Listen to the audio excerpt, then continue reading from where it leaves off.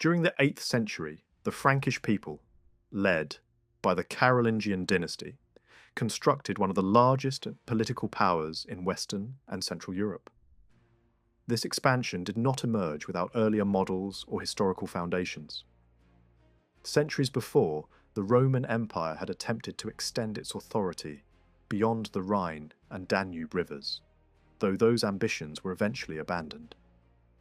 Later, the Merovingian rulers of the Franks, who effectively inherited the political role once held by Roman emperors in the western regions after the fall of Gothic rule in Italy during the 6th century, established control over many of the same territories. Much of what later formed the Carolingian Empire had already been under Frankish influence during the late 6th and early 7th centuries. The Carolingian expansion unfolded in a deliberate and organised manner. Resistance within the central Frankish lands was gradually suppressed, and surrounding regions were systematically brought under control. Territories such as Frisia, Saxony, Thuringia, Bavaria, Alemannia, and Rhaetia were incorporated, followed by Lombardy and large parts of Italy. Frankish authority also extended over Provence, Septimania, Catalonia, Gascony, and Aquitaine. Some regions, including Brittany and the southern Italian Principality of Benevento, retained a degree of independence but were forced to pay tribute. Along the eastern frontier, various Slavic groups also acknowledged Frankish supremacy through tribute payments. A decisive moment came in the late 8th century with the destruction of the Avar power in a series of rapid military campaigns during the 790s. These victories brought immense wealth to the Franks and removed a major rival in Central Europe. Despite this remarkable expansion, certain areas remained beyond direct Frankish rule. The British Isles, the Scandinavian regions, and most of the Iberian Peninsula were never fully incorporated, although they were strongly influenced by Frankish political and military activity. Charlemagne, known as Charles the Great, intervened in succession disputes in Denmark and Northumbria, and played a role in the complex internal affairs of the emerging Islamic State in Spain. By around the year 800, the period of rapid territorial expansion had largely ended. During the final years of Charlemagne's reign and under his son and successor, Louis the Pious, the empire increasingly shifted from conquest to defence. External threats demanded attention, and the rulers sought to transform a vast realm built through warfare into a more stable and lasting political structure. Their ambitions extended beyond simply restoring the Roman Empire or strengthening the Frankish kingdom. Instead, they aimed to create a more unified and integrated political system. Earlier, Frankish rulers had often been satisfied with loose control over distant regions, collecting tribute, appointing local leaders, and issuing legal codes without fully absorbing these territories into a centralized framework. The Carolingians pursued a more ambitious strategy. They worked to integrate newly conquered lands into a shared political and administrative structure. This process had lasting consequences for the Germanic peoples living east of the Rhine, as they were drawn into a broader system that reshaped their social and political organization. Administrative practices became more standardized. Christian belief spread widely through conversion and religious reform, and certain economic patterns began to show greater consistency across different regions. Although the formation and maintenance of the Frankish Empire involved the cooperation of many groups, the Carolingian dynasty stood at its centre because it preserved a strong tradition of royal authority. This tradition would later influence the political development of successor states, especially in eastern Frankish territories. The earlier Merovingian dynasty was removed from power in 751 through a political transformation supported by the papacy. Pippin, who had previously exercised real authority while the last Merovingian king remained only a figurehead, was formally crowned as king. For more than a century after his accession, the legitimacy of Carolingian rule was rarely questioned, and the right to kingship was closely associated with descent, through the male line of the dynasty. Royal status within the Carolingian family depended heavily on recognized lineage. Only male members of the dynasty were generally considered eligible for kingship, although not all of them actually ruled. Some died before reaching maturity, while others were excluded for reasons that were not always clearly defined. Distinctions between legitimate and illegitimate offspring gradually became more formalized over time. Royal families signaled legitimacy through traditional naming patterns. Names such as Charles, Carloman, Pippin, Louis, and Lothar were typically associated with heirs considered suitable for rule, whereas other names were more commonly given to sons who were not expected to inherit political authority. These distinctions were not always strictly followed. Certain individuals of uncertain birth were nevertheless treated as legitimate and regarded as potential rulers, while in exceptional situations even those considered illegitimate could gain power. Much depended on the intentions of the ruling king and the support of influential family members. Inheritance disputes were common, and rights to succession often had to be defended through political struggle or military action. Carolingian rulers frequently arranged for their sons to govern territories during their own lifetimes, granting them experience in administration and leadership. By the time a ruler assumed full authority, he was usually already familiar with the responsibilities of kingship.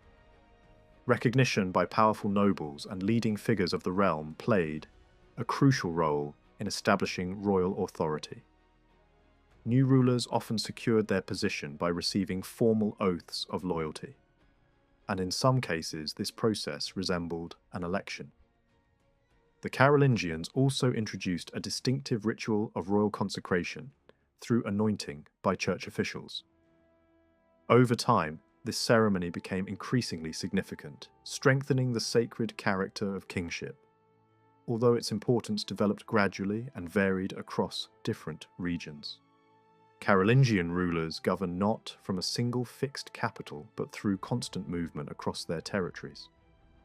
Although Charlemagne and Louis the Pious spent extended periods at Aachen, which served many functions of a central residence, they did not remain there permanently. The rhythm of royal life followed a general annual pattern. The early part of the year was often devoted to religious observance, including visits to monasteries or sacred sites. With the arrival of spring or early summer, military campaigns usually began.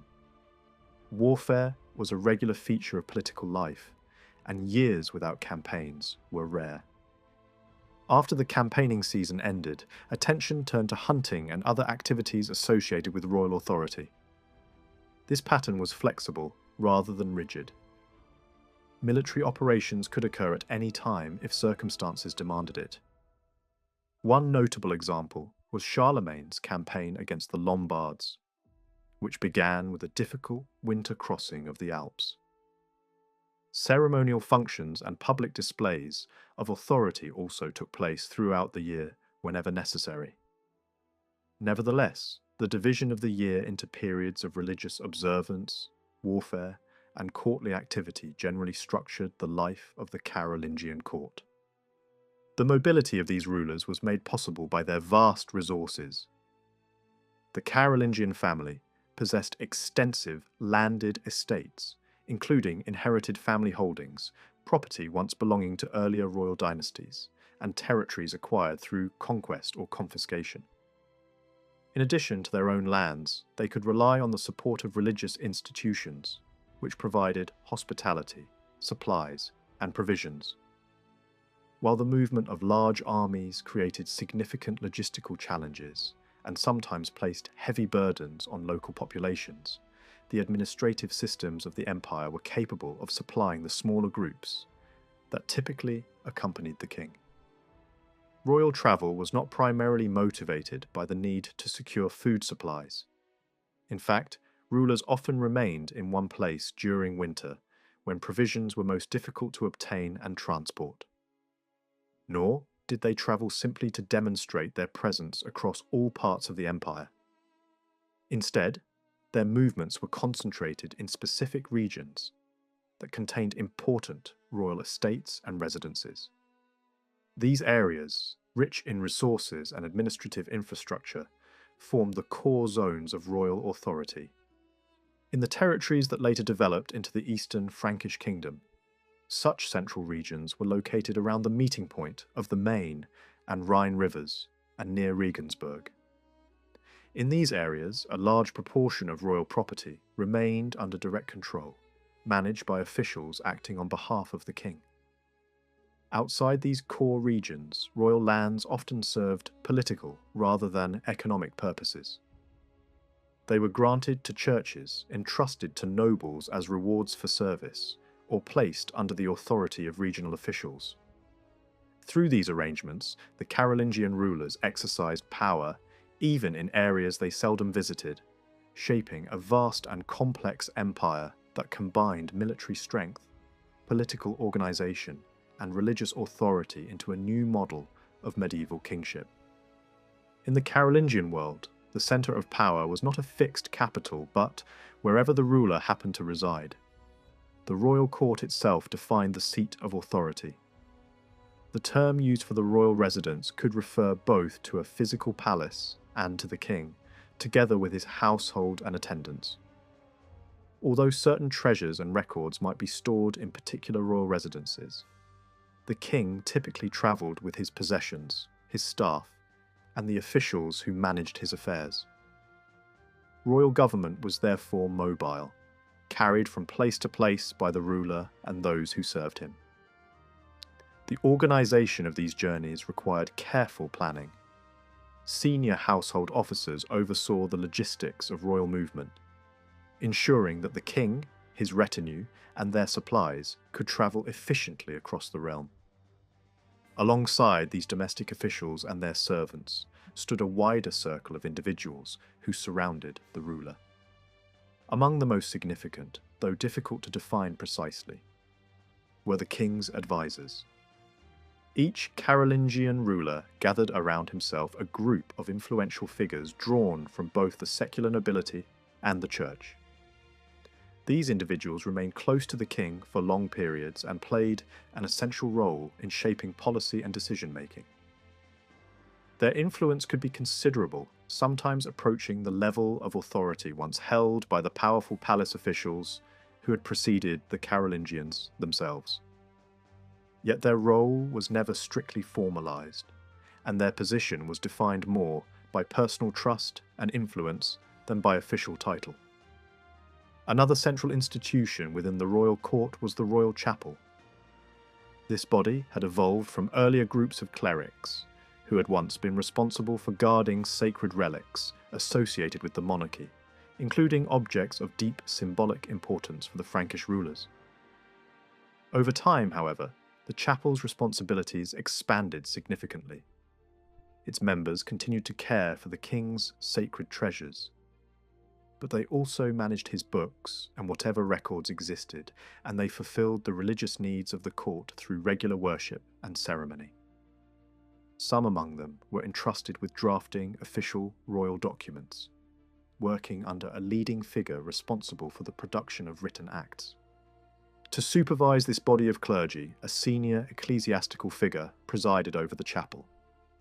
This leadership was necessary not only for administrative order, but also because the clerics, serving a constantly travelling king, could not easily fall under the authority of any local bishop. The presence of a senior churchman provided oversight and ensured a measure of conformity with religious law. Yet this figure's role extended far beyond simple administration. He served as the ruler's principal advisor in religious matters, influencing church appointments and guiding ecclesiastical policy. He also presided over major religious gatherings convened by the king, demonstrating the close connection between royal authority and the institutional church. Membership in the chapel gradually changed in character. While it may once have consisted mainly of modest clerics, over time it attracted men of noble birth who entered royal service with the expectation of future advancement. These individuals often served the ruler closely and were later rewarded with important positions within the church, such as bishoprics or abbeys.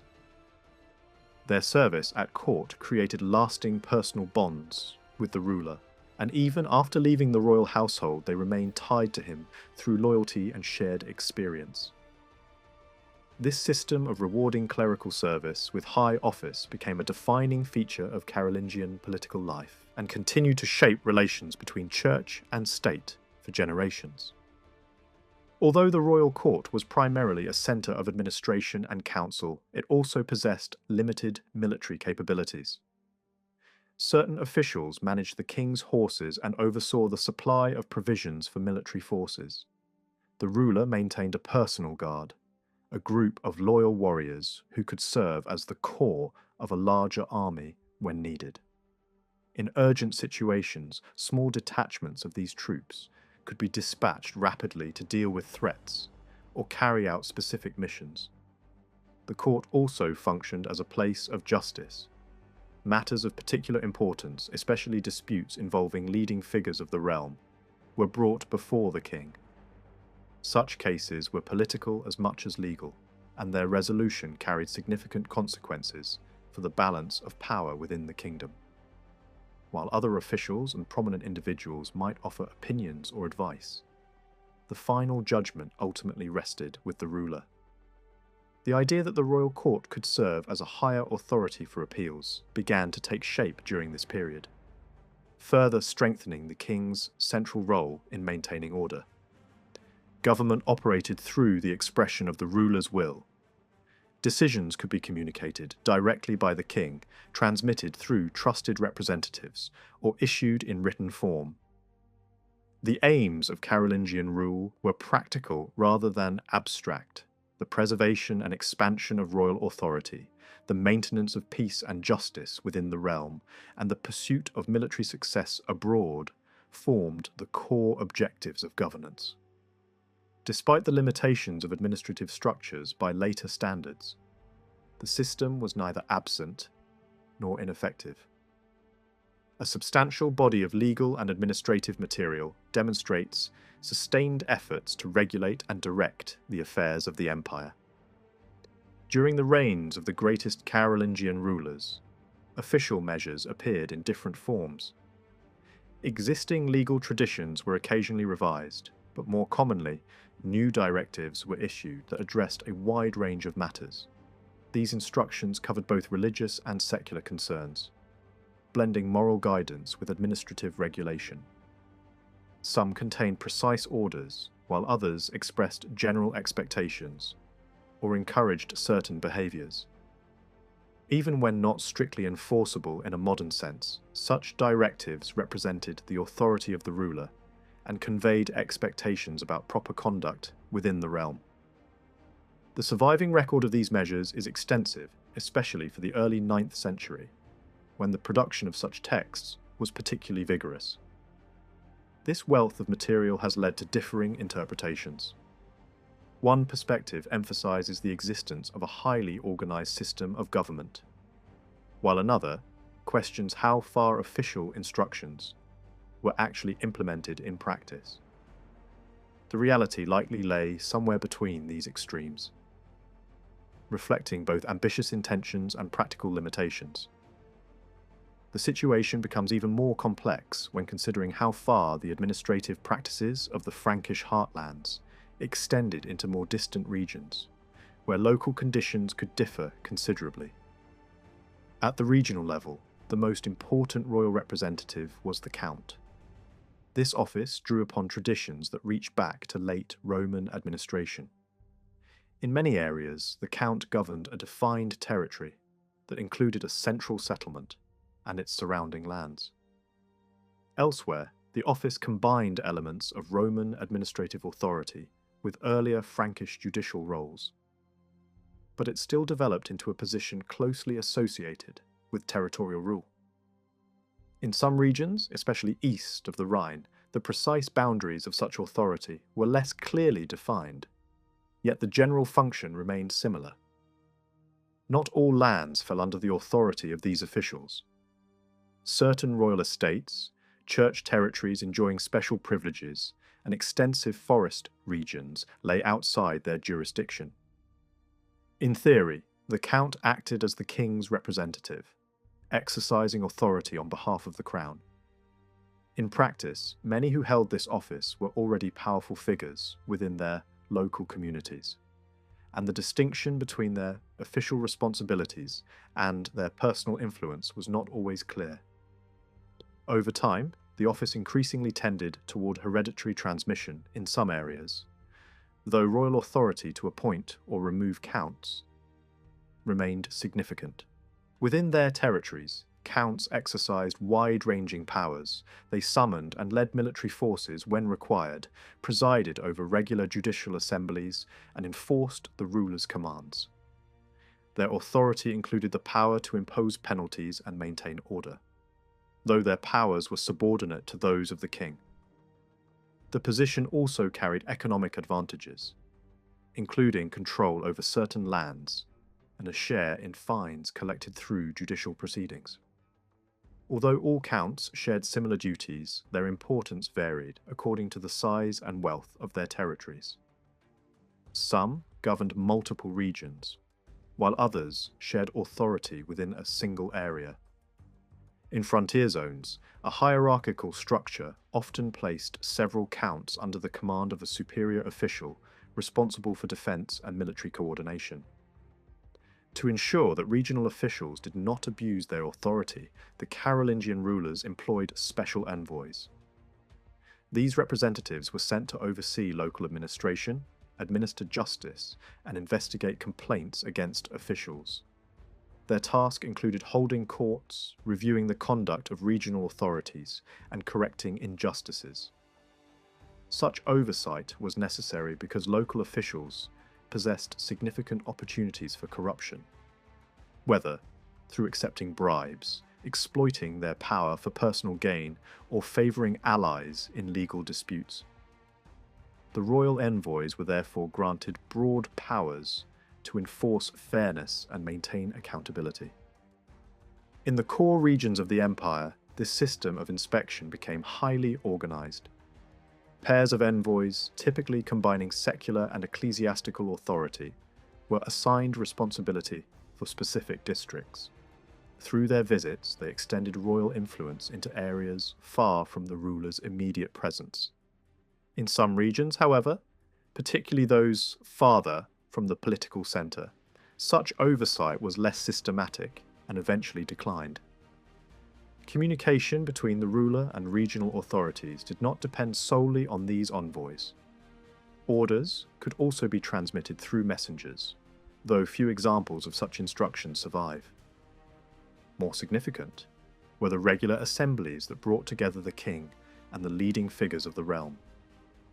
These gatherings occurred frequently and served as crucial moments of consultation, decision-making, and public display of authority. Although attendance varied, regional officials were generally expected to participate, ensuring ongoing contact between local and central power. Such assemblies played a central role in both legal and military affairs. Major disputes, especially those involving accusations of disloyalty or rebellion, were often resolved in this setting.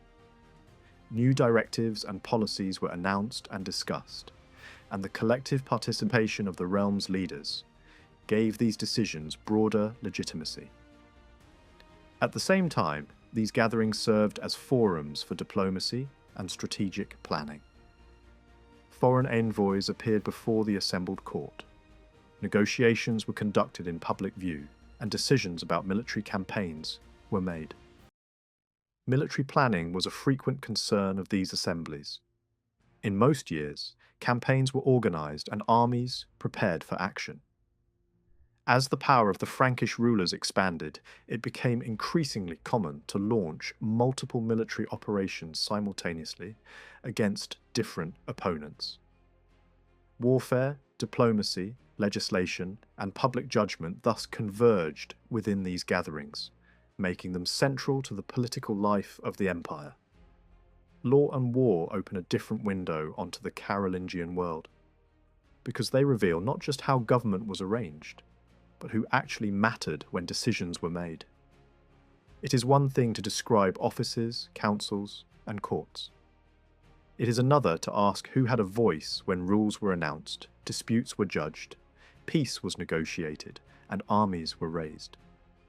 The answer is not obvious, and the debate changes how the relationship is understood between the king and the great figures around him, and between those great figures and the wider population spread across the empire. The surviving stories from the period, especially the narrative accounts, name surprisingly few people beyond the ruling family itself.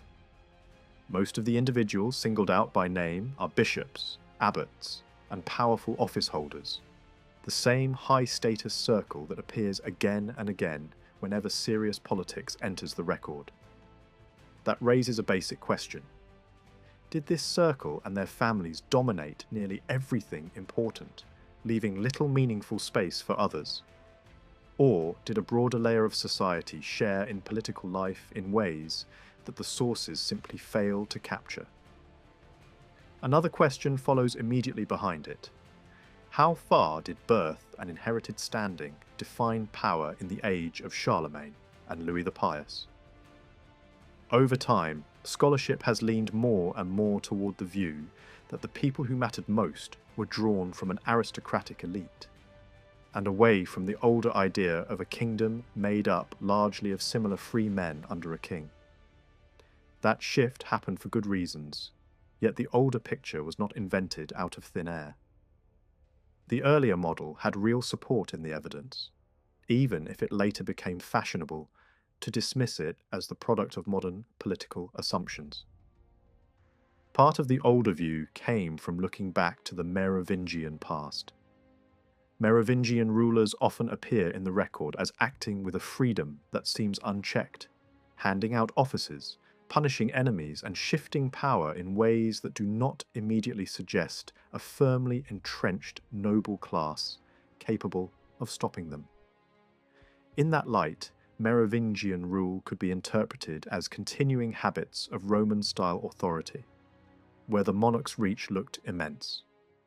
Legal texts from the Frankish world also encouraged this reading, because they regularly sort people into basic categories, such as free and unfree, without spending much effort describing formal ranks of birth. Written rulemaking in the Carolingian period often speaks the same language, stressing the obligations of free men, not the privileges of a titled aristocracy. Kings demanded military service in person or through substitutes, insisted on attendance at local courts, and required oaths of loyalty from broad categories of free men. This does not prove that no noble elite existed, but it does help explain why earlier scholars imagined a political order built on a wide base of free householders. Just as abruptly, and even when family just as abruptly, and even when family connections can be identified. The lines often fade after a few generations. That gap is not easily blamed on lost documents alone, because later medieval noble families also struggled to push their genealogies far back. Some even boasted about humble beginnings, presenting themselves as new men who rose through ability and fortune. If long, clear family trees are hard to establish even for later centuries, it is not surprising that the Carolingian era looks, at first glance, less like a world of settled dynasties and more like a landscape of shifting careers. The older model offered a neat explanation for how a broad community of free men supposedly turned into the aristocratic politics of later Europe. It placed the emphasis on the growth of personal lordship and land grants. During the 8th century, relationships of sworn service between a lord and his follower became increasingly common, and land or income rights were often assigned as rewards without permanently transferring ownership. According to that story, a system gradually emerged in which the king's real political partners were those personally tied to him by office and service, while ordinary free men, squeezed out of warfare and public roles, lost influence and independence. On this view, the families that later dominated the political map began as the king's followers, climbing upward through royal patronage. Modern interpretations, however, have tended to move in a different direction. Not because scholars simply change their minds for novelty, but because the same sources can be read in a way that fits the evidence more closely. The existence of small free landholders is no longer denied, but an aristocratic elite is even harder to deny. A major turning point came when historians recognized that many of the leading figures in the Carolingian age did not appear from nowhere. They were connected to one another and often linked to office holders from earlier generations. Some ties seem to reach back into Merovingian times. That pattern suggests continuity. It points to an elite that did not suddenly form as a result of Carolingian success, but already existed and adapted to new rulers. This recognition required a more flexible approach to family evidence. The records often hint that two people were related without spelling out exactly how. It may be clear that a connection existed, while the precise link remains uncertain. That uncertainty does not automatically mean that family life or family identity was completely different from later centuries. In fact, the lack of precise language for distant kin can suggest the opposite. If people had always thought of themselves as members of huge, sharply defined clans, clearer terminology might be expected. Church officials also struggled to prevent marriages between people they considered too closely related, which implies that many lay families did not treat distant kinship boundaries as sharply as reformers wished. The safest approach is to accept the limits of what can be proven, rather than inventing links to fill the gaps. When that is done, a striking result appears. A large proportion of the leading people of the late 8th and 9th centuries can be grouped, loosely but plausibly, into a relatively small number of powerful family clusters, identified by recurring personal names. These clusters can be tracked because certain names repeat across generations in the same circles of power, and because landholding patterns sometimes remain stable over long periods. When the same distinctive names appear among high-status people in the late 6th and 7th centuries, and similar names appear again among the powerful in the Carolingian period, and when the same estates show up around them in both eras, continuity becomes difficult to ignore. That continuity does not always mean a clean father-to-son line, but it does suggest that influence and property stayed, broadly speaking, within recognizable networks. Military life supports the same conclusion. By the end of the 9th century, armies were no longer imagined as large gatherings of peasant-free men marching out as a general levy. Yet the evidence suggests that armies had not been built that way even in the 8th century. Forces were mainly made up of the armed followings of great men, including the ruler's own household warriors. This resembles earlier practice in the 6th and 7th centuries as well. Many of these followers seem to have lived within a lord's household rather than as independent landholding warriors in the later medieval style. Some may have received small grants near the end of their service as rewards, but the system did not create vast numbers of land-based warriors, equivalent to the later knightly class.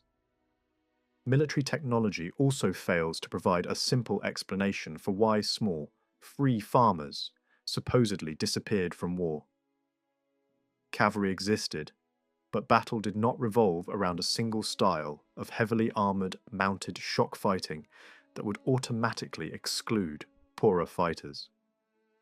Horses often served as transport as much as weapons platforms. Frankish success frequently depended on organisation, supply, and the ability to conduct sieges and sustained operations. Many of those strengths had precedence before the Carolingians. What truly made warfare difficult for smaller men was not the way battles were fought, but the cost of constant campaigning. Annual expeditions placed heavy demands on time, equipment, and survival at home. Participation became expensive and disruptive.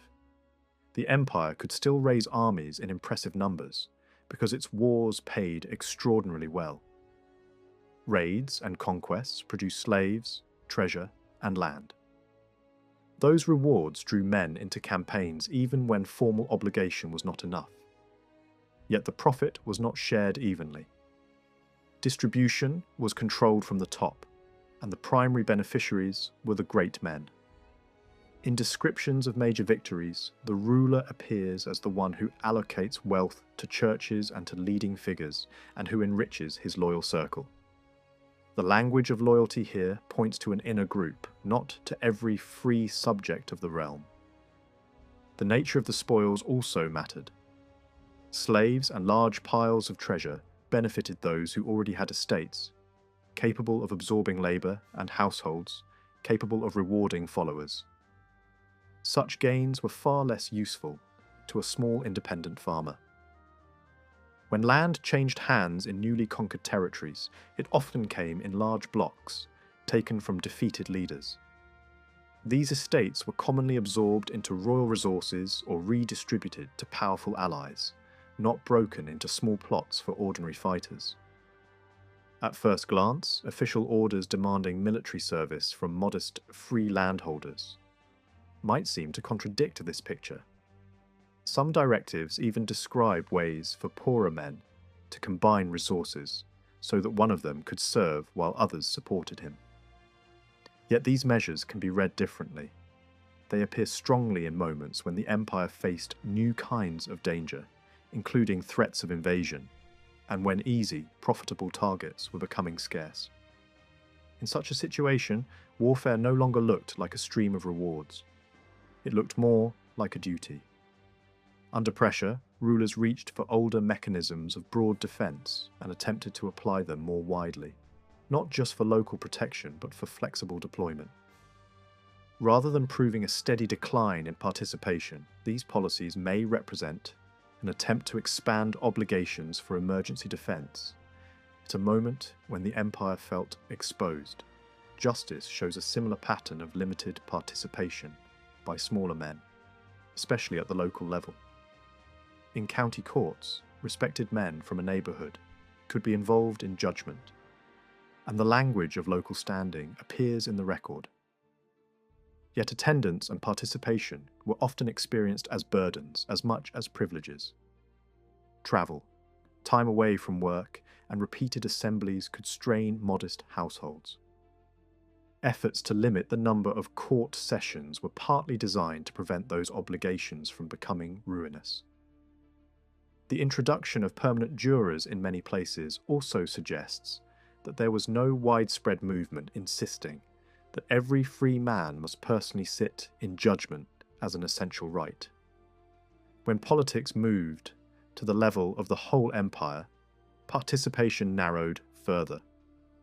Major assemblies, the making of public decisions, and the handling of the most sensitive cases remained the domain of a relatively small group whose position and way of life mark them as an elite.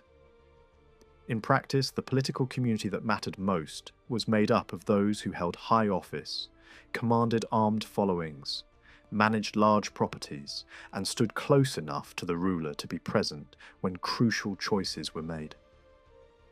Even so, this elite was not sealed off like a rigid caste. Not every prominent figure fits neatly into a known family cluster. Some appear without traceable ancestors or descendants. That may reflect gaps in the record, but it may also point to the existence of regional elites who held power locally without becoming major players at the imperial centre.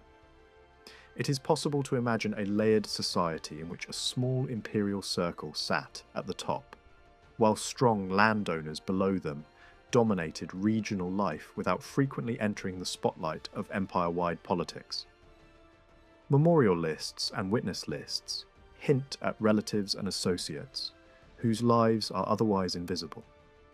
Some of these people may have lived like modest farmers despite family ties to great men, while others may have held regional influence that rarely reached the narrative sources. The result is a world where legal status as free did not automatically define political weight, and where the boundary between ordinary free men and the lower edges of nobility was not always sharp. The relationship between the king and the elite is best understood not as a simple chain of command, but as a partnership shaped by negotiation. Royal orders carried legal force, yet even a strong ruler could not simply impose anything at will. Acceptance mattered. Discussion mattered. Consultation mattered. A king could defeat individual opponents, and punishments could be severe, ranging from disgrace and exile to imprisonment or death. But such dramatic actions were not everyday tools. They tended to cluster around periods of tension and insecurity, and they were often pushed forward by rival groups within the elite, rather than by the ruler alone. Normally, even when competition was intense, the leading men also shared a sense of belonging to the same political world, with a collective interest in stability and legitimacy. That is why major trials and public condemnations were staged with care. When a powerful figure fell, rulers often sought formal procedures and broad agreement, drawing other leading men into the judgment so that the outcome would be seen as lawful and publicly supported. Sudden, unframed violence needed explanation. The narrative sources sometimes paused to justify killings carried out on the spot, as if aware that even rebellion did not automatically erase expectations of due form. In this political culture, legitimacy had to be performed, not only claimed. The elite's importance went beyond assemblies and trials. Powerful families held property scattered across the empire, tying distant regions together through land, marriage, and patronage.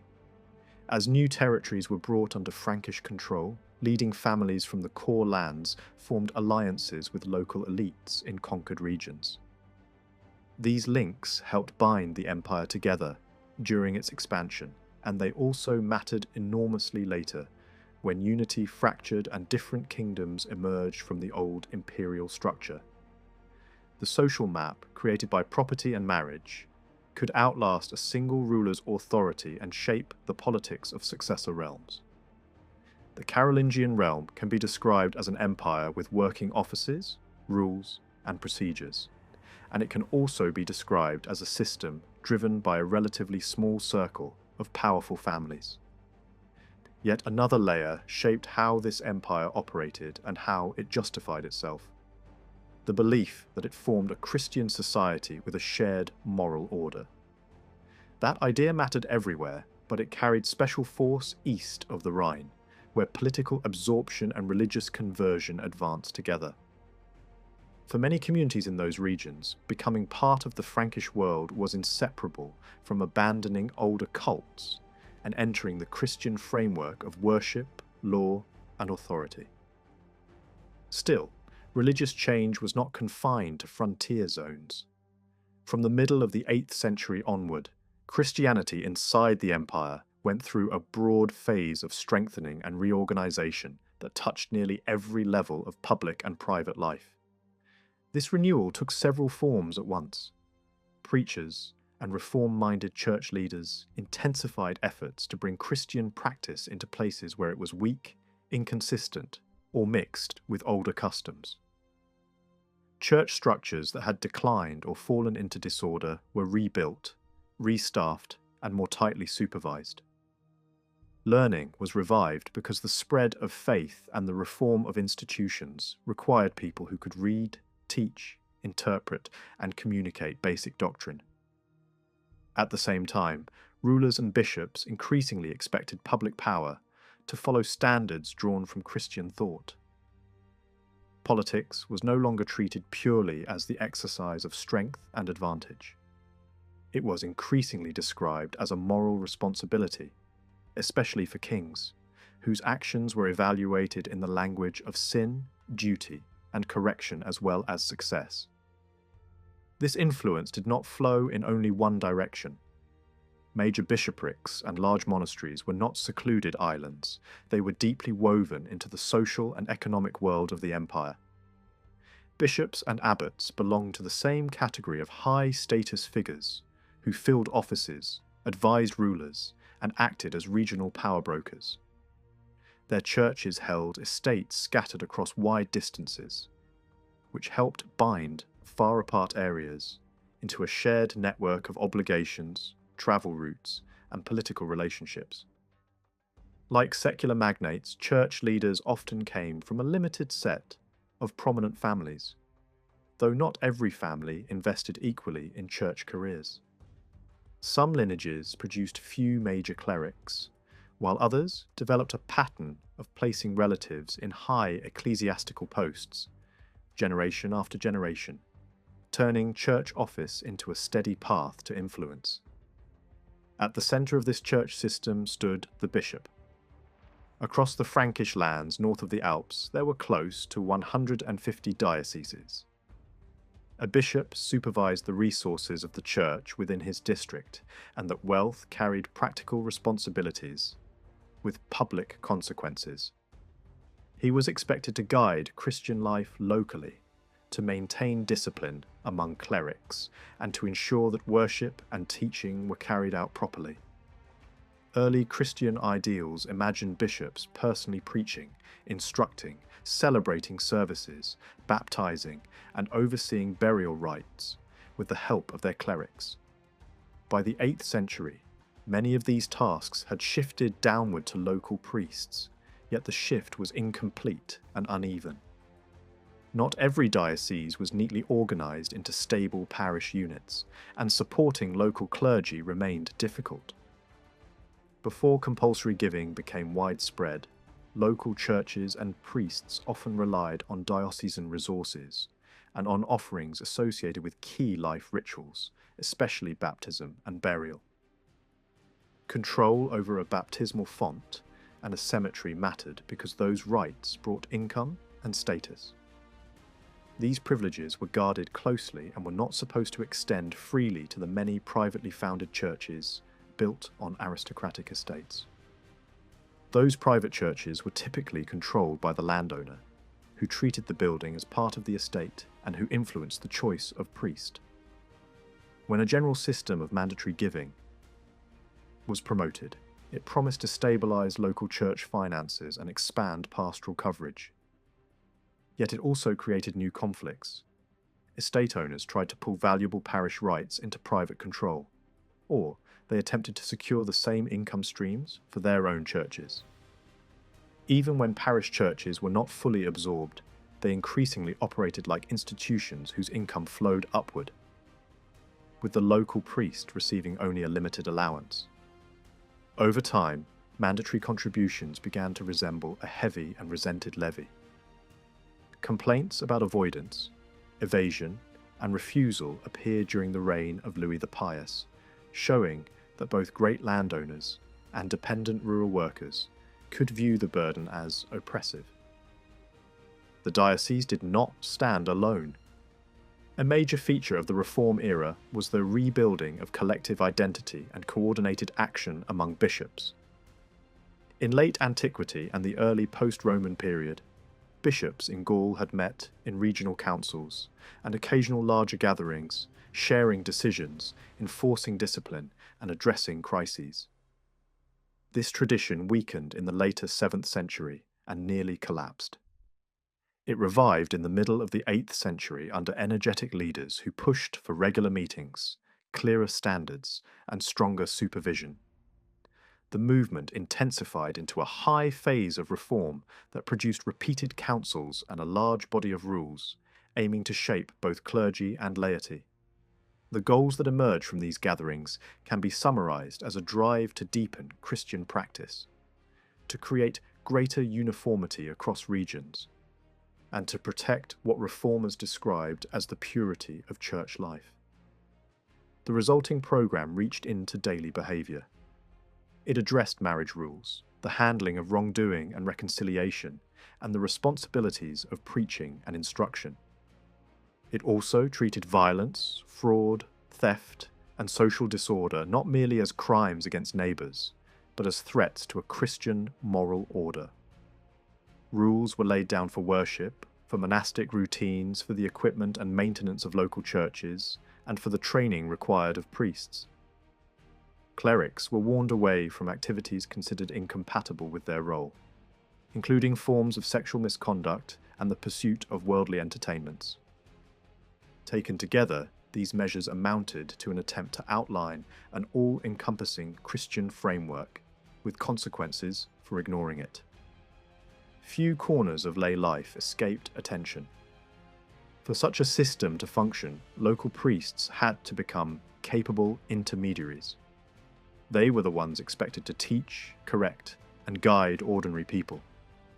Reformers therefore pressed for better clerical education.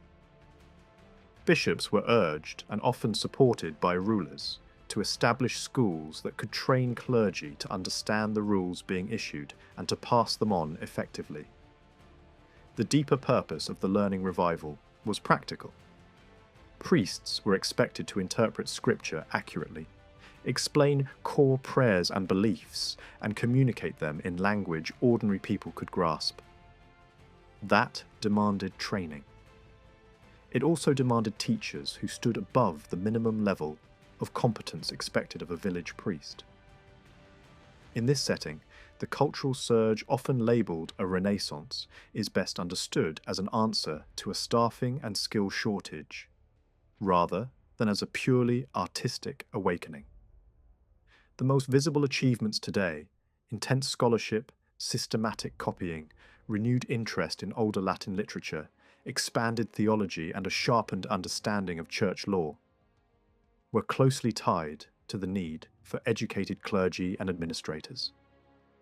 Many of the results looked like grand cultural projects, but much of the momentum came from immediate needs. A reformed church required literate people who could teach, write, organise and standardise practices. The long-term effect was enormous, including the preservation of a large portion of ancient literature. But that outcome was not always the central goal. It often arrived as a side effect of training and reform. The most concrete evidence of this cultural expansion lies in the flood of new manuscripts produced in the 8th and 9th centuries. Texts of many types were copied at an unprecedented pace. A clearer and more regular handwriting style spread widely, making books easier to read and reproduce. In many cases, it is difficult to trace where the copied works originated. For certain kinds of material, the earliest surviving copies are from this period, and the earlier models they were copied from are unknown. Some texts may have been available already in local libraries. Others arrived with travelling scholars and ambitious clerics, drawn toward patronage and advancement from places such as Anglo-Saxon England, the Iberian world, and Italy. Rome played a special role as a source of prestige and tradition. Frankish rulers obtained authoritative religious books from the papacy and promoted their copying across the empire. Copies sometimes carried claims that they derived from an authentic original, a detail that reveals both the status attached to Roman material and a desire to signal reliability. Efforts to standardize extended to scripture and to curated collections of sermons designed to unify teaching. Yet the push for uniform texts had limits. Roman materials were often adapted, supplemented, or combined with other traditions to suit Frankish practice. A single approved source rarely erased competing collections and local habits. One monastic rule became particularly widespread, but even there, practice could vary. The broader movement depended not only on royal initiative, but also on networks of churchmen sharing texts, advice, and support. The revival of learning was therefore not simply a top-down program. It grew through collaboration, rivalry, and exchange. This situation also clarifies the papacy's position within the Frankish world. The rise of the Carolingian dynasty had been linked to papal approval in the mid-8th century, and in return, Frankish rulers increasingly acted as protectors of Rome against local and foreign threats. Military intervention in Italy, the reshaping of political balances there, and the eventual absorption of the Lombard kingdom changed the wider landscape of Western Christianity. The relationship between Frankish rulers and popes became closer and more personal than before, with popes sometimes playing visible roles as mediators and partners in high politics. The imperial coronation of Charlemagne in 800 can be understood as acknowledging a new public status. The Frankish ruler was now presented as a defender of the Roman Church and a leading figure in Western Christendom. Yet this growing closeness did not automatically turn the Pope into the single lawgiver and judge for the Frankish Church.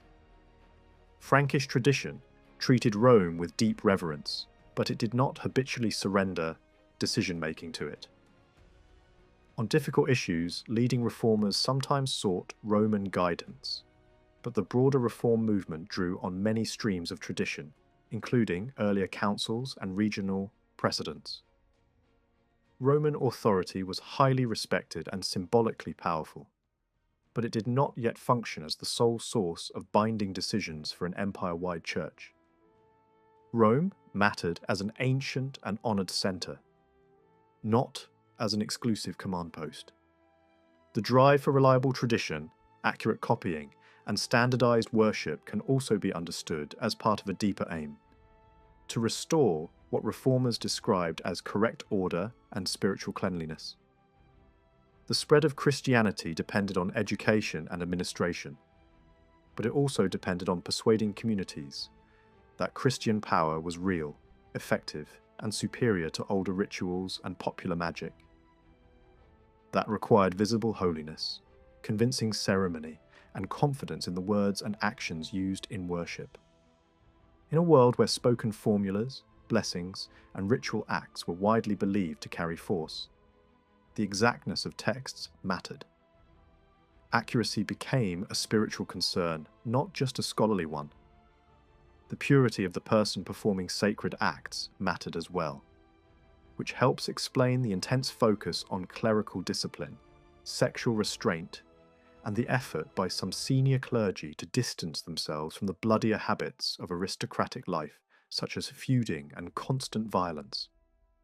The reformers were not only correcting errors, they were building a competing system of sacred power, one that claimed to protect, heal, bless, and transform more effectively than older practices.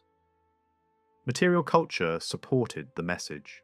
Luxurious books, richly decorated manuscripts, and newly built churches can be read as displays of wealth, and they certainly served as symbols of status for rising elites.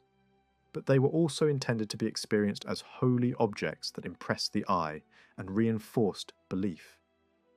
Even the new writing style, often praised for clarity and elegance, carried more than practical value. It was a script shaped for beauty as well as legibility, suited to producing objects that could inspire reverence, while also enabling the expanded use of writing in administration, teaching, and intellectual exchange. On a shared story about what it was. On a shared story about what it was. It presented itself as a Christian order, protected by sacred authority and expressed through ritual, learning, and spectacle. That self-image mattered in politics because it shaped what rulers claimed to be doing, what churchmen demanded of them, and what the elite expected to receive in return for loyalty. Sacred display played a practical role in this system. Art made for rulers and art made for churches did more than decorate buildings. It helped produce an atmosphere in which authority felt inevitable and protected by forces beyond ordinary life. The palace church built at Aachen was engineered to do exactly that. It was not simply a place to pray, it was a stage where public ceremony could turn kingship into something like a sacred drama. The space, the procession routes, the objects chosen for the setting, all of it worked together to turn political hierarchy into a visible experience. Even the ancient columns and statues brought in from Italy mattered for more than their beauty. Their age carried weight. Antiquity itself suggested power that had endured. And in an early medieval imagination, old objects could feel charged with a kind of spiritual presence. Church leaders operated with a similar logic. New books, new scripts, and ambitious building projects signalled wealth, but they were also meant to look and feel holy. The aim wasn't only to impress the educated, it was to make sacred power tangible. A richly made gospel book, a glittering shrine, a newly consecrated church. These were not neutral objects. They were treated as points of contact between the visible world and the invisible one. The most powerful of these objects were not crafted at all. They were the remains of saints. The 8th and 9th centuries saw an intense movement of relics from place to place. Shrines were established, expanded, and refounded around these physical fragments of sanctity. The Frankish takeover of northern Italy opened new routes to the heartlands of Christian prestige. Rome, in particular, offered an extraordinary reservoir of saintly association. Relics were carried north to famous old churches that could amplify their reputation even further, but many were also taken to new foundations in rural regions where Christian practice was shallow or contested. In areas like Saxony, where integration into the empire overlapped with forced or pressured conversion, the arrival of relics was more than devotional. It was political. A shrine became an anchor, a fixed point of Christian presence, a centre for gatherings, a justification for property rights, and a magnet for gifts. In the mindset of the time, saints were not distant symbols. They were treated as active patrons who could intervene. Their shrines were understood as places where protection could be obtained, where illness might be healed, where enemies could be punished, and where oaths could be reinforced with fear and hope. That supernatural dimension gave the church a kind of authority that rulers could not manufacture by decree. It also served two practical functions at once. First, sacred power helped stabilize social hierarchy. Church teaching emphasized obedience and duty, including the submission of dependent people to those who ruled them. At the same time, saintly miracles were often described as striking down the disobedient and also humiliating the violent and oppressive. This double message supported the existing order, while also offering a limited promise that abuse might be punished. If not by courts, then by heaven. That promise worked as a safety valve. It discouraged revolt, but it also warned the powerful that their actions were being watched by forces that could not be bribed. Second, the Church's sacred authority defended its own material interests. Great churches and monasteries held wide estates, and those lands were constantly threatened by greedy neighbours, ambitious officials, and even by kings looking for resources. What is striking is not that losses occurred, but that the Church often managed to limit them. One reason was fear. Stories circulated of saints defending their property, punishing those who seized it, and terrifying offenders with visions of future judgment. Such narratives were not merely entertainment. They were instruments of pressure in a society where spiritual danger felt real. Alongside miracle stories, churchmen also produced moral writing aimed at rulers and aristocrats. These works urged kings and magnates to behave like Christian leaders, to protect the poor, to avoid unjust violence, and to respect sacred property. The persuasive force of such texts did not depend on modern-style argument.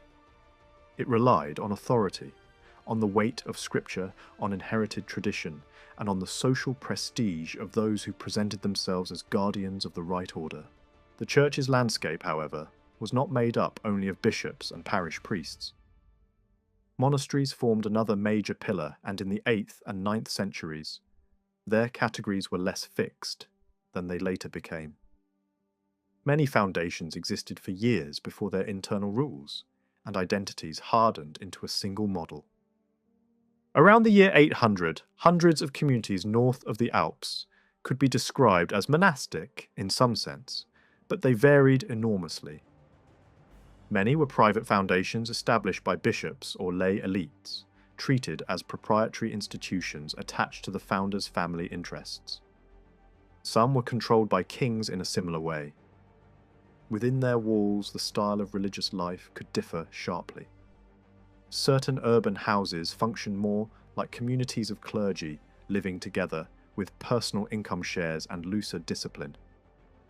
Elsewhere, stricter ascetic ideals prevailed. But even then, practice was rarely uniform.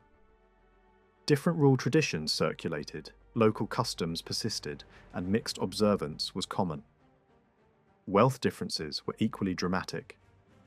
A famous royal abbey might control immense estates and political influence, while small rural cells could barely sustain a handful of residents. Monasteries served obvious religious purposes. They offered a place where ideals like poverty, chastity, and humility could be performed with greater intensity than was possible for most people in ordinary life, especially for aristocrats raised in a culture of display and violence. They also served the needs of missionary expansion. In newly converted regions, monasteries provided stable bases for clergy, training, and organization. Yet monasteries also performed functions that were not purely spiritual. Because they tended to endure longer than individual rulers or officials, they could act as administrative hubs in thinly settled regions. They became points from which land clearance, settlement growth, and the management of large estates could be coordinated. They also became places of memory. Founders and benefactors were buried there. Prayers were promised for their souls, and their names were kept alive through commemoration. Over time, this created a new kind of elite monument. Not a pagan mound, but a Christian institution that served as a family's spiritual fortress and long-term archive of prestige. From the middle of the 8th century onward, more monasteries drifted under direct royal influence. Immunities were sought to protect church estates from local interference. Those privileges often went together with placing a monastery under royal protection, which increased the king's role as guardian and, in practice, as a powerful stakeholder in its affairs. Under Louis the Pious, the connection tightened further. Privileges were increasingly tied to formal royal oversight. This greater control came with greater attention. Reformers pushed harder to standardize monastic life and to elevate one rule as the expected norm. In the early years of Louis's reign, that effort became especially intense, producing ambitious programs that tried to align monastic discipline across the realm. The ideal of a single uniform practice was not fully achieved, but the pressure to conform became unmistakable. Royal interest, however, carried costs. Monasteries were not only centres of prayer, they were reservoirs of resources. Some were expected to supply annual gifts, provide hospitality, or even contribute to military efforts. Church wealth supported clergy, buildings, and charitable work such as care for travellers, the sick, and the hungry during famine. The same wealth was constantly tapped for political needs, provisioning royal travel, funding obligations, and providing land-based rewards. Church property often functioned like a storehouse of assets that could be pledged, reassigned, or temporarily transferred in exchange for service. Even when land remained formally in church hands, it could still be used politically, because appointments to bishoprics and abbeys were among the most effective rewards a ruler could distribute. This created a lasting tension. The church's prosperity made it powerful and effective, yet that prosperity tied its leaders to worldly bargaining in ways that clashed with the ideals they were meant to defend. The strain between spiritual claims and political entanglement did not end with the Carolingians. It helped shape the conflicts and reforms of later centuries across Europe. After the imperial coronation of 800, attempts intensified to make the Carolingian realm something more durable than a set of territories held together by one successful war leader. A single ruler, a shared church, and an elite with estates scattered across many regions already provided a kind of glue. The question was whether that glue would hold when succession arrived. Frankish custom favoured dividing inheritance among eligible sons, and that habit could have shattered unity. Yet rulers experimented with ways to preserve hierarchy inside division. Plans were made that deliberately favoured an eldest son with a larger share and with the richest core of royal resources. Events simplified the problem at first because Louis the Pious survived as the sole legitimate heir of Charlemagne. Later, Louis also attempted to secure a model in which the eldest son stood above younger brothers, who would rule sub-kingdoms without full independence. In this design, unity did not disappear. It was meant to be managed. The empire was presented as a single Christian order under one superior ruler, with junior kings operating beneath him and acknowledging that superiority through regular obligations and controlled authority. These plans belong to a broader reform moment. Louis tried to rule not merely as a successful dynast, but as the head of a Christian society. New measures targeted abuses and attempted to improve justice and religious discipline. The ruler's public behaviour also changed in tone. Acts of penance and reconciliation were staged openly, sending a message that kingship itself was subject to moral correction. The king was no longer only a commander and judge. He was also expected to model repentance and religious responsibility. Yet the move from conquest to consolidation created structural problems. The empire had been built through expansion, and expansion had brought profit. When easy victories and rich targets ran out, the system had to adjust. The last great successes on the frontiers were followed by a period in which losses became more visible. Important leaders died in battle. Coastal raids began to strike richer regions, drawn by the fame of Frankish wealth. Threats appeared from multiple directions, and defensive readiness replaced forward momentum. Once warfare stopped paying as reliably, the elite faced a new reality. The rewards of expansion had to be replaced by something else. When external plunder decreases, internal competition rises. Influence at court became more valuable. Office holding mattered more. Control over appointments, land grants, and royal favour became the substitute for the older profits of conquest. This shift helps explain why clearer signs of aristocratic factions appear early in Louis's reign.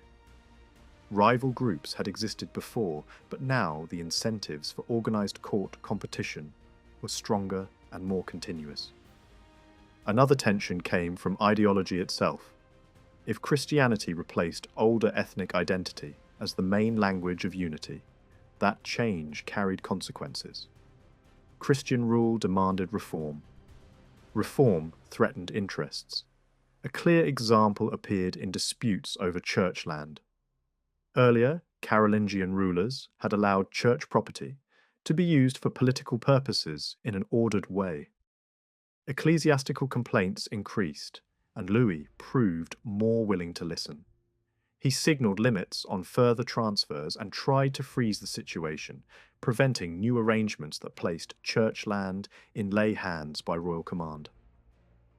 That stance satisfied nobody for long. Many churchmen wanted not only a halt to new losses, but a reversal of old ones. Many lay elites feared that if such arrangements were condemned in principle, pressure would grow to challenge older grants as well. What had long felt normal suddenly looked vulnerable. A policy consistent with Christian ideals could therefore destabilise the political settlement that kept the elite loyal. As Louis tied his identity more closely to reform, he also increased the personal risk of failure. Successful reform would anger those who benefited from existing abuses. Incomplete reform would disappoint the most committed advocates, many of whom were senior churchmen with the ability to write, argue, and shape reputation.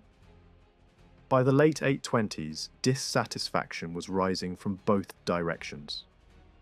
At the same time, the empire faced serious tests on its borders, including failed efforts to handle northern threats through a mixture of diplomacy, mission, and strategic interference, as well as unrest on the Spanish frontier and pressure in the southeast.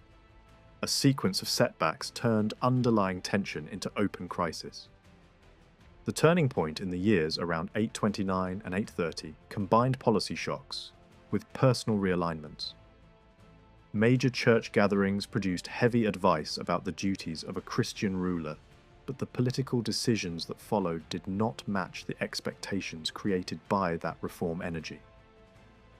A new inheritance settlement for Louis's youngest son reshaped the internal balance of the realm, cutting into what others believed had been secured.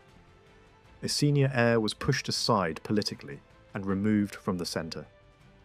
Court influence shifted toward a new inner circle, and that shift triggered backlash. The struggle that followed exposed a deeper instability. The system lacked fixed, ideologically locked parties that could stabilize conflict. Alliances could form and dissolve quickly. Settlements were hard to make permanent, because too many powerful people had incentives to overturn them as soon as they felt excluded. That volatility was not a sign that the Carolingian world lacked structure. It was a sign that the structure depended on continuous negotiation among a small number of influential actors. At a moment when the old engine of expansion was slowing and the new language of Christian reform was raising the stakes. In such conditions, the empire could still appear unified in ritual, law, and sacred display. While beneath the surface, the competition for resources and legitimacy kept shifting the ground under everyone's feet. The 830s did not unfold as a tidy constitutional drama. They played out as a series of rapid turns. Alliances formed, broke apart, reformed, and collapsed again.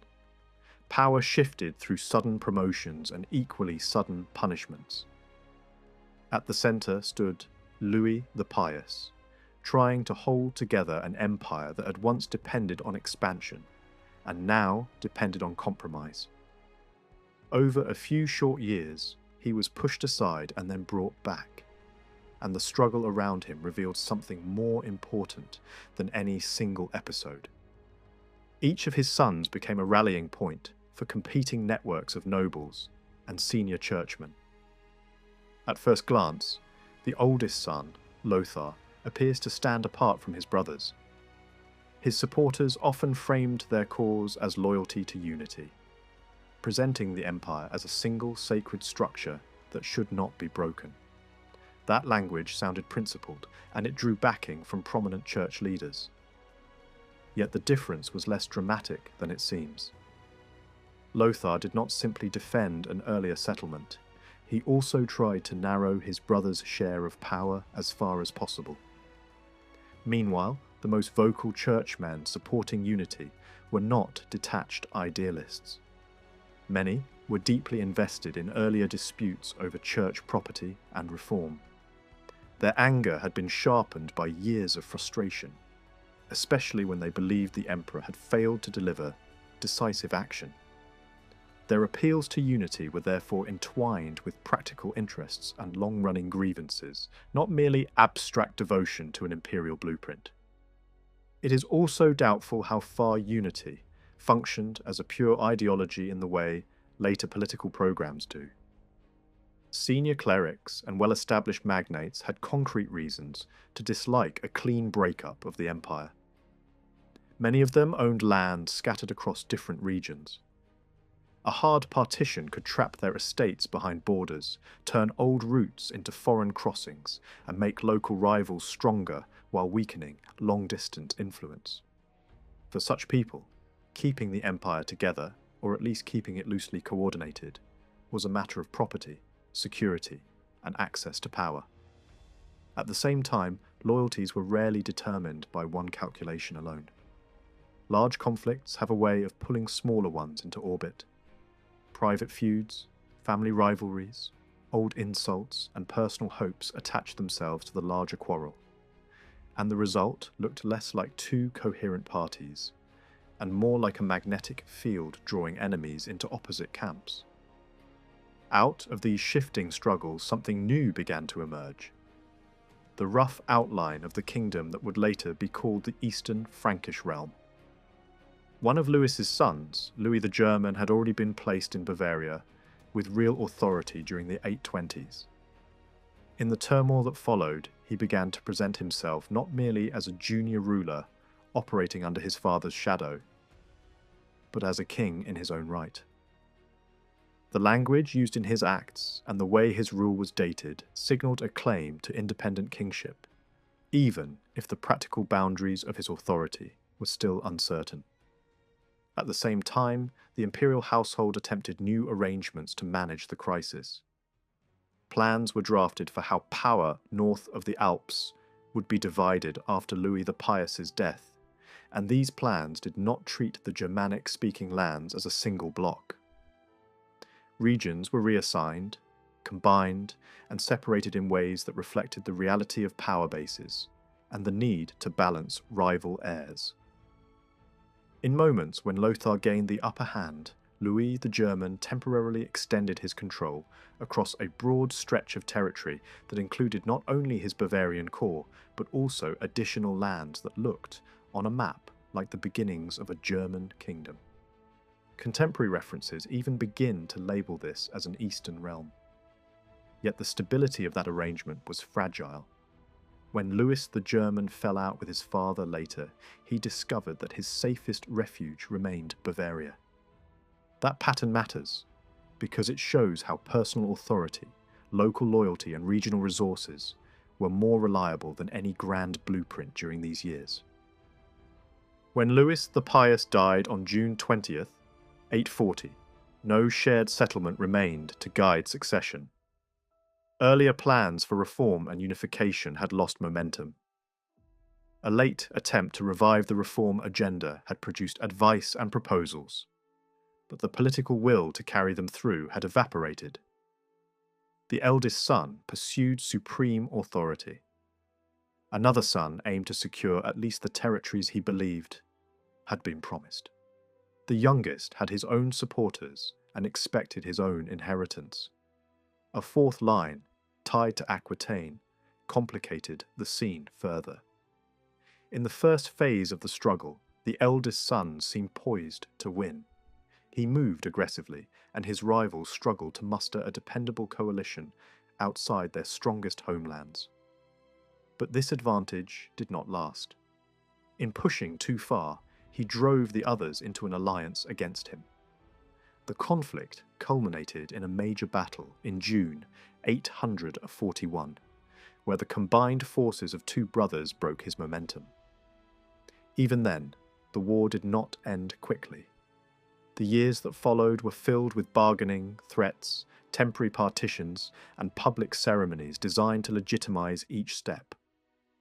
At one point, the victors even attempted to strip their rival of authority through a formal assembly and to redistribute the lands north of the Alps on new terms. Eventually, the struggle produced a settlement in August 843. The logic behind the settlement was not simply geography and not simply tradition. It was a calculation of resources, especially the distribution of royal estates and rights. The aim was to create realms that were comparable in value rather than equal in surface area. The outcome was a division into three long, vertical kingdoms. One brother received the Western realm. Another received a central strip that connected northern lands to Italy. The third took the Eastern realm. This Eastern kingdom included nearly all territories east of the Rhine, with a few exceptions and adjustments. Key episcopal cities along the mid-Rhine and their surrounding districts ended up attached to the Eastern Kingdom, giving it strategic and symbolic weight. the settlement had lasting consequences, not because it expressed a fully formed national identity, but because it recognized power bases that had already hardened during the civil wars, and because, once drawn, the borders created habits of government that became difficult to reverse. At this point, it is tempting to imagine that the Eastern Kingdom was simply Germany, appearing on the political stage. That is a modern instinct, and it can mislead. The lands east of the Rhine contained Germanic-speaking communities, but they were not a single people in any straightforward sense. The region did not behave like a unified national space, and its inhabitants did not necessarily think of themselves as members of one collective identity. The language available to educated writers could gesture toward a general category of Germanic lands, but it was blunt and limited. Classical labels survived in learned circles, inherited from ancient authors. Newer terms also appeared that pointed to the people's speech used to distinguish vernacular language from Latin. Yet in many contexts, this language primarily marked speech, not nationality. It could group people by how they spoke without implying that they shared the same political community, social structure, or way of life. Writers of the period were capable of noticing that language similarity does not automatically mean a single identity. They could describe groups who spoke related tongues while living under different customs and political arrangements. Even the idea of a single German language is tricky in this era. The speech forms across the Eastern Kingdom were diverse. Communication between distant regions was not necessarily easy, and a speaker from one area might have struggled with the speech of another. The labels that later feel natural, one people, one language, one country, do not map cleanly onto the 9th century. The learned term Germany also existed, but it operated more as a geographical and administrative concept than a national one. Church organization preserved older territorial language because it had inherited Roman ways of describing provinces and regions. Ecclesiastical titles and council descriptions sometimes used these inherited terms, but that usage did not automatically imply the existence of a coherent Germany waiting to become a state. In many narratives, Eastern peoples appear collectively only as those living beyond the Rhine, a definition based on perspective, rather than a shared internal identity. What united them in the eyes of Frankish elites was often that they were not Frankish, or that they stood in a subordinate relationship to Frankish power, even though Franks themselves also lived east of the Rhine. To understand the Eastern Kingdom as it formed, it helps to think in regions rather than a single block. In the south lay two large zones shaped earlier by Merovingian-era structures: Alemannia and Bavaria, along with frontier districts extending toward the east. These southern lands differed from each other in important ways, yet they also shared enough features to be treated as a broad southern belt. Above them lay a central zone that was more directly tied to Frankish political traditions, and to the dense web of royal estates and ecclesiastical centres along the great river systems. Above that, in the north, were the coastal and Saxon regions, with their own social patterns and historical experiences. Other dividing lines also mattered. The boundary between Romance-speaking and Germanic-speaking areas did not always determine political behaviour. In many cases, the sharper contrast was between lands shaped deeply by Roman structures and those that had developed largely outside them. And beyond the Eastern Kingdom's edge lay Slavic territories that were sometimes treated as part of the political sphere, sometimes as tributaries, sometimes as targets, and sometimes as partners, depending on the moment. Distance, they can look similar. Both sat distance, they can look similar. Both sat in the south. Both developed strong regional identities. Both lived for long periods under Frankish pressure without being fully controlled, and both were eventually pulled back into a revived Frankish empire. Yet their stories are not the same, and the differences explain a great deal about how the Eastern Kingdom later took shape. Bavaria was the larger and, in many ways, the more consequential of the two. Its landscape was framed by natural frontiers, river lines, mountain chains, and the long corridor of the Danube. It reached beyond that river into northern districts, and it touched the Alpine world to the south, where routes into Italy mattered as much as any internal boundary. To the east, it faced the frontier zones that opened toward the Danube basin, regions where tributary relationships and border defense shaped everyday politics. Bavaria also carried a deep Roman inheritance. The territory had once belonged to the imperial provinces of the Alpine world, and although Roman administration withdrew, Roman settlement patterns and older urban centres did not vanish overnight. When the region reappears in clearer records, it is no longer described in Roman terms, but as the land of a people called the Bavarians. Older scholarship once treated that shift as simple replacement. A Roman province empties, a Germanic people moves in, a new ethnic unit appears fully formed. Modern thinking tends to see a more fluid process. Early medieval peoples were not timeless biological tribes moving like solid blocks across a map. They were political and social coalitions that could form, change, and sometimes dissolve. In Bavaria, identity seems to have emerged from a mixture of groups, some connected to neighbouring Germanic communities, some linked to areas north or east of the old frontier, and some shaped by the Roman past, still embedded in the land. The name that eventually dominated likely came from one prominent element within that mix, but the Bavarians were created through pressure and opportunity, not delivered fully formed by migration alone.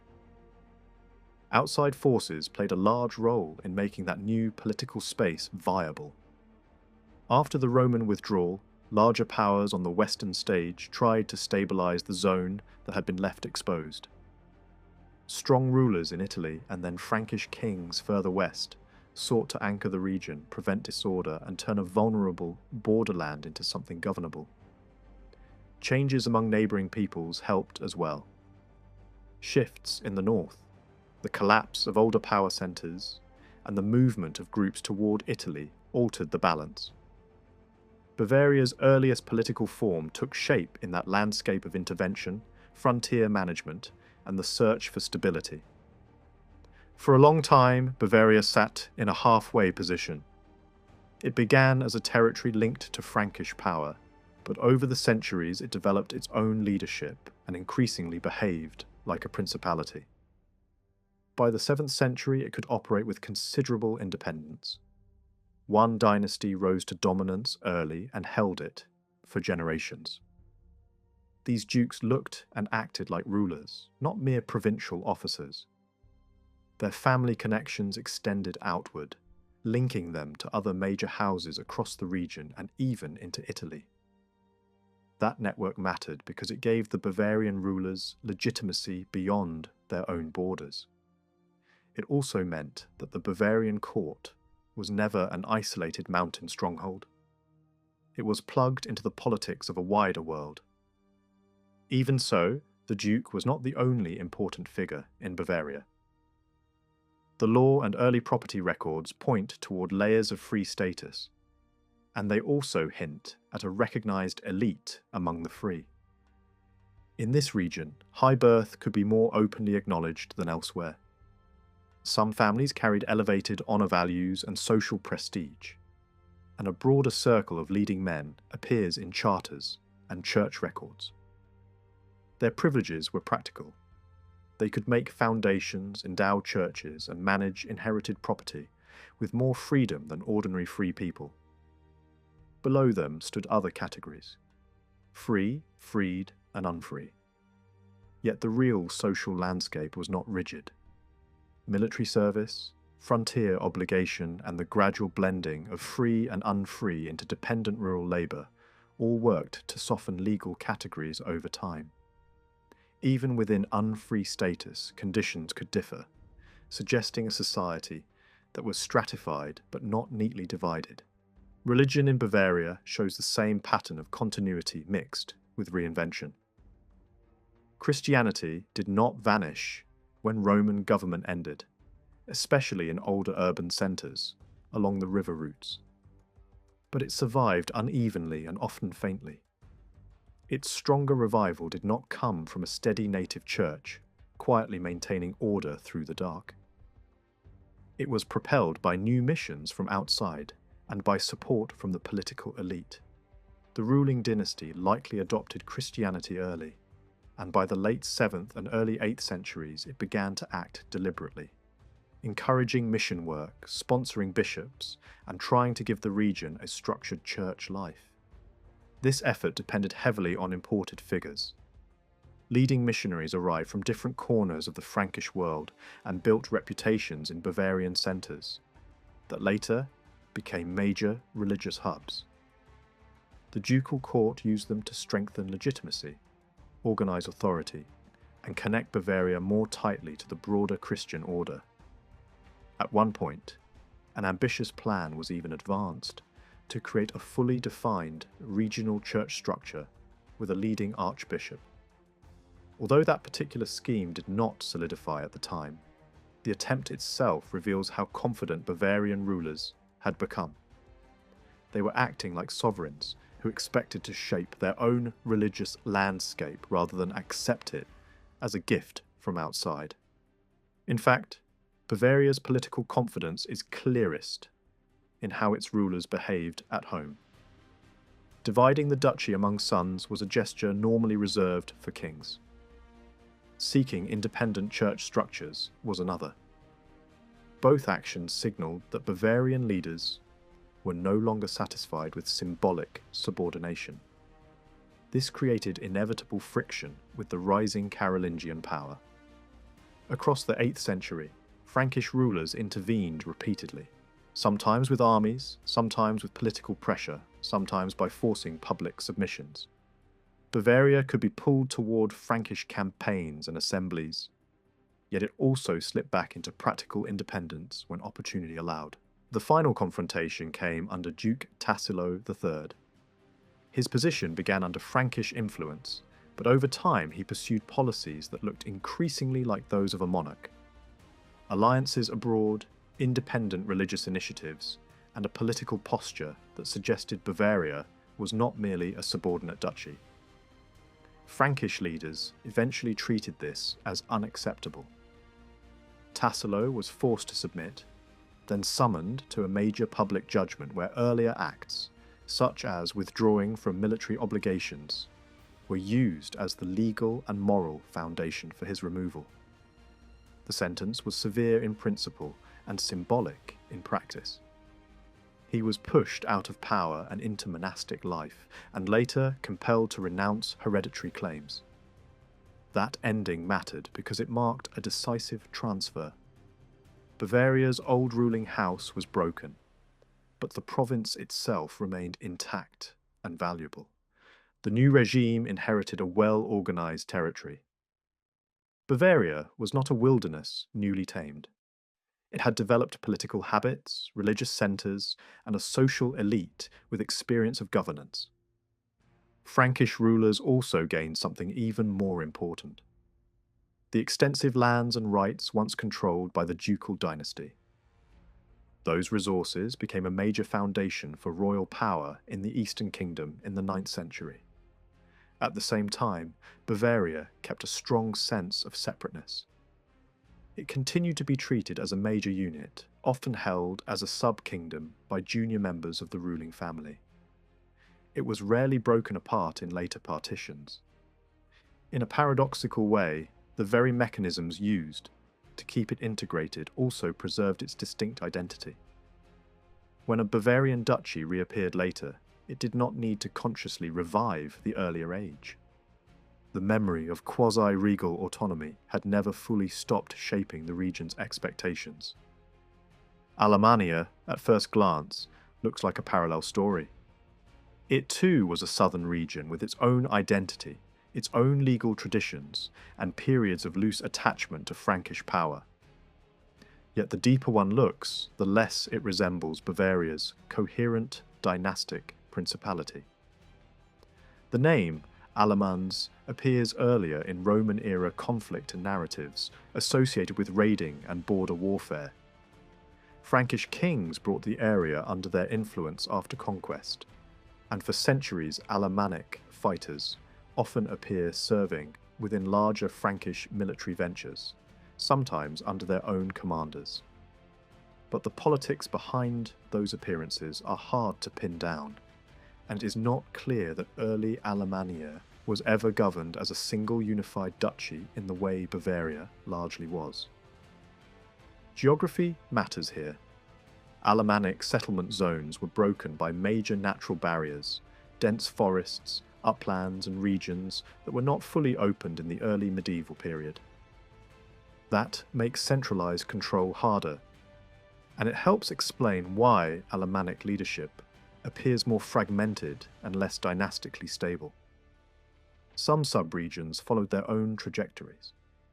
Alsace, for instance, often lived under direct Frankish control and developed its own strong elite continuity. Farther south, the Alpine and pre-Alpine districts connected to older Roman traditions in distinct ways.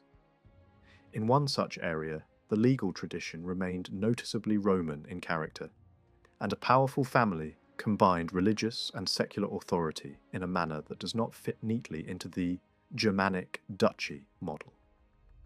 This does not mean the region was a preserved Roman province.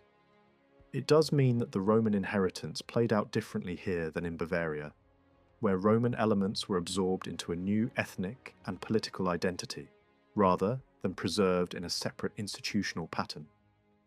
The contrast becomes even sharper in how each region was absorbed into the Carolingian revival. Bavaria was taken over through a political dismantling of the ruling dynasty with relatively limited, broader dispossession. In Alemannia, the return of Frankish control involved violent campaigns and a dramatic removal of leading figures. A large portion of the regional elite was destroyed or displaced. Land holdings were thrown into confusion. It created a long aftershock in property and power that had to be sorted out over a generation.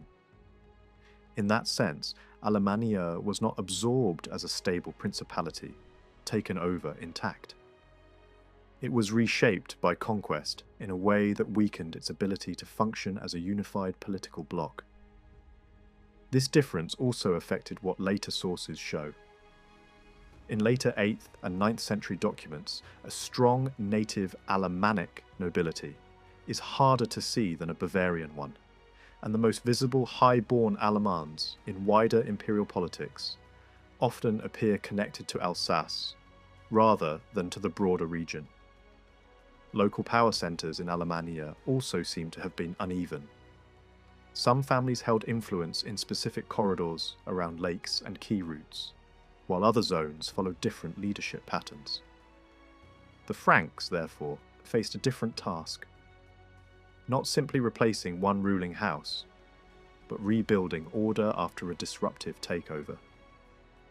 Christianization in Alemannia also followed a different rhythm. Where Bavaria developed a relatively clear ducal strategy and major missionary centres tied to the political core, Alemannia's religious organisation grew in a more patchwork way. Different bishoprics claimed different slices of the region. Some older Roman episcopal centres shifted south over time, leaving gaps that had to be filled by new foundations under uncertain circumstances. Large monasteries became especially important here. In Alemannia, major monastic houses grew into powers comparable to bishops, shaping the spread of Christianity and stabilizing religious life in a manner that resembles later missionary regions, more than Bavaria's ducal-driven model.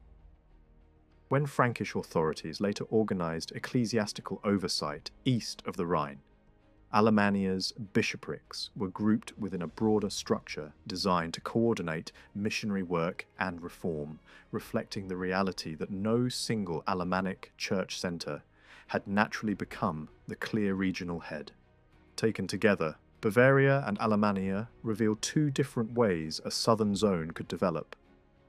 One became a large, coherent principality, with a long-standing ruling house and an organised church strategy, then passed into Frankish hands without losing its internal identity. The other remained more fragmented, was reshaped more violently when Frankish control tightened, and relied more heavily on monasteries and mixed ecclesiastical jurisdictions to build cohesion. Both ended up inside the Eastern Frankish kingdom, but they arrived there with different institutional memories.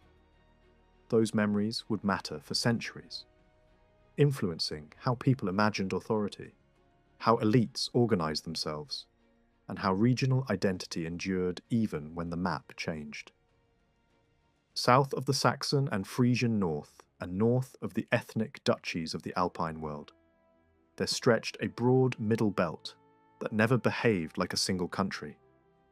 It was a corridor of river valleys, old Roman towns, newer frontier districts, and mixed populations.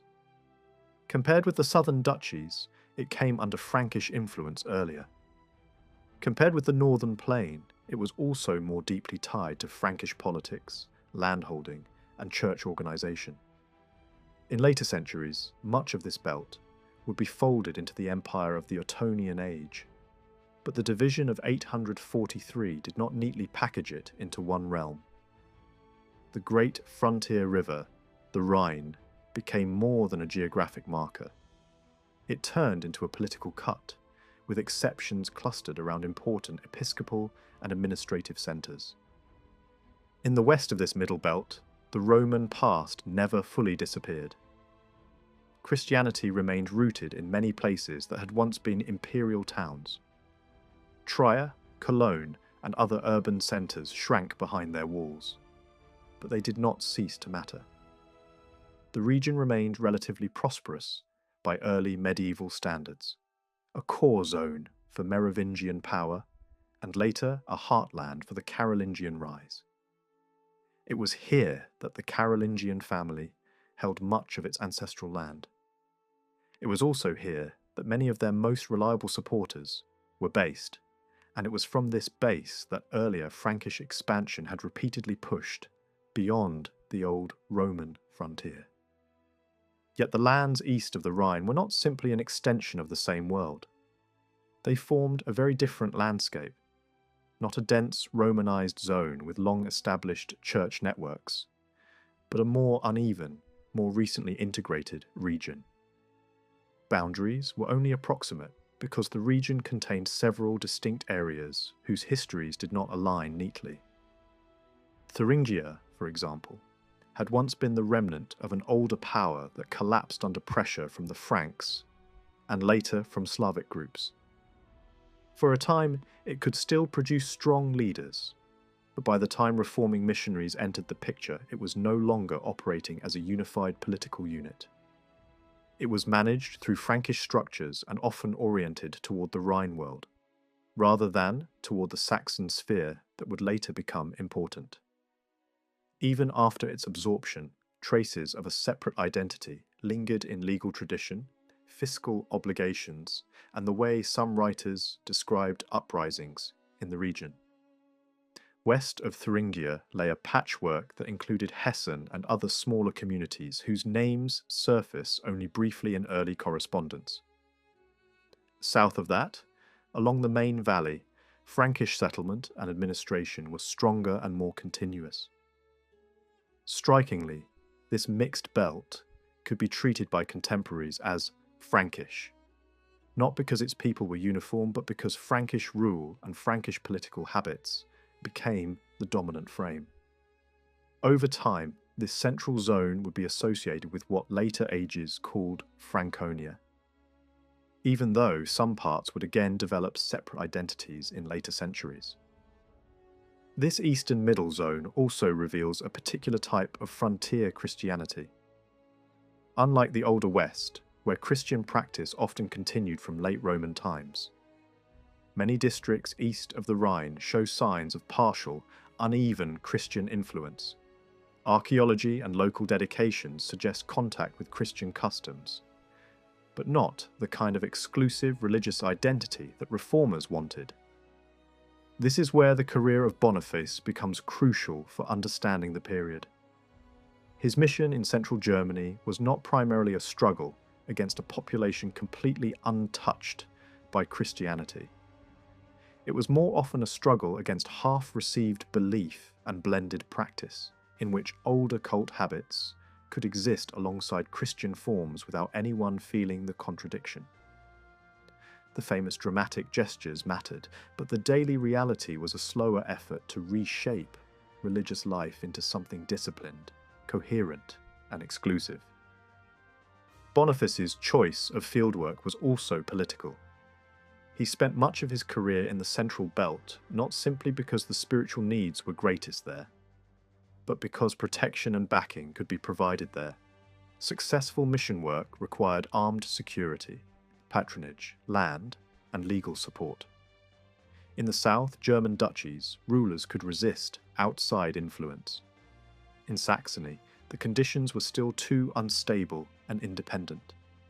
Central Germany, by contrast, fell within the sphere of a powerful Frankish leader who could offer the protection that missionaries needed. The map of conversion was therefore also a map of power. The transformation that followed was not only spiritual, it was institutional. Older bishoprics along the Rhine had deep roots and were already established. But what turned this region into an organized ecclesiastical landscape was reform backed by Frankish leadership. Mainz rose to become the key metropolitan centre for the Eastern Kingdom, and later for the Ottonian realm, not simply because it was old, but because it was positioned to supervise a vast area and coordinate new foundations and reforms. Its authority stretched across multiple regions, reaching into the south and later into the north as well. Its diocese became unusually large, in part because some early initiatives did not survive. New bishoprics were attempted in central Germany, but sustaining them required resources, especially fiscal lands and stable endowments. Where those resources were insufficient, fixed sees could fail and more flexible arrangements took their place, with subordinate bishops working without permanent seats and reporting to the metropolitan. The result was a church structure shaped as much by royal resources and frontier realities as by theological ambition, by rulers and local elites, and it gained by rulers and local elites, and it gained a degree of freedom from ordinary episcopal control. Over time, it formed a close relationship with Mainz so strong that leading figures could move from monastic leadership into the highest church office. This connection mattered not only for religious life but for politics, because monasteries could organize land, mobilize networks, educate clerics, and serve as reliable institutional partners for royal authority. Despite the differences between the west and east of this middle belt, the two halves were knitted together by aristocratic families. Expansion beyond the Rhine was not only a matter of armies marching, it was also a matter of kinship networks, property acquisition, marriage strategy, and patronage. Families rooted in the mid-Rhine corridor appear linked to holdings and influence farther east. Charters, donations, and monastic records show nobles who were at home in the Rhine region but also planted across the eastern zone. These ties had political consequences after 843. When the empire was divided, some families found themselves torn between loyalties and interests that crossed the new lines. This helps explain why controlling key counties along the Rhine mattered to an Eastern king. It was not only about provisioning and wealth, it was also about controlling the social networks that anchored authority in central Germany, and about supervising a church structure whose leading metropolitan sat on the Rhine. The same pattern shows up beyond the Frankish core. By the later 8th century, neither Bavaria nor Saxony had aristocracies sealed off from the wider world. Elite families formed links with Frankish circles, particularly those along the mid-Rhine. That meant local leaders could never be entirely sure that their followers were committed only to regional causes. A Bavarian ruler seeking independence or a Saxon leader organizing resistance faced a problem. Important people might calculate that their fortunes were safer when tied to Frankish power. The ability of the Franks to recruit, reward, and integrate elites was therefore a quiet weapon, sometimes more decisive than force alone. North of this middle belt stretched the wide plain dominated by Saxons and Frisians, peoples long influenced by the Franks, but not controlled by them. The early story of the Saxons is difficult to reconstruct with confidence. What can be said is that they expanded southward over centuries, and historians have argued over how that expansion worked. Some have emphasized conquest and a warrior elite. Others have emphasized confederation and absorption as smaller groups joined a growing Saxon identity. In the written record, Saxons are usually seen through Frankish eyes, in the context of alliance, conflict, tribute, and border pressure. Relations shifted across time. Saxon contingents could fight alongside the Franks in one generation and raid them in the next.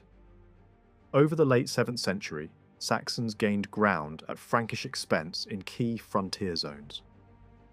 By the early 8th century, Saxony had become a large and formidable territory, stretching from the northern coastal world down to the edge of the plain and into the Harz, with fluid borders in the northwest, where Saxon and Frisian spheres blended. Frankish pressure on Saxony began as something closer to frontier policing than full conquest. Early campaigns were often punitive raids and tribute-taking expeditions. Tribute could be demanded and adjusted in form, reflecting the practical nature of these early contacts. Missionaries hoped that conversion might follow, but conversion was unlikely to be stable without political control. Later, narratives sometimes describe the struggle as if the Franks had always intended a full conquest and a forced Christianization from the beginning. The reality seems more gradual and more reactive. The early stages looked like border conflict that escalated, then hardened into a larger war with religious consequences. Even when cult sites were targeted early on, that does not by itself prove that the original objective was the total remaking of Saxony. It shows that power and religion were already entangled on the frontier, and that symbols mattered as much as territory. By the late 700s, Frankish pressure on Saxony had shifted from border punishment to a larger project, bringing the region fully under royal authority and tying it to the Christian world. The road was brutal and uneven. Resistance flared, collapsed, and returned. In 782, after a major uprising, a mass execution at Verdun signalled just how far the conflict had escalated. 3 years later, the most recognisable figure of Saxon resistance, the noble Widukind, submitted and accepted baptism. That moment looked like an ending, but it was not the final one. The northern districts kept fighting. Through the 790s, violence continued in pockets that were harder to police and closer to outside support. Even in 798, royal envoys were killed in the field. Only in the early years of the 9th century did the struggle settle into something that could be called lasting peace. For Frankish rulers, peace did not mean a truce. It meant absorption. Saxony was expected to stop behaving like a separate world and start functioning as a province inside a wider kingdom. To secure that outcome, the Franks imposed hard measures. The most defiant lands east of the Elbe were cleared by force. Saxon communities were uprooted and redistributed, and their former territory was handed to Slavic allies. The goal was strategic: to sever dangerous connections toward the north and limit Danish influence. In other words, the settlement map itself was used as a tool of security policy. Before conquest, Saxony had not been built around a king. Its political life was organized to prevent any single ruler from dominating. Power began at the local level. A district, sometimes small, sometimes large, was the basic unit, led by its own chief. These districts were grouped into 3 larger regions, and above them stood a gathering that represented the wider people. It met annually near the Weser and drew together local rulers and selected representatives. That assembly could make collective decisions, including decisions that touched war and law. When campaigns were needed, military leadership could be temporary, assigned for the duration rather than turned into permanent monarchy. This structure made unified diplomacy difficult. In the long wars, different regions, and even different districts, could choose different paths. Some fought while others negotiated. Some submitted while others held out. That fractured pattern was not merely chaos. It reflected a system designed for shared authority and local independence. Saxon society also carried deep internal divisions. 3 ranked groups stood apart in law, custom, and status. Marriage across these lines was treated as a capital crime. The highest group carried an enormous blood price, far above the 2 lower groups. Bride wealth expectations and the scale of property suggest that the top tier controlled large landholdings, livestock, dependent labour, and enslaved people. Yet despite their wealth, this elite did not enjoy the kind of exclusive political monopoly that similar aristocracies held elsewhere in 8th century Europe. By the 700s, signs point to growing pressure from below. In that environment, the noble tier could see Frankish rule not only as a threat, but also as an opportunity. Cooperation promised access to royal favour, office, and protection. The lower groups, by contrast, often read Frankish authority as domination. They clung to older religious forms as a political statement as much as a spiritual one. Decades later, a movement known as the Stellinger shows how long those social and cultural tensions could survive. Their revolt was not only about belief, it was also about hierarchy, obedience, and the power of lawful lords. Frankish control reshaped Saxony in 2 main ways. First came administration and justice. Old districts were replaced with counties, and the legal landscape was redrawn. The remarkable point is that this did not require wiping out Saxon leadership. Many Saxons were appointed under the new regime. The difference was that they now served as royal officials, operating within a system that answered upward to the king. County borders were also redesigned, so the new map did not simply copy the old one. The old assemblies were dismantled and explicitly forbidden.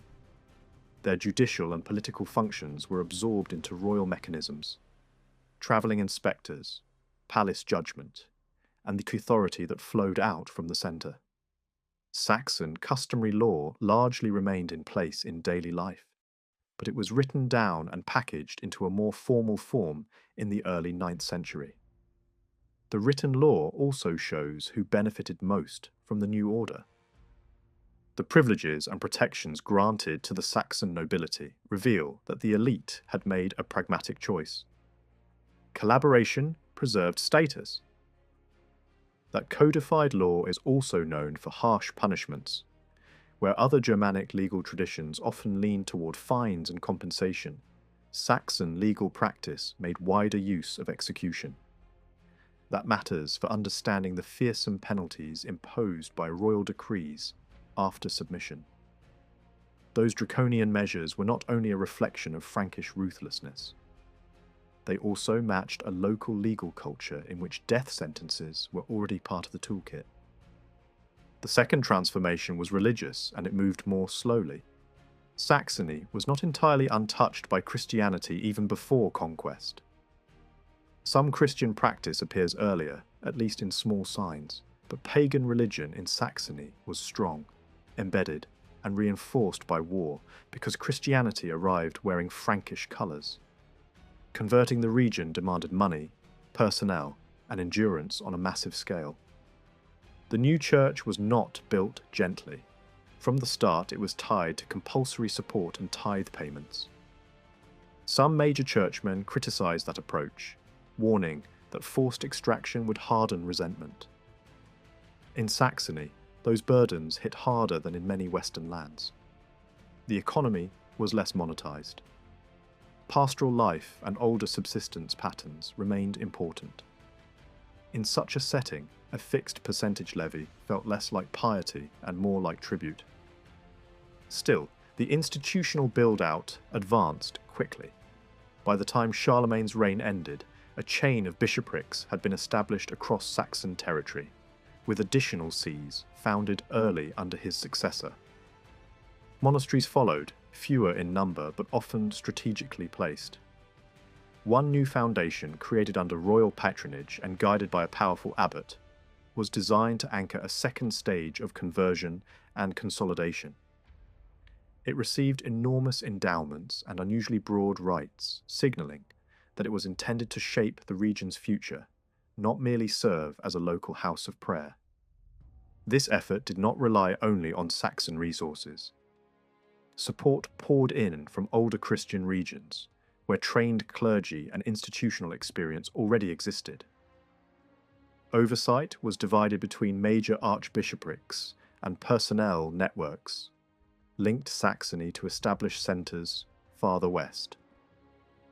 The scale of investment shows what was at stake. Frankish rulers increasingly believed it was no longer acceptable to govern pagans directly. Tributary arrangements had proven unstable. If Saxony was to remain inside the kingdom, its religion had to be remade, and the church offered a framework for permanent control, record-keeping, moral authority, and cultural integration.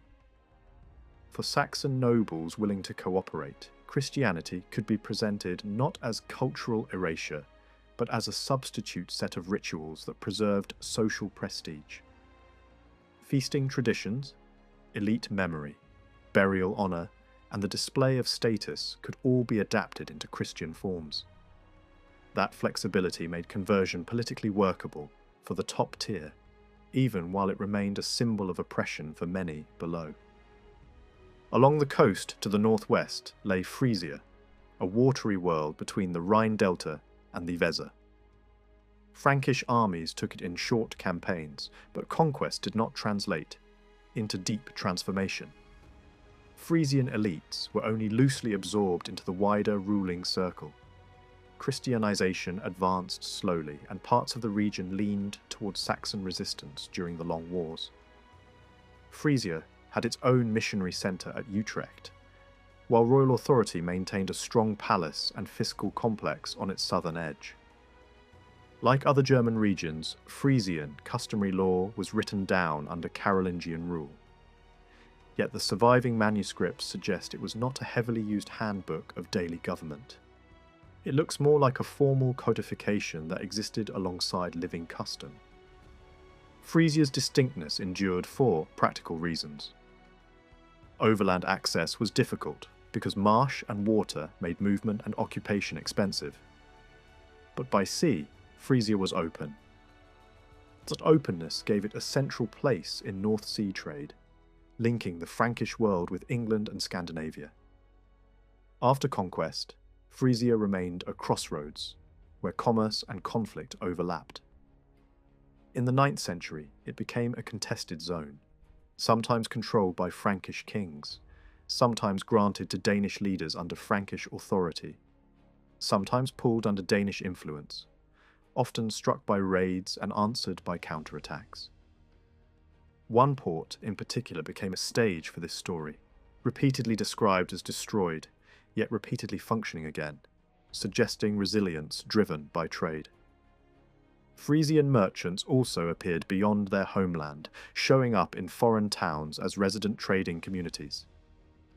If Verdun in 843 divided the Carolingian world, it did not end suspicion among the rulers who signed it. Oaths sworn between brothers and their followers expressed solidarity in public and anxiety in private. The settlement looked final on paper, but it behaved like an armistice in practice. Rivalry remained a constant because the division could always be revised, and the future depended on who outlived whom, who produced heirs, and who could rally support. All three kings faced external pressure. One struggled with raiders and wars in the south, another fought to secure control of a western inheritance, and a third confronted threats along his frontiers. Yet diplomacy between them never disappeared.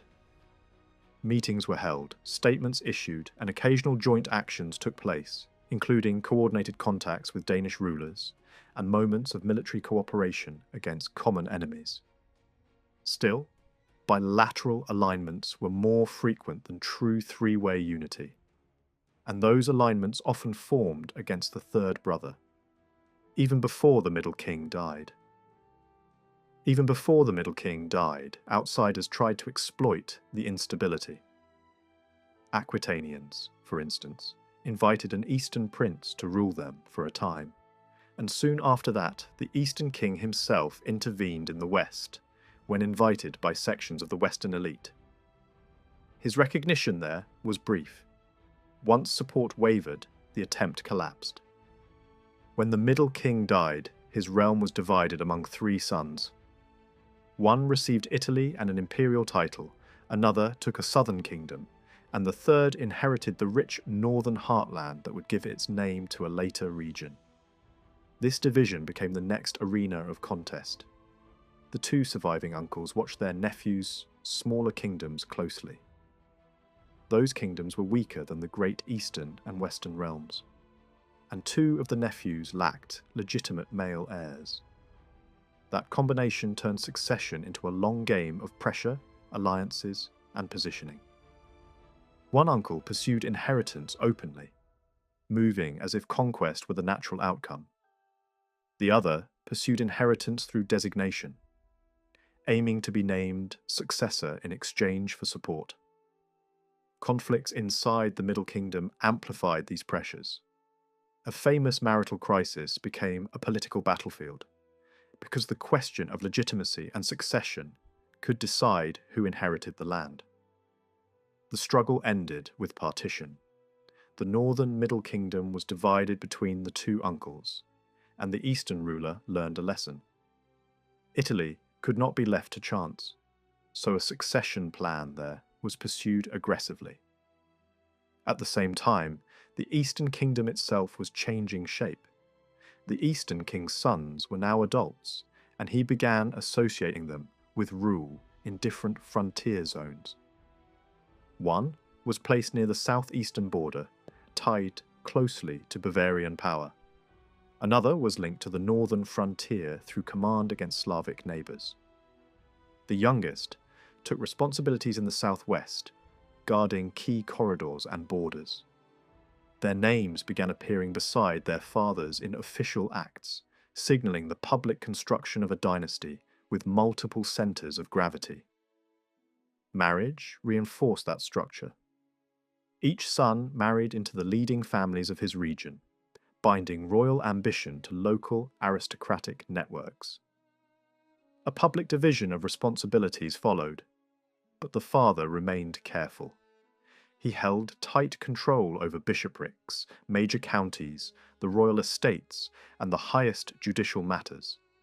Even so, each son built a following, and each became strong enough to challenge the boundaries set for him. Revolts erupted when shares looked threatened. Peace came not through simple orders, but through negotiation, concessions, and the grant of additional lands and authority. In the space of just 2 years, the Carolingian world lost the men who had anchored it for a generation. The Eastern king died in late August, 876. The Western king followed in early October, 877, and the ruler in Italy had already died in August 875. 3 thrones, 3 transitions, and a political order that suddenly had to run on new legs. The men who inherited were not teenagers. They were experienced adults, already shaped by regional power bases and long rivalries. Yet the turbulence that followed did not come simply from immaturity. It came from a deeper rhythm in the system. Rulers often died before a new settlement could harden into habit, and the habit of dividing realms kept producing more than one rightful claimant at the same time. In the east, the late king's sons stepped directly into the territories they had already been managing. That meant the old Eastern Kingdom no longer had one king. It now had three. Plans were also being discussed to carve up additional prizes, including claims in Italy and portions of the Middle Kingdom. Italy slipped out of reach at that moment, but the eastern slice of the Middle Lands was briefly split between two brothers. The vacuum in the east created a temptation in the west. The Western king moved fast, pushing into the contested middle corridor and menacing the northern districts of the eastern realm. The goal appears clear: reverse earlier concessions and perhaps even reclaim valuable districts west of the Rhine that had once been traded away. That gamble collapsed in October 876, when the Western invasion was checked at Andernach. The victory did not solve the Carolingian problem, but it prevented a sudden rewriting of the map. If the East was divided, the West became fragile. The Western successor died within 2 years, leaving two young sons to share the kingdom. One died in 882. The other died in 884. A royal house that had once looked dominant now seemed to be running out of stable adult rulers at exactly the wrong time. The Eastern princes did not watch passively. After the Western succession crisis, one of the Eastern kings struck into the West. He withdrew only when the price was right. Treaties in 880 transferred the full middle corridor to the east, including lands that the West had gained a decade earlier. In effect, one region became payment for ending an invasion. Meanwhile, the Italian throne turned into a revolving door. After the Italian ruler died, the Western king claimed Italy. Then, one of the Eastern brothers took it. By 880, it was in the hands of the youngest Eastern brother, a man who had already tried and failed to seize it earlier. The pattern was becoming familiar. Move an army across the Alps, win recognition, reward followers, and secure offices and lands for loyalists. Then the Eastern Order thinned rapidly. One brother suffered a breakdown in health late in 878 and died in March 880. Another died in January 882, before he could rebuild the dominance his father had once enjoyed. By 884, only one legitimate adult Carolingian remained. That fact mattered more than any theory of inheritance. He accumulated Italy, absorbed the Eastern kingdoms as his brothers vanished, and was then invited by Western magnates to take their crown as well. For a brief moment, a single ruler again stood over the whole Carolingian world. At first glance, the politics of these decades can look like an ugly cycle of suspicion and betrayal. But the repetition points to structure more than personality. These royal struggles mirrored the inheritance fights of the aristocracy itself. A crucial uncertainty sat at the centre of the system. There was no fixed rule that sons automatically outranked brothers. Many people felt that sons should inherit, especially when a king had grown children. Yet brothers were also treated as legitimate claimants, particularly when the sons were still minors or could not command a following. That ambiguity explains why takeovers were attempted so often and with such confidence. There was also a practical incentive. In the 9th century, inheritance became a way to gain power that rivaled external conquest. Expanding a kingdom could be done by marching against enemies, but it could also be done by stepping into a relative's lands at the right moment. The prize was not only territory, the prize was prestige. tribute, offices, and the ability to reward supporters. Italy became the most tempting prize of all. North of the Alps, many Franks treated it like a wealthy dependency. Italy offered a crown with an imperial aura, and it offered immediate profit at the moment of takeover. Ruling Italy was not easy. It meant negotiating with strong popes, facing raids and warfare in the south, and dealing with local princes who had their own ambitions. Yet the first wave of benefits could outweigh those burdens. Confiscations from opponents, redistribution of offices, and the informal looting that accompanied regime change. The treasure was real enough that rivals could sometimes be paid off simply to go away. This constant motion was not driven by kings alone. A kingdom could be spoken of like property, but succession still depended on politics, and politics meant other people had a voice. The most important were elite families whose influence and holdings spanned more than one of the three realms created after Verdun. Their members might hold office here, own land there, and marry into networks across borders. That created a world of international contacts, even as the empire itself was split. Offended a powerful group, the group might have been able to take over the kingdom. Offended a powerful group, the group might look elsewhere for protection or promotion. That possibility forced rulers to act carefully. Paradoxically, it was precisely this mix of divided kingdoms and cross-border aristocratic networks that accelerated a new trend: the slow regionalization of the elite. The process can be seen in the aftermath of failed interventions. When an Eastern ruler tried to seize the West in 858 and 859, both sides later promised reconciliation and protection for those who had supported the wrong camp. The promise did not hold. The following year saw major purges, stripping offices from leading men. Some then fled across borders to find new patrons. Marriages became politically dangerous because marrying into a family accused of disloyalty could poison a prince's standing.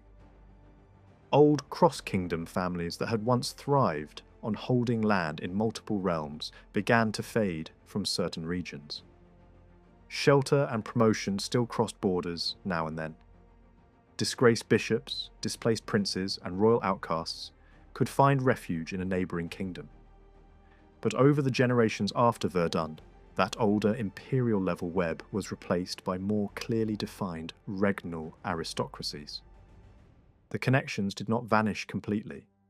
Distant cousins could still be traced, and similar names could still appear in different realms.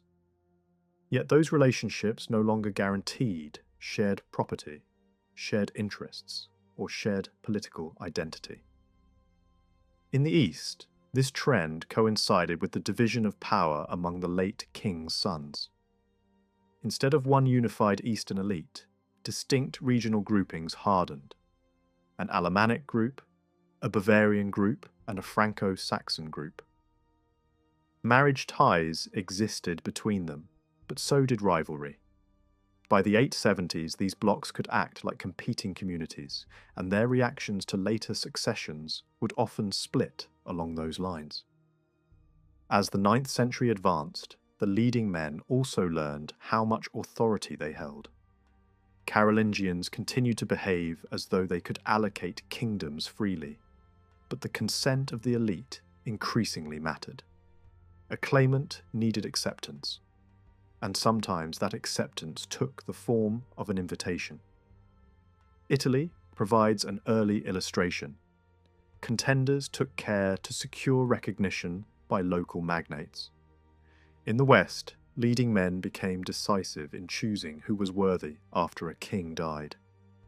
In Bavaria, when one Eastern brother was dying, another arrived early and was received by the local elite, effectively securing his succession before the funeral. While the western and southern frontiers pulled attention, the eastern frontier remained central to Eastern politics. That border could not be treated as a wall. It demanded defense, but it also invited movement, trade, diplomacy, and religious ambition. Fortresses were built where pressure was greatest. Command structures emerged in borderlands. Raids were launched to punish or to preempt. Yet closing the frontier entirely was neither possible nor desirable. Peoples beyond the border could be enemies, clients, trading partners, and targets of conversion at the same time. Elite families sometimes intermarried across the line. Exiles and rebels could flee east, just as Slavic leaders might seek help in the west. At times, chroniclers even described border peoples as if they belonged within the kingdom's political sphere, especially when they were drawn into assemblies, judgments, or tributary obligations. The eastern edge also shaped the kingdom's internal balance. Compared with the other Carolingian realms, the Eastern Kingdom faced the longest external frontier. Beyond it were many divided groups that could be negotiated with, played against one another, or exploited for tribute and influence.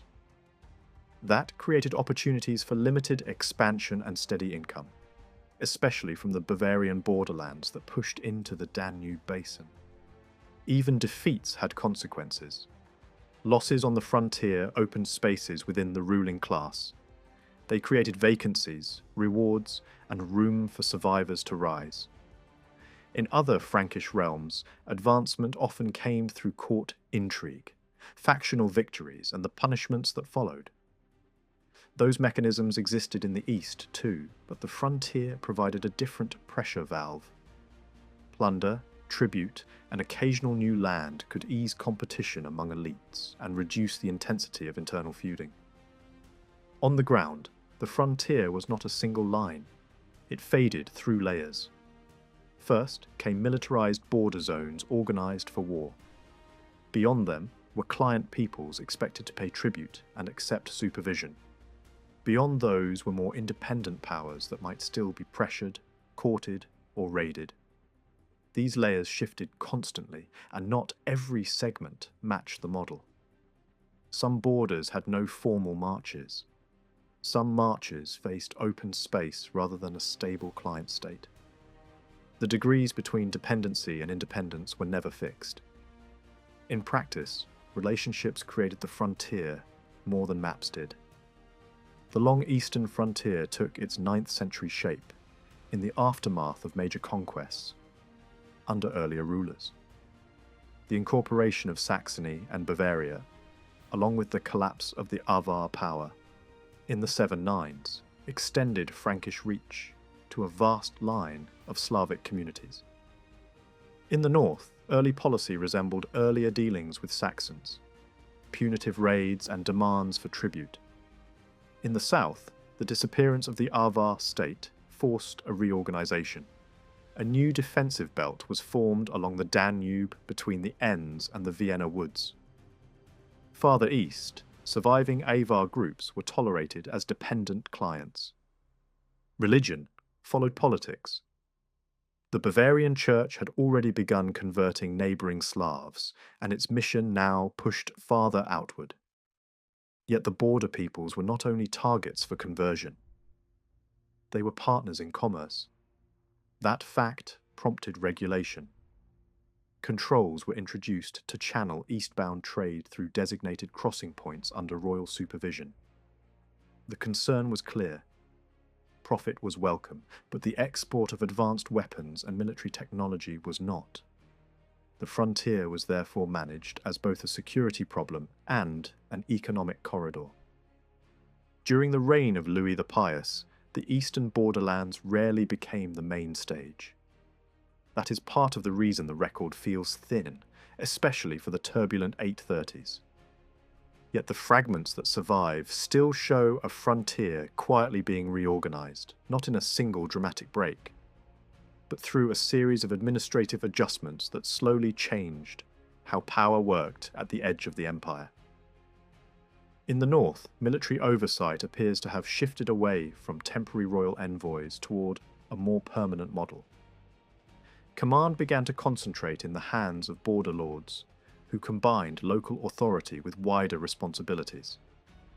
These men were still counts with counties of their own, but they also gained recognized seniority over neighboring counts, a practical solution for regions where rapid response mattered more than tidy paperwork. In the south, the frontier changed shape for a different reason. The Avars, last clearly visible as a distinct political presence in the early 820s, faded out of the story entirely. A new danger emerged instead. Bulgar raids became a serious concern, and one particularly destructive incursion in the late 820s forced a redesign of the defensive layout in the northeast Italian corridor. A key march was broken down into smaller units, and two of those northern districts were shifted away from their previous administrative attachment and placed within the Eastern Kingdom's sphere. This transfer mattered because it tied that stretch of the border directly to Louis the German, who would later dominate Eastern politics. Further south again, the Corinthians did not vanish, but their status changed. They had previously existed under their own ducal leaders, and the Franks moved toward converting the region into the county system under appointed counts. The timing is hard to pin down, and the motive is not simply military. A troublesome Slavic prince, active in the earlier decades, had drawn support from the wider region, suggesting that the Franks felt pressure to tighten control. Still, the transformation looks less like a conquest and more like a formalization. The local elite, drawn from both Bavarian and Slavic backgrounds, remained in place before and after the shift. There are no signs of the sweeping confiscations that normally follow a crushed revolt. The borderlands changed managers, not society. When Louis the German and his heirs took over, the sources reveal far more about the southern half of the Slavic frontier than the northern half. This imbalance can mislead. The south produced richer documentary survival, while the north often appears only when something went wrong. For the northern frontier, scattered annal entries offer a repetitive picture. Uprisings, punitive expeditions, tribute demanded, tribute withheld, and occasional disasters. A campaign in the mid-9th century ended with the deaths of prominent counts and many unnamed companions. A reminder that even routine border warfare could bleed the elite. The geography of the northern border is also frustratingly vague. One march is known by name, but the detailed map remains elusive. It is plausible that a powerful Saxon leadership group held a semi-permanent supervisory role over these northern Slavs, and by the end of the century, those same Saxon leaders were conducting campaigns that looked increasingly like their own war of expansion, rather than a strictly royal program.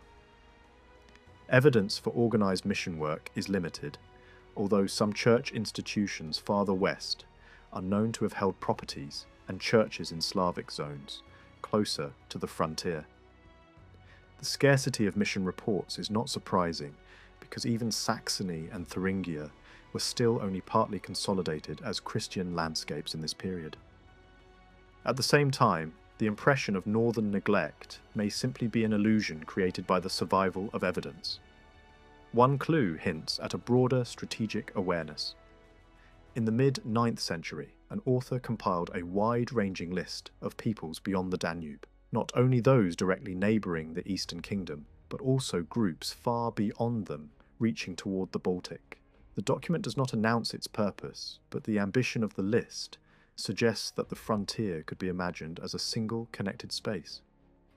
Whether the motive was missionary planning, military assessment, or diplomatic intelligence, the very act of listing implies a tension that the narrative record does not always show. In the south, the frontier story is clearer and more crowded. Several neighbouring powers shaped the politics there. Bohemia, Moravia, Bulgaria, and a lesser-known Slavic principality, situated between larger forces. The region around Pannonia functioned as a kind of 9th century Bavarian Wild East, a zone of shifting loyalties, rapid colonization, and contested authority. Bulgaria was both threatening and distant. Direct border clashes had been fierce earlier, then quieted. After that, Bulgaria appears less as a raiding neighbour and more as a foreign power operating through embassies and occasional alliances, sometimes aligning with the Eastern Franks against Moravia. There was even a moment when Bulgaria seemed open to a Western Christian mission. A monk connected to a southwestern monastery was dispatched after a request from the Bulgarian ruler. The effort did not last. The broader competition for Bulgaria's Christian alignment hardened into a contest between Roman and Byzantine missions, leaving the Eastern Franks on the sidelines. Bohemia played a different role. Its mountain barriers gave it a degree of insulation, and it shows up mainly in the familiar frontier pattern: tribute and rebellion, submission and backsliding. A striking event took place in the mid-840s, when a large number of local leaders underwent baptism at the Eastern Court. A scene that looks like diplomacy conducted through ritual. Trade links mattered too, with a border city functioning as a hub for exchange and also as a base for missionary contact. Later in the century, Moravian influence spread over Bohemia, including religious influence, and for a time, Bohemia's connection to the Eastern Franks weakened. Only after a Moravian ruler's death toward the end of the 9th century did the road reopen for renewed Western mission activity, paving the way for deeper conversion in the next century. Between these larger players sat a border territory ruled first by a displaced Slavic leader and then by his son. The story begins with exile. Driven out by Moravian expansion, the fugitive moved through foreign lands until he found protection under Frankish power. He accepted Christianity and supported missionary work in his domain, which clustered around a fortified settlement near the western end of a great lake. He was eventually killed in a Moravian attack, and his son inherited the position. What exactly this territory was remains hard to define, and the uncertainty is itself revealing. Frankish sources sometimes describe these rulers with titles that imply incorporation into the county system. Royal gifts of land in the region also suggest a strong Frankish hand. Yet the same ruler behaved in ways that look too independent for a normal royal official, welcoming an influential missionary leader whose presence challenged the claims of a nearby archbishopric. Archaeology shows extensive colonization and trading links pointing in multiple directions, toward the Eastern Kingdom and toward Moravia, which only reinforces the sense of a frontier that did not behave like a hard border. Whether this was a Frankish border county under a Slavic strongman or a client principality beyond the marches cannot be stated with confidence.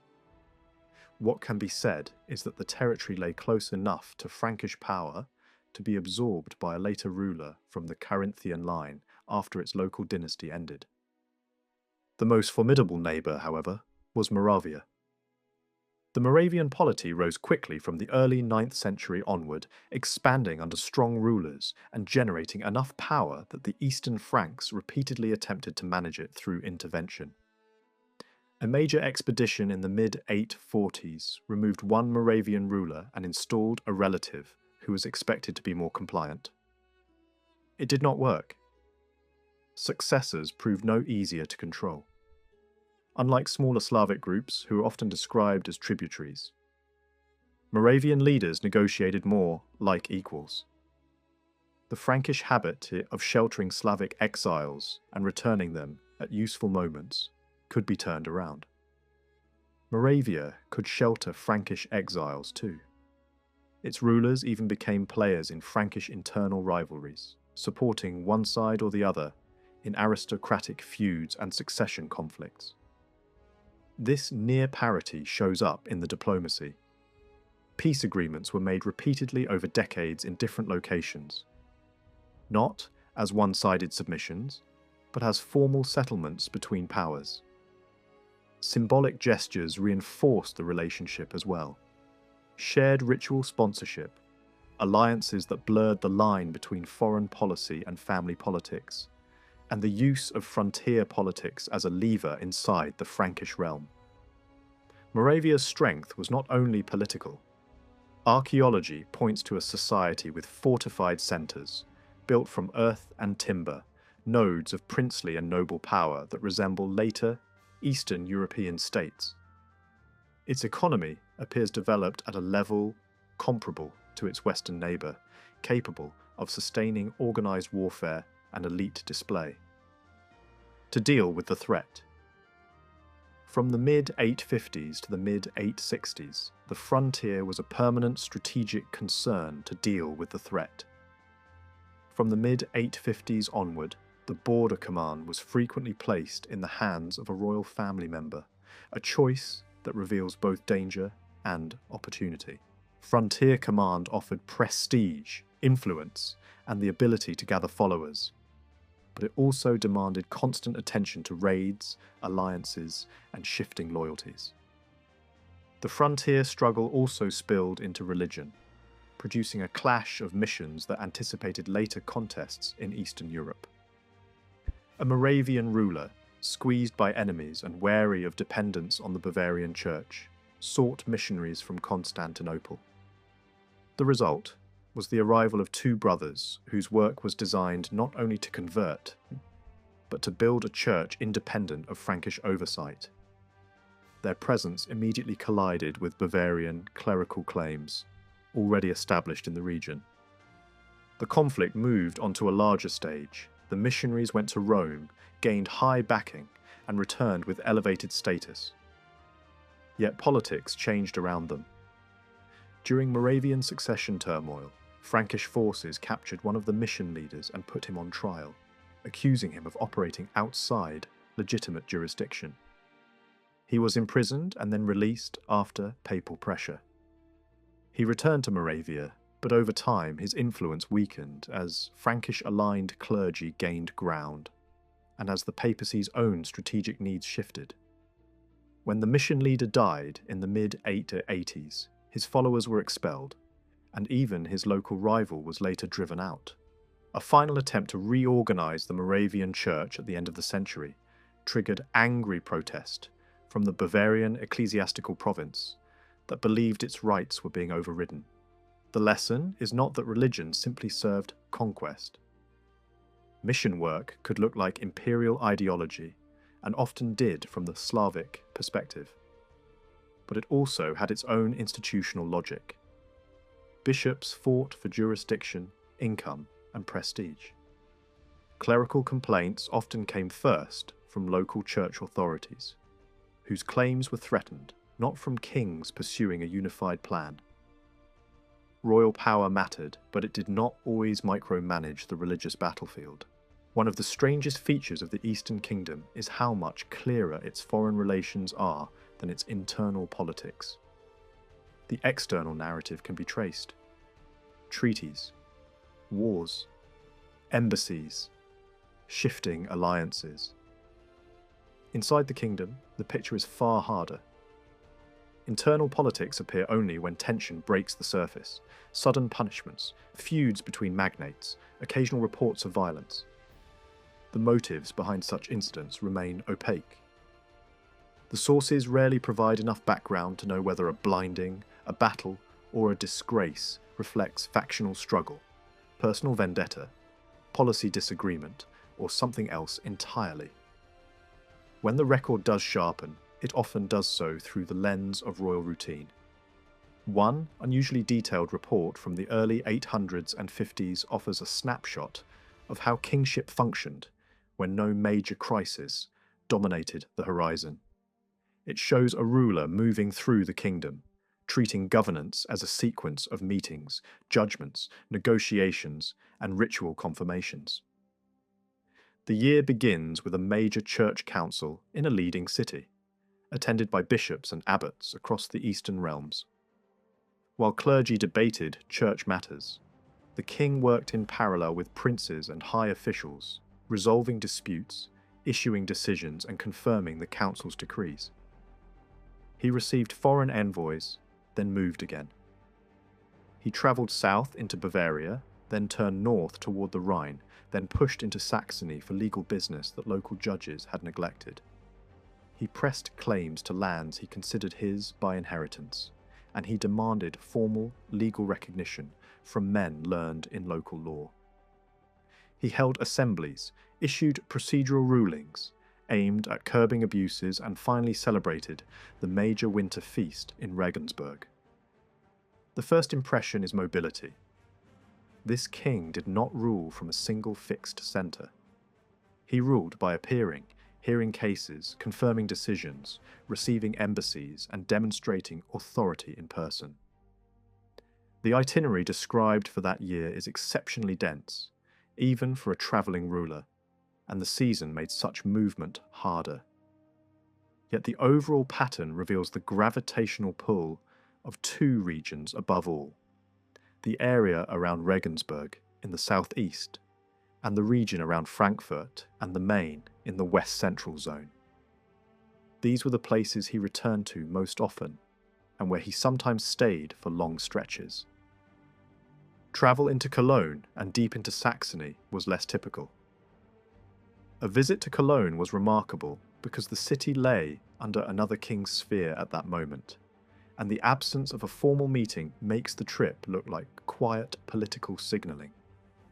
The Saxon journey is even more striking, because the ruler rarely went there again except when passing through with an army. Still, absence did not mean neglect. Even when the king did not personally travel to a region, elites from that region could and did seek him out for privileges and confirmations, and the very fact that they made the effort suggests that royal favour was worth the cost. Another development helped spread authority. From the mid-850s onward, and especially later in the 860s, the king assigned broad zones of responsibility to his adult sons as future inheritances. The arrangement caused friction, but it also allowed royal presence to be felt in multiple regions at once, even when the father stayed close to his favoured centres. When the king travelled, he drew supplies from royal estates and from church institutions, and he normally lodged either in royal residences or in major ecclesiastical centres. The word palace can mislead, because it covers everything from monumental complexes suitable for ceremonial gatherings to large estate buildings that served the same practical purpose, without obvious grandeur. Excavations sometimes reveal impressive structures, where written sources mention only an estate, while in other places archaeology cannot easily distinguish an estate from a full royal residence. Even allowing for that ambiguity, the distribution of royal residences was uneven. Many episcopal cities did not contain major royal complexes. Hospitality there would have depended on bishops and monasteries. Regensburg stands out. It had been a seat of power earlier, and it was rebuilt on a larger scale. Frankfurt also stood at the centre of a dense cluster of royal sites, episcopal cities, and important estates. Around Frankfurt lay major church cities and multiple favoured residences.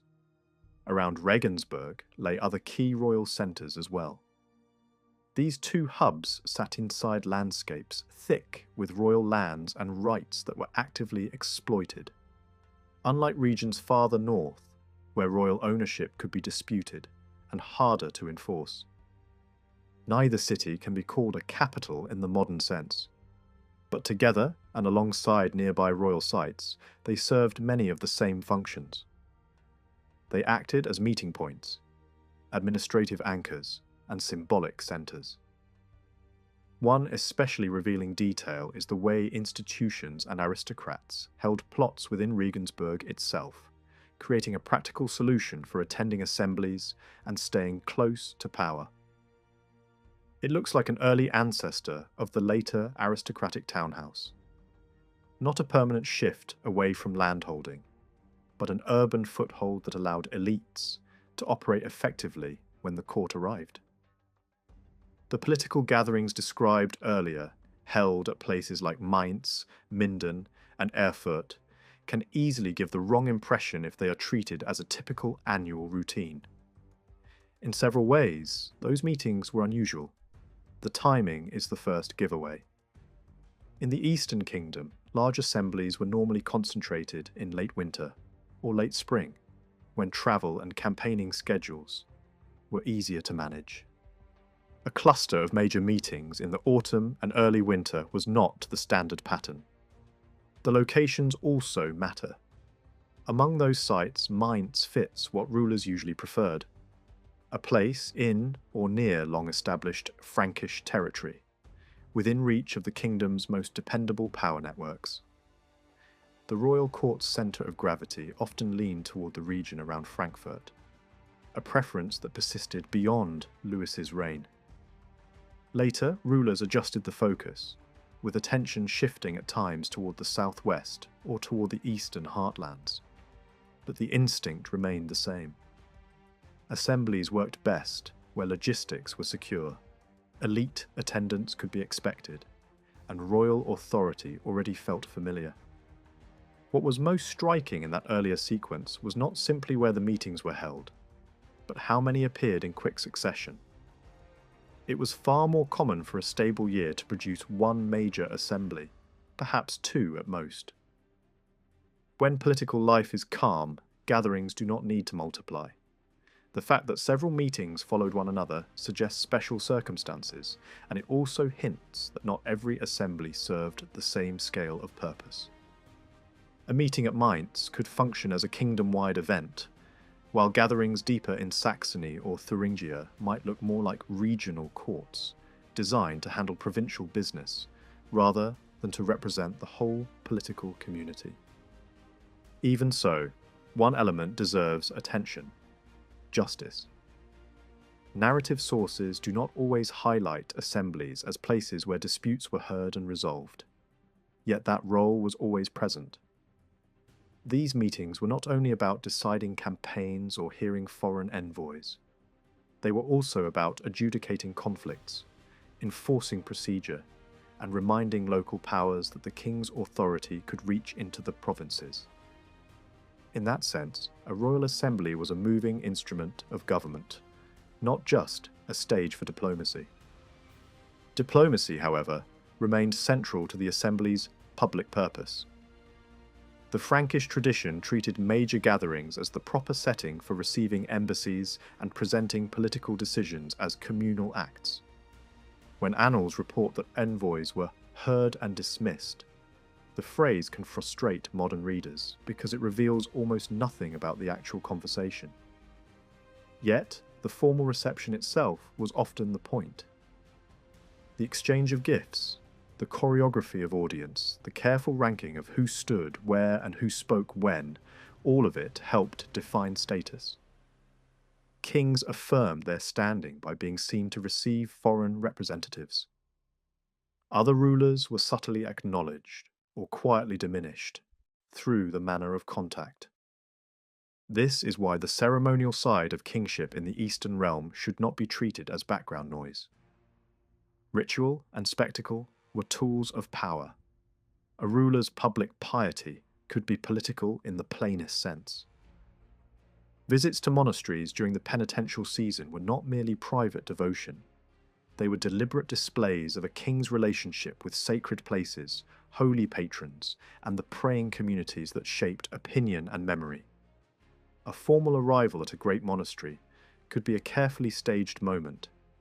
Processions, chants, calling on saints to protect the ruler and the army, a whole liturgical welcome that broadcast legitimacy. Contemporary observers sometimes describe the visual details with almost theatrical interest, and that is a clue. Clothing, bearing, armed retinues, even the way a king entered a church could act as an announcement of authority. Compared with the kingdoms to the west and south, the Eastern Kingdom can appear to have run with fewer written instruments and a lighter bureaucratic footprint. In the Western realm, royal law-making took on a renewed momentum later in the century, producing elaborate public decrees and wide-ranging administrative texts. In the East, far fewer royal legislative documents survive, and the flow of formal royal charters looks modest by comparison. If the record were taken at face value, the conclusion might be that Eastern government relied less on writing and more on face-to-face rule. That conclusion goes too far. The survival of documents is not the same thing as the use of documents. Even when major royal decrees do not survive in full, there are enough references to show that Eastern kings continued to issue written rulings and to confirm church decisions in ways that follow older, Frankish practice. A short procedural order described at a royal gathering fits perfectly with the sort of rulemaking found elsewhere, and it makes clear that kings did not stop producing normative decisions simply because fewer copies reached the present. Another clue lies in what was preserved and recopied. Collections of earlier Frankish legal and administrative texts continued to circulate and to be copied in the Eastern realm. Copying alone does not prove daily enforcement, but it shows sustained interest, and it suggests that the language of royal order still mattered to institutions that wanted to claim rights, defend privileges, or anchor disputes in recognized precedent. More importantly, the Eastern Kingdom was deeply literate in the practical sense that matters most for power: property, rights, and proof. Frontier commanders could send written reports to kings. Annals occasionally mention archives and the safeguarding of records. Monasteries and bishoprics preserved large bodies of written transactions, and the scale of what survives implies that what has been lost must have been even larger. Fires and disasters erased many early archives in some of the oldest urban churches, which means the documentary landscape that can be seen now is only a partial shadow of the original. The character of these documents is revealing. Many were not dramatic grant charters in the modern imagination. Often they were more like formal notices recording that a legally valid act had taken place in front of witnesses. Yet that distinction does not make them weak. Their very existence made them worth stealing, destroying, or falsifying. A compiler in one major ecclesiastical centre explained that records were gathered into a book to prevent loss through envy, theft, or manipulation. That is blunt evidence that writing had teeth. If rival parties believed that written proof could decide disputes, then writing had become a true instrument of power, even in regions far from the old Roman administrative centres.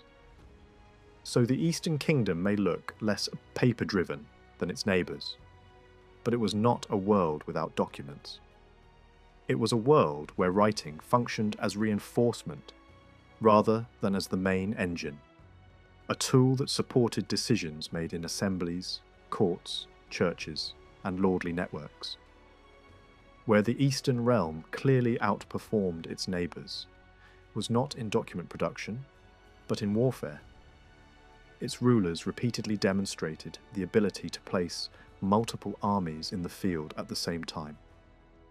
Campaigns could be run in parallel on different frontiers, especially against Slavic neighbours, and those operations did not necessarily collapse just because royal attention was pulled toward Italy or internal disputes. Even when ambitious ventures unfolded to the south, border pressure continued elsewhere. The Eastern Kingdom's military posture stayed active on several fronts at once. This strength was visible in another way. Major sea raiding did not penetrate deep into the interior for long periods. The coastlines of Saxony and Frisia remained vulnerable, but beyond them, the pattern of devastation seen elsewhere was less pronounced for decades at a time. That does not mean raids never happened, but it suggests stronger deterrence and faster response. Diplomatic dealings with Danish rulers also show a measure of leverage. When agreements were made over peace and the safety of merchants, they were negotiated from a position that did not look desperate. The difficulty is that the sources rarely explain why this military advantage existed. there is little sign of dramatic technological change. It does not look like a simple story of better weapons or revolutionary tactics. The advantage may have depended instead on stability, on the kingdom's ability to mobilize, on the coherence of leadership, and on the continued habit of organizing campaigns as part of the political calendar. Yet the same kingdom that projected strength outward was not a single seamless political body on the inside. The unification of multiple peoples under one crown did not erase older identities. Ethnic distinctions remained visible at gatherings and in armies. Groups were still described as Franks, Saxons, Bavarians, Alemanni, and that language was more than decorative. It mapped rivalries, expectations, and competing traditions of leadership. One expedition late in the century demonstrates this sharply. Forces drawn from different regions could fail to agree, and the absence of a king's physical presence could expose fractures in authority and cooperation. Legal traditions reinforced these divisions. Each major people had its own law, at least in principle, even if direct evidence for how often those legal codes were applied in daily practice is thin. The very scarcity of clear courtroom examples does not necessarily mean the laws were irrelevant. It may simply reflect the nature of survival and the fact that many legal decisions were local, oral, and recorded only when property or privilege was at stake. Regional terminology also mattered. Large areas were often spoken of as duchies or realms in the loose sense of provinces, long before any official division of the kingdom among royal sons. These words did not always imply a duke or a king ruling locally. Some leading figures carried titles that could be translated as leaders, especially in a military sense, but their authority was not yet the fully institutionalized, ducal power that later centuries would recognize. When the kingdom was divided among royal heirs, it followed these older ethnic lines. That fact is important. The division was not designed as a mathematical equalization of royal resources. It was shaped by peoples, regions, and the realities of who could command loyalty where. Below the level of these large regions, the structure becomes harder to describe cleanly. Border zones were often placed under marcher leaders, who combined local responsibilities with broader military command. Marches existed against Slavs in more than one direction, and frontier leadership could be concentrated in the hands of men whose status allowed them to coordinate other officials in wartime. Major battles show how dangerous these command roles were. Casualty lists sometimes include a leading marcher figure alongside numerous counts, churchmen, and royal followers, suggesting that these were not symbolic posts. They were positions on the front line of the kingdom's survival. At the same time, the older Carolingian practice of systematic supervision by travelling royal commissioners appears less visible in the Eastern realm after the early 9th century. That absence does not prove that oversight vanished completely. There are occasional signs of temporary envoys and special investigations, and very late in the century, there are still instances where leading officials assemble to act in the king's name in ways that echo older inspection models. But the machinery is thinner, and the routine presence of the king through a dense administrative web is harder to detect than it is elsewhere. That leads into one of the most debated questions. What exactly did counties and counts look like in the Eastern Kingdom? Normative texts from the wider Frankish world imply a tidy system of counties with defined borders and a count installed by royal authority. In the East, especially outside old Roman zones, reality seems messier. Latin terms often translate older local concepts, rather than preserving late antique structures. A territorial unit might contain more than one count, and a count might operate across several units. Even the title count may not always refer to identical functions in every region. Of all of these, more recent approaches of all of these, More recent approaches tend to resist overly elaborate schemes and return to a flexible core idea. Most men called counts were exercising public authority in territories that could, in practice, be recognized even if the borders and competencies were not always crisp. That flexibility is important. Medieval administration rarely begins from zero. Older patterns survive under new names. Authority can be layered rather than replaced. And even in later, better documented societies, local units often take centuries to stabilize. Still, the uncertainty itself tells a story. In the Eastern Kingdom, royal authority may have been felt less consistently through removable, centrally managed officials than in the West or South. Kings could punish and remove leading men, and they sometimes did. But appointment and control had limits. It was not easy to drop outsiders into top offices in regions with strong local identities. Saxon leadership tended to remain Saxon, Bavarian leadership Bavarian, and so on. The kingdom's rulers could be formidable at the frontiers, yet inside the realm their power could be uneven, filtered through local elites and regional rivalries. This begins to resemble the political style that later centuries would recognize more clearly. A powerful kingship that is strongest in war and diplomacy, but patchier in local administration. Underneath politics and war lay demographic and economic realities. The growth of Frankish power in the 8th century had been driven by conquest, tribute, and the distribution of gains. That pattern continued, but it also depended on a broader recovery in population and production after earlier shocks. From the later 7th century onward, population appears to have risen again. Even a cautious estimate yields a realm that remained sparsely populated by modern standards, with large tracts of forest and only a fraction of total land under cultivation. Archaeology shows small villages, though the sample is biased because many excavated sites are places later abandoned. Evidence points in two directions at once: pressure on land that encouraged expansion into new areas, and pressure on labour that encouraged coercion, raiding, and incentives to draw peasants into new holdings. Production rose, but it is difficult to prove that output per person rose dramatically. Much of the increase may simply reflect more people working more land. Claims of a sudden agricultural revolution in this period remain hard to sustain. Some innovations may have spread unevenly, but the evidence does not compel a story of sweeping transformation. Yield ratios appear low by later standards. A harvest that triples or quadruples the seed sown may sound adequate, but it leaves a narrow margin once seed is saved for the next year and obligations are met. It is a precarious balance, and it helps explain why political stability mattered so much. A few bad seasons, a raid, or a forced levy could tip communities into crisis.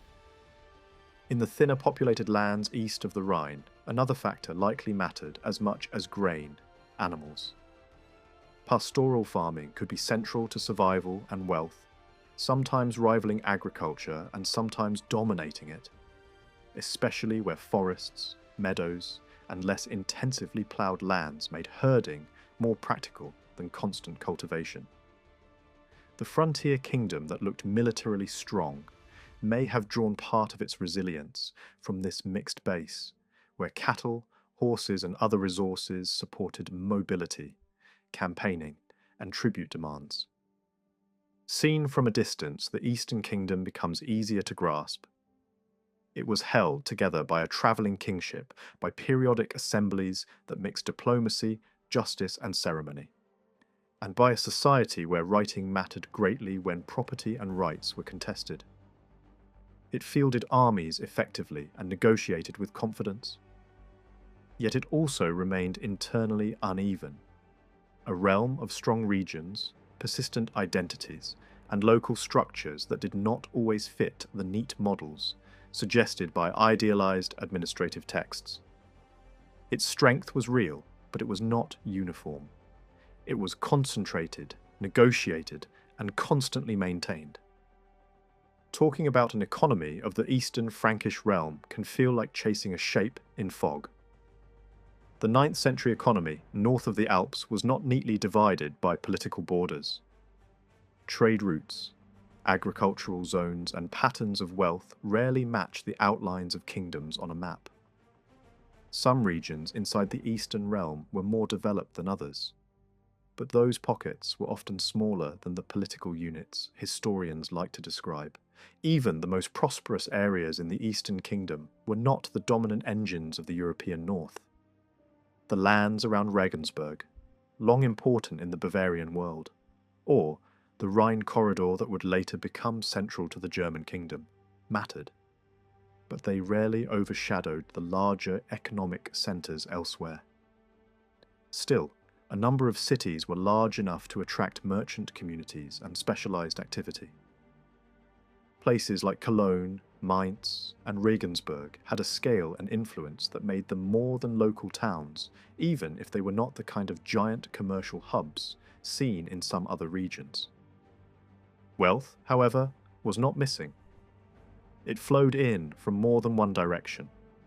Tribute from Slavic neighbours contributed to elite resources, and beyond tribute there was a steady current of exchange with Eastern Europe. That trade was important enough to be supervised, taxed, and funneled through controlled routes. Rulers did not build frontier controls for decoration. They did it because traffic was real, and because the flow of goods was worth capturing.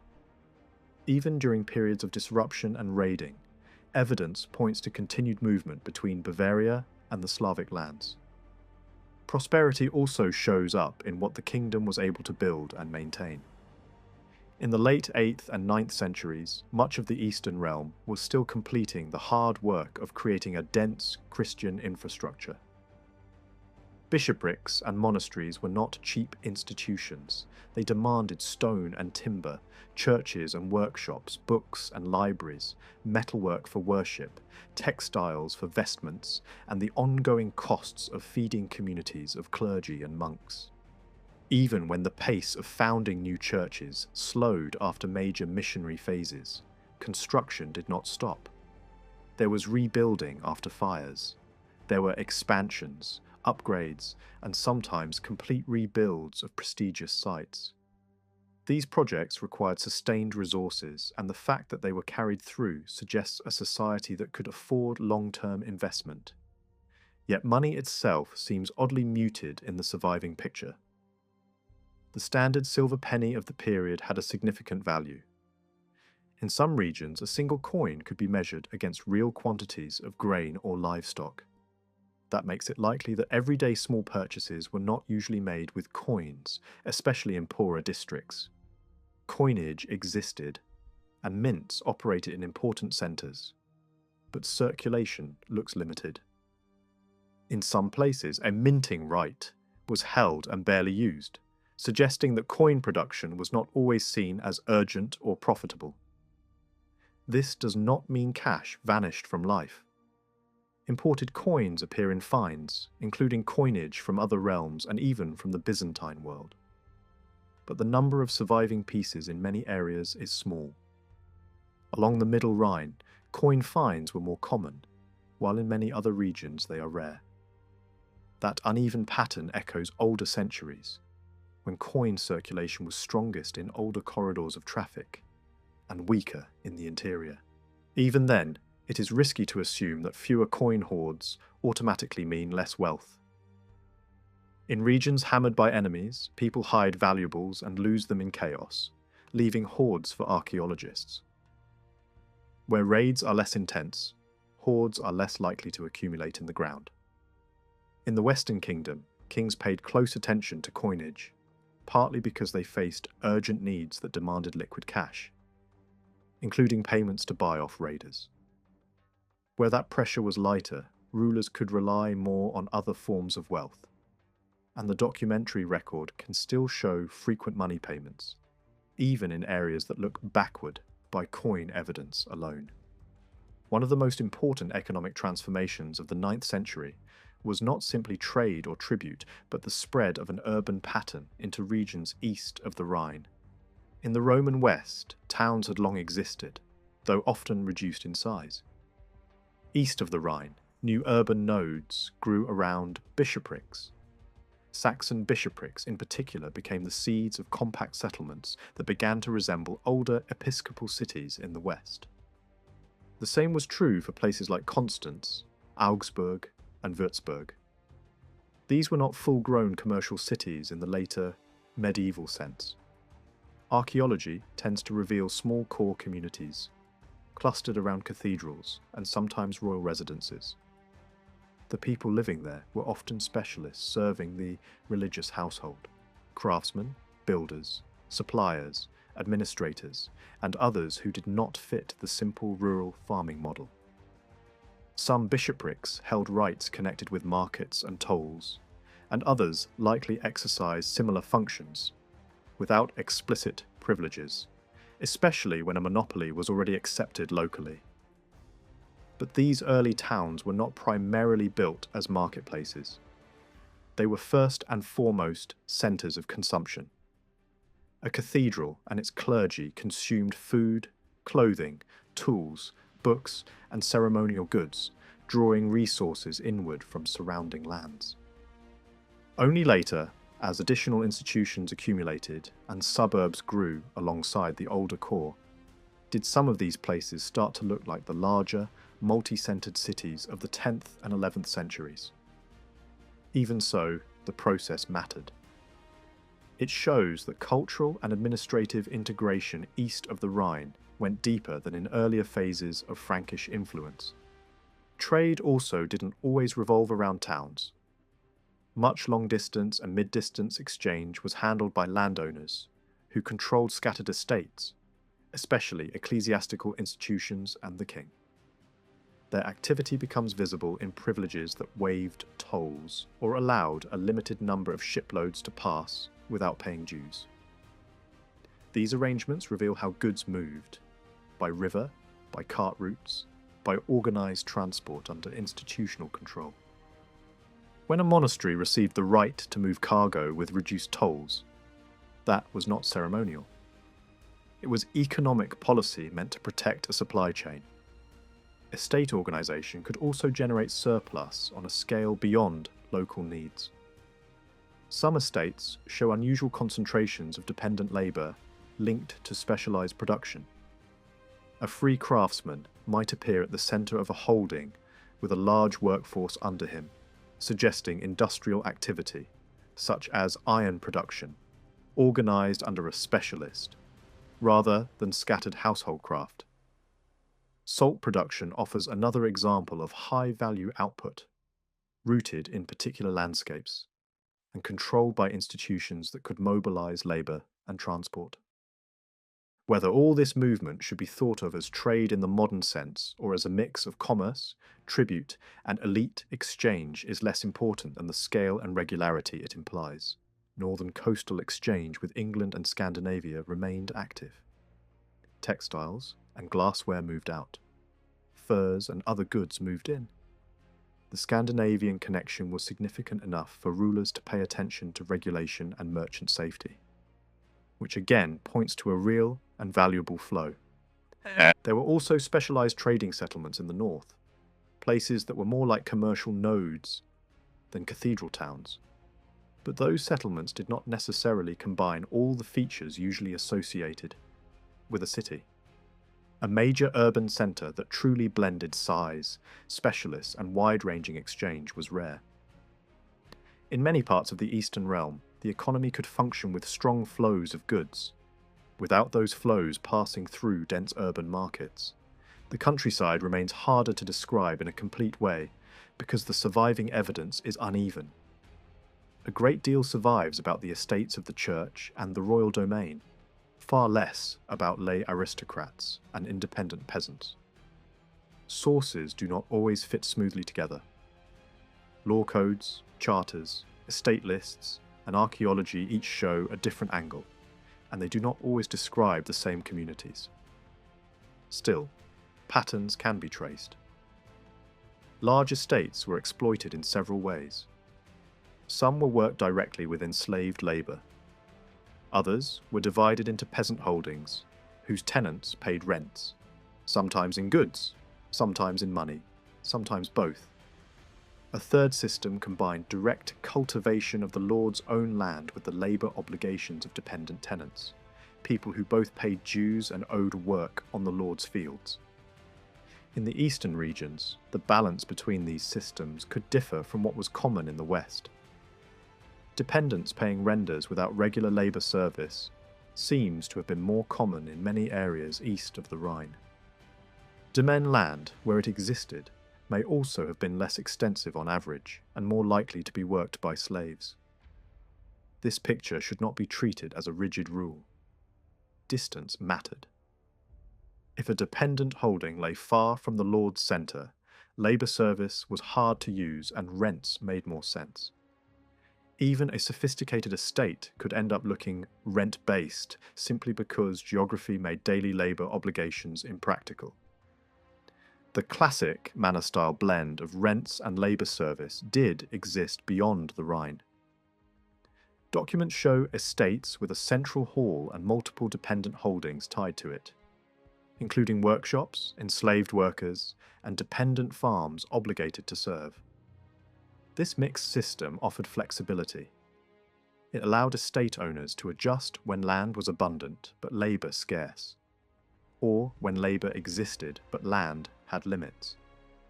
It also made it easier to absorb smaller independent farmers into dependents, turning formerly free households into tenants, obligated to perform work.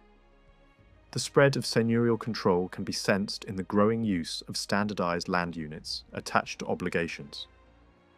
Terms for a family-sized holding increasingly carried the implication that service was due, not just rent. The details varied, but the broader direction is clear. Many people who were once independent were pushed or pulled into relationships where protection, legal pressure, and economic vulnerability turned freedom into dependence. There were several paths into that downward slide. Debt and poverty could do it, especially when public burdens weighed heavily. Military obligations, court attendance, fines, and the cost of disputes. Bad harvests could do it too. Protection could also be a trap. A small farmer might surrender land to a powerful lord, receive it back as a tenancy, and agree to labour services in exchange for safety. The price was lasting subordination, paid in work and dues. Justice itself became a powerful lever. Great landowners dominated courts of different kinds. County courts mattered, but so did private courts on estates, and so did immunities that carved out zones where the count's reach was limited. At first, immunity meant relief from public demands. Over time, it increasingly meant control over justice. A lord could run courts, collect fines, and police the population within protected lands. Even when serious criminals were handed over to public authority, the lord often controlled arrest and local enforcement, which kept dependents under tight supervision. The records preserve sharp moments where courts decided status disputes. Charters sometimes record judgments declaring that a person, a family, or a whole group was unfree despite claims to freedom. These decisions mattered because status determined what could be demanded. Labour service, rents, movement restrictions, and the power of a lord over marriage and inheritance. Once a court ruled, resistance became far harder. Slavery also remained important, and its persistence is not difficult to explain. The Eastern realm had better access to slave supplies than many Western regions, partly because of proximity to Slavic borderlands and the trade routes that fed human beings into elite markets. Over time, the very word for slave in parts of the region shifted toward a term tied to Slavic origins, reflecting how strongly the frontier shaped labour supply. Along some border zones, Slavic communities were left in place and made to pay rents, their internal life continuing under new overlordship. This created another layer of dependency that did not always look like classic manorial organisation, but still delivered resources to elites. Lower population density also mattered. Where land was less crowded, the pressure to squeeze maximum productivity out of every acre could be weaker. In such conditions, older forms of exploitation and the continued use of slaves could remain viable for longer. None of this makes the Eastern economy weak. Less monetized does not mean lifeless. A clear sign of vigor is land clearance and expansion. In central Germany, large clearance appear organized by aristocratic groups, with major tracts brought into use and then transferred to powerful institutions. Along the Danube and its tributary valleys, churches played a leading role in organizing new settlement and cultivation. Elsewhere, clearance patterns differed. In Saxony, expansion happened but seems more limited in some regions, a sign that herding and mixed economies remained strong after conquest. In parts of the southwest, colonization was less intense, perhaps because the institutions that could organize it were fewer or weaker, and because the large royal resources that drove frontier development elsewhere were not as dense. Estate names in documents do not always match the reality of settlement. A single estate could include many villages and farmsteads, administered from a central place where dues were collected and where the lord's core lands lay. Multiple lords could hold land in the same village, and a single lord could manage a wide spread of holdings as one unit for administrative convenience. This kind of structure made it possible to pool resources from a broad landscape into a central node, even when the population lived in scattered communities. At the bottom of society, differences in status remained sharper in the East than in some Western regions. Slaves, dependent tenants, and impoverished free people could live side by side, and the boundaries between them could shift. The society was not organized as a rigid caste system in most places. Social barriers were real, but they could be crossed, sometimes through marriage, sometimes through misfortune, sometimes through a lord's decision. Church councils in different regions complained about mixed status marriages, which implies both that such unions happened and that communities could be uncertain about status until conflict arose. There are hints of resistance, but open rebellion was rare and usually localized. When dependent groups rose, the response was typically swift and brutal. More common was slower resistance. Flight, evasion, refusal, delaying tactics, or collective sworn associations. Authorities repeatedly condemned secret associations, and the target was often the dependent population, people trying to defend themselves through solidarity. Religious teaching played a role in stabilizing this order. Writers emphasized obedience, framed hierarchy as a moral duty, and treated social peace as part of Christian discipline.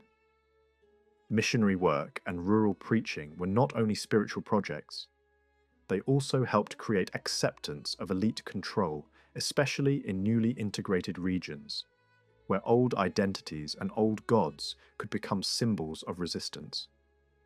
The result is a picture that is neither a simple market economy nor a frozen barter world. It is a landscape of tribute and trade, building and rebuilding, expanding settlement, mixed labour systems, and persistent social pressure. The Eastern realm may not have matched the most advanced zones of the European North, but it had depth, momentum, and the resources to sustain institutions, armies, and long-distance connections. The elites were not riding blindly toward collapse. Control was possible, but it demanded attention, enforcement, and, when challenged, the willingness to use force. After the partition of the Frankish world, church life in the Eastern Kingdom began to mirror the kingdom's own political trajectory. Older habits of a shared Frankish identity, did not vanish overnight. Clergy from the eastern lands still sometimes appeared in gatherings across the border, and books, letters, and ideas continued to travel. But the gravitational pull of the new political reality was strong. Before long, a distinctly Eastern church emerged, shaped less by an older imperial framework and more by the practical boundaries of the realm it served. This new sense of unity formed around the kingdom itself.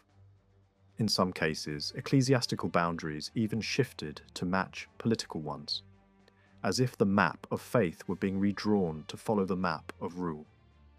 Elsewhere, older church loyalties remained stubborn. Certain northern bishoprics that might have been expected to look west continued to show up at eastern meetings instead. The result was not a clean break, but a steady realignment, with the Eastern Church increasingly thinking of itself as a collective body tied to the Eastern King's sphere. Major church gatherings did happen, though not as often as in the Western Kingdom. They were not random events either. Their locations tell a story. Councils tended to meet in the core Frankish zone around the Rhine and Main, the same heartland where royal assemblies most commonly took place. Even when the kingdom contained large Bavarian, Alemannic, and Saxon regions, the main stage for public decisions, both secular and ecclesiastical, was usually the central corridor where royal power, great cities, and established bishoprics were densest. These meetings were typically called by the king, but the king did not always appear as a visible participant inside the proceedings. The Eastern realm maintained a clearer separation between a church synod and a secular gathering than was common farther west. The bishops met, debated, and issued rulings in their own space, while royal authority hovered above the process, rather than dominating it in person. Leadership within these councils often fell to the leading archbishop of the Eastern Kingdom, especially the figure based at Mainz. Yet even that leadership had limits. Titles could suggest sweeping authority, but local rivalries were real. Outside his own immediate sphere, a primate had to negotiate pride, jealousy, and competing traditions. That reality shaped attendance. Some provinces showed up irregularly. Others were underrepresented. And that means many of these councils, even when they mattered for the whole kingdom, carried the practical flavour of regional meetings, centred on Mainz and its allies. Above the level of these gatherings, the Eastern Church had relatively little appetite for strong outside oversight. Compared with the Western Church, it kept greater distance from the papacy. Rome was respected as a sacred centre and as a source of relics and prestige, but the Pope was not consistently treated as a daily judge who could reach into the Eastern bishoprics and govern their internal disputes. When papal letters did reach Eastern bishops, they were not always received as commands that had to be obeyed. This contrast becomes clearer when looking westward and southward. In other Frankish realms, the 9th century saw fierce conflicts over appointments, removals, and royal influence in bishoprics. Popes intervened more aggressively. Legal theories developed that strengthened papal authority and gave church law a sharper edge in political struggles.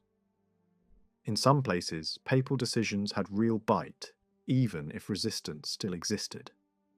In the East, the same currents were known, but they made far less impact on day-to-day governance. Even when Rome threatened suspensions during church conflicts, tied to frontier missions, Eastern bishops did not necessarily treat those threats as binding. Yet the gap between churches should not be exaggerated. The Eastern and Western churches were not sealed off. Manuscripts crossed borders. Reform ideas circulated.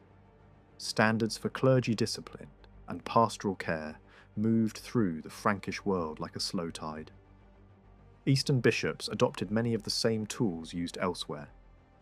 They issued written instructions to their parish clergy, laying down expectations for conduct. Worship teaching and the enforcement of church rules among ordinary people. These episcopal directives were not invented in isolation. Eastern churchmen copied, adapted, and sometimes directly borrowed from texts produced in other regions. The influence is visible in how church rules are phrased and in how closely the concerns match. Priests should be sober and disciplined. Worship should follow correct forms, and the laity should be guided into Christian practice through repeated teaching. One detail reveals how practical these reforms could be. Bishops frequently insisted that local priests must keep a minimum stock of books at their churches, not for ornament, but for instruction and liturgy. Estate inventories sometimes list these books as valuable, movable goods belonging to local churches, alongside other precious items. That suggests that reform was not only a paper exercise. It shaped what was expected on the ground and what institutions considered worth recording and protecting. Even so, the Eastern Kingdom remained unevenly Christian in its everyday structure. The existence of bishops' written rules presupposes parishes and parish priests, but large parts of the realm did not yet have a dense parish network. In older and more settled regions, core Bavaria, parts of the West, and long integrated zones, parish life could be assumed with more confidence. In newly absorbed or less developed regions, the picture was different. In Saxony, Frisia, Thuringia, and several frontier zones, conversion was still in motion deep into the 9th century. There, the monastery remained a decisive engine of Christianization, sometimes more important than parish clergy and sometimes more visible than episcopal structures. This also affected church income. In areas where parish organisation was thin, tithes could not easily be routed through a stable parish system. Instead, major monasteries sometimes received substantial rights to tithe income, effectively funding missionary work and church building in regions still being absorbed. Later generations of bishops often tried to reclaim these revenues, which led to disputes that show how valuable they were. But the original logic was straightforward. The missionary frontier needed resources before it could support itself. Church administration also remained fluid. Dioceses did not always have hard borders in the way later centuries would assume. Some were immense in scale, and bishops could not physically reach every corner regularly. To deal with that, auxiliary bishops sometimes appeared, delegated to perform key rites, consecrating churches, confirming the young, and maintaining sacramental life in places the bishop could not easily visit. That improvisation is another marker of a church still building its local infrastructure. For all the energy invested in converting people inside the kingdom, the Eastern Church did not consistently push outward beyond its borders. There were missionary efforts in the southeast, continuing older Bavarian traditions, and there were occasional initiatives aimed at neighbouring peoples. But farther north and east, large-scale missions left surprisingly little trace in this century. Attempts to convert Scandinavia had begun earlier and produced famous figures and bold plans, yet severe shocks, especially the destruction of a key northern centre, undercut momentum. What remained was an institution that held large ambitions on paper, with a grand geographic vision, but with limited practical influence in the 9th century itself. One striking feature of the Eastern Church in this period is how quickly its bishoprics turned into serious powers. Many of these sees had been founded or reorganized not long before, yet within a few generations they were wealthy enough to act like major players. That wealth was not abstract. It was land, rights, rents, and labour. It was the ability to support armed followings and to travel with retinues. This was a church that did not always hide behind spiritual language when the kingdom went to war. Bishops and abbots could and did appear as organisers of defence and as leaders in campaigns. Some died on expeditions or in battles. Others became central figures in mobilizing resistance against raiders. Such episodes show that these institutions had moved beyond fragile missionary outposts. They had become landed powers integrated into the kingdom's military and political life. Much of the evidence for early church wealth has been lost, especially for major sees whose archives suffered destruction over the centuries. Still, enough survives to show that important bishoprics and monasteries did not merely own land in their immediate neighbourhoods. Their possessions could be widely scattered. Great houses held estates across regions, sometimes far from their own cloisters. This scattered wealth provided resilience and influence, tying distant communities into a single institutional network. Appointments to bishoprics reveal another transformation. In the 8th century, especially in recently Christianized areas, bishops were often missionary figures, sometimes foreigners, and their sees were still being built into centres of power. By the 9th century, a different pattern appears. Aristocratic families began to place relatives into bishoprics and hold influence over particular churches across generations. A few sees show long runs of related bishops, almost as if an episcopal house had formed. Other bishoprics and monasteries fell under the sway of founding families connected to earlier missionary work, creating local dynasties of ecclesiastical leadership. The royal court also mattered. The king's chapel, a circle of clerics serving royal worship and administration, became a pipeline into major church offices. Men who served close to the king could later become abbots, bishops, and leaders of important institutions. Court service and local aristocratic power were not opposites. Often they overlapped. Some bishops belonged to prominent families and were also close advisors to kings. Royal appointment remained decisive in many cases, meaning the Eastern episcopate was shaped at the level of the whole kingdom, rather than being locked into purely provincial patterns. Saxony offers a clear window into how the church took root. Many Saxon bishoprics grew out of monastic foundations. Alongside them, influential monasteries and women's communities appeared, serving as both spiritual and social centres. Elsewhere, particularly in Bavaria, the 9th century did not see the same flood of new monastic foundations as earlier decades had. That does not automatically mean religious decline. It may reflect the simple fact that foundations cannot multiply forever at the same pace without draining the donor class and fragmenting resources. Older monasteries continued to receive gifts and endowments, and entering a monastery could come with a price. Noble entrants often brought property, rights, or revenue as a form of institutional dowry. Over time, many small proprietary foundations tended to drift toward larger structures of control. If a founding family weakened or died out, a monastery might be absorbed into a bishopric's orbit, or drawn under royal protection. In other cases, less successful foundations were swallowed by larger and more stable houses, becoming dependent cells rather than independent centres.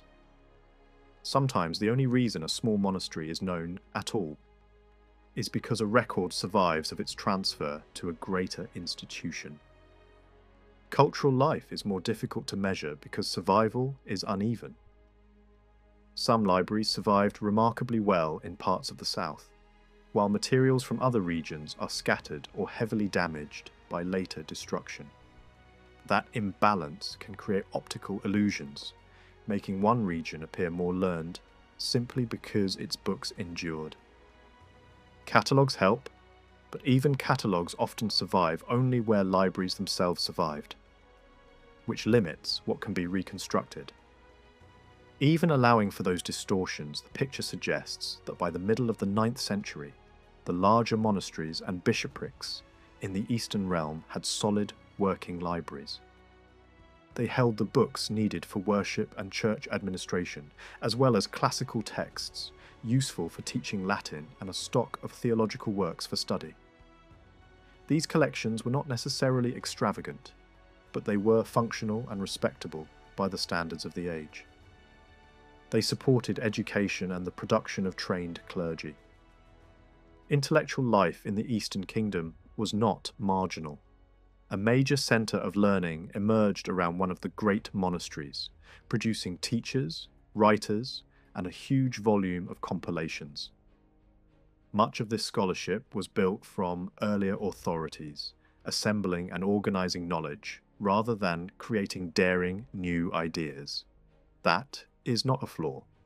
In a young or expanding church, the ability to collect, teach, standardise and transmit learning is itself a major achievement. At the same time, the Eastern Church played a smaller role in the era's most intense theological and political debates.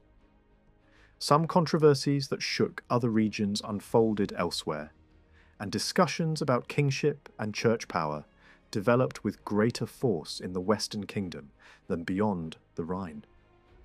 Only occasionally did the Eastern bishops step into wider doctrinal confrontation, and even then it tended to be at the prompting of outside pressure rather than internal initiative.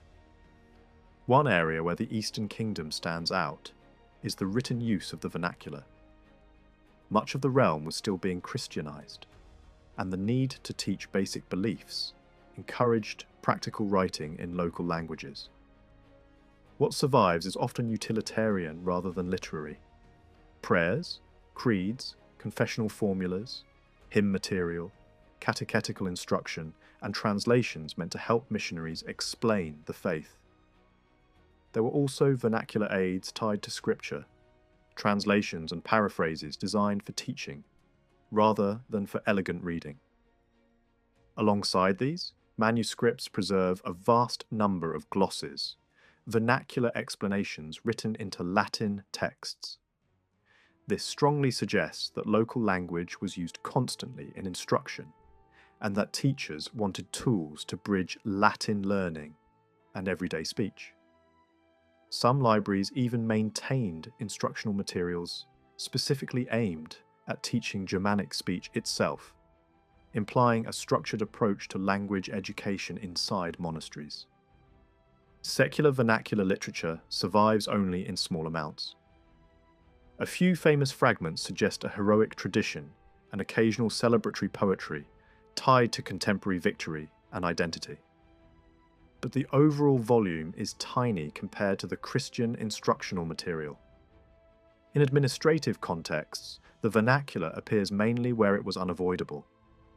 Oaths, boundary descriptions, or isolated terms where Latin did not easily capture a local institution. This reveals the character of literacy in the Eastern realm. Local language writing existed and mattered, but it did not become a normal tool of governance in the way it later would in other settings. Latin remained the dominant language of administration, law, and historical record. The vernacular was the language of conversion, teaching, and practical explanation, the bridge between elite religious structures and ordinary people. Taken together, the 9th century Eastern Church looks like an institution, rapidly consolidating. It is increasingly organised around the kingdom's political core, less tightly bound to Rome than some neighbouring churches, energetic in internal Christianisation, and strong enough to act as a landed power with military weight. Its learning is broad and serviceable, with a noticeable emphasis on teaching and transmission. And in the background, the ongoing work of conversion shapes everything, from the distribution of income to the choice of language used to explain the faith.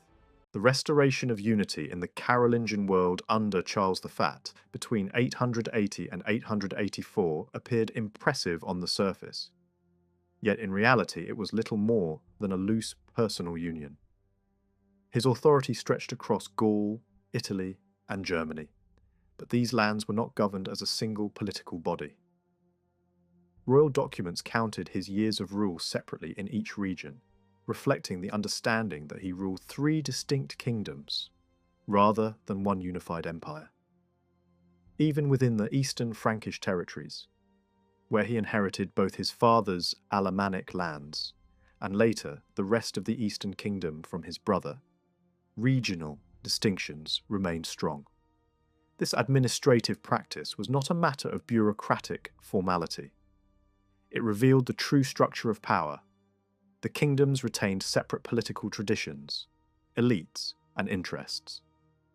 Each region preserved its own identity and leadership circles, and Charles governed them individually.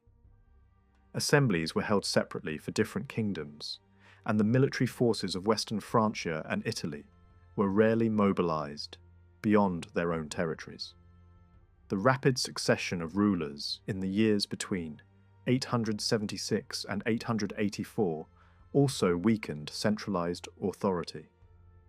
Political communities increasingly acted independently of royal direction. In Western Francia, the aristocracy had already learned to negotiate collectively with earlier kings, and this pattern continued even when Louis the Younger attempted an invasion at the end of the 800s and 70s. The same regional nobles later invited Charles the Fat to take power in 884, demonstrating that royal authority depended heavily on aristocratic consent.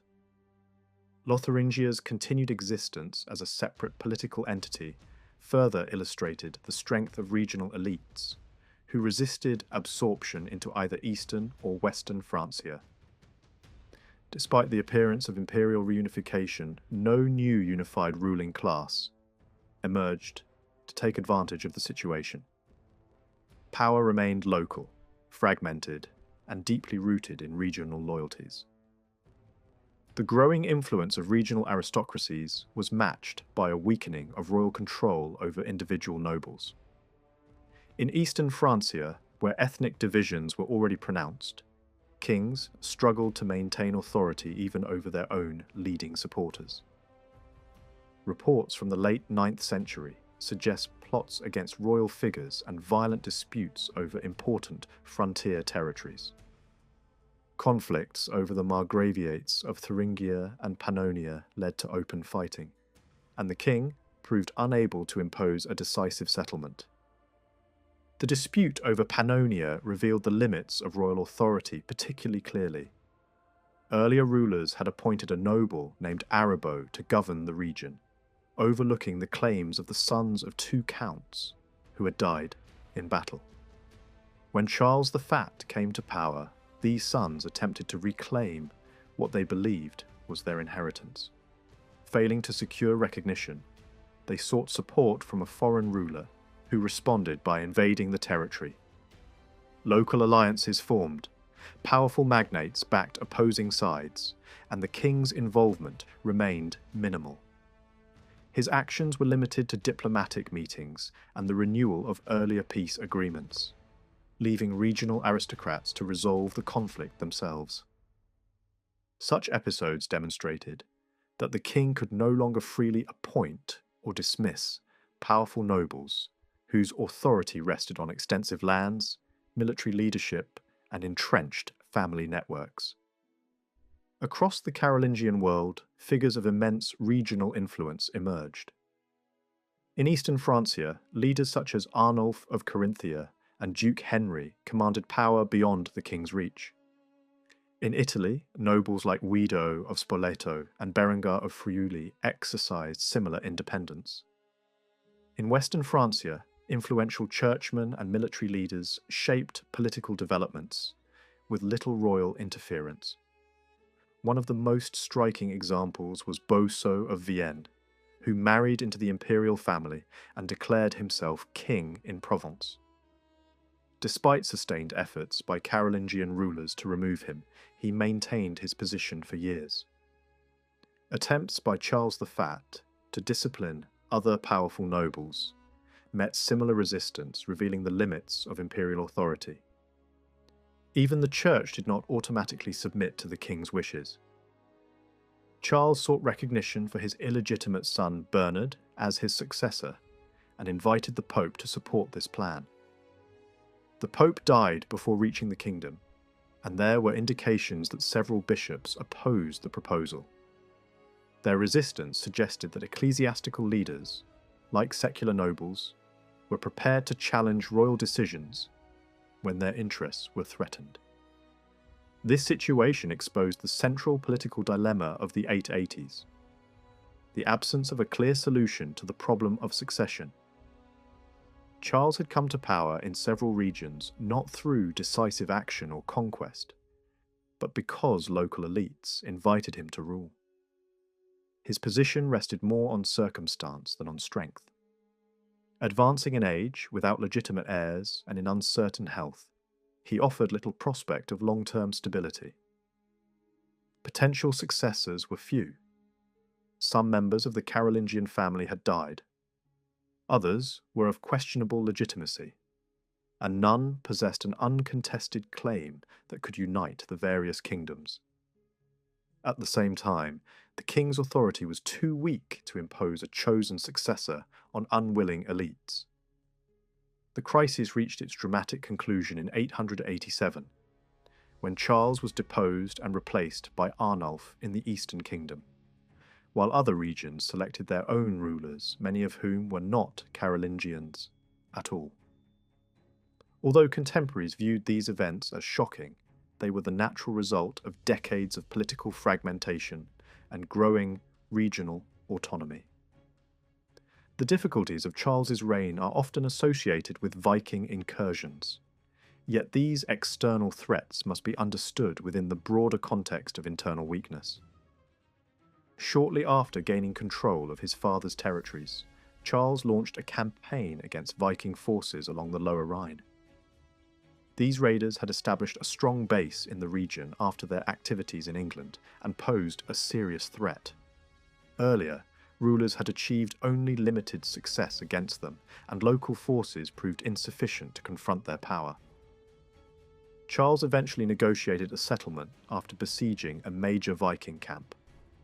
One of the Viking leaders accepted baptism, received lands, and entered Carolingian service, while another was paid a large tribute to withdraw.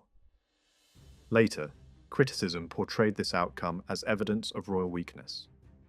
But contemporary observers did not necessarily share this view. Similar strategies had been employed successfully in the past, and the arrangement temporarily reduced the immediate threat. In eastern regions, coordinated defense efforts led by local leaders achieved a measure of success against further raids.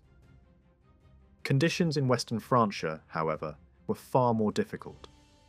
Although Charles accepted the kingship there, he devoted limited attention to its defense. Viking forces exploited internal instability, demanding tribute and eventually advancing along the Seine to besiege Paris. Efforts to relieve the city ended in failure, and Charles was forced to negotiate another payment. This episode damaged his reputation more severely than earlier compromises, yet his primary base of support lay in the Eastern Kingdom, where his fate would ultimately be decided. Signs of political crisis appeared openly in 887, when Charles was compelled by his own supporters to dismiss his chief advisor and replace him with another figure.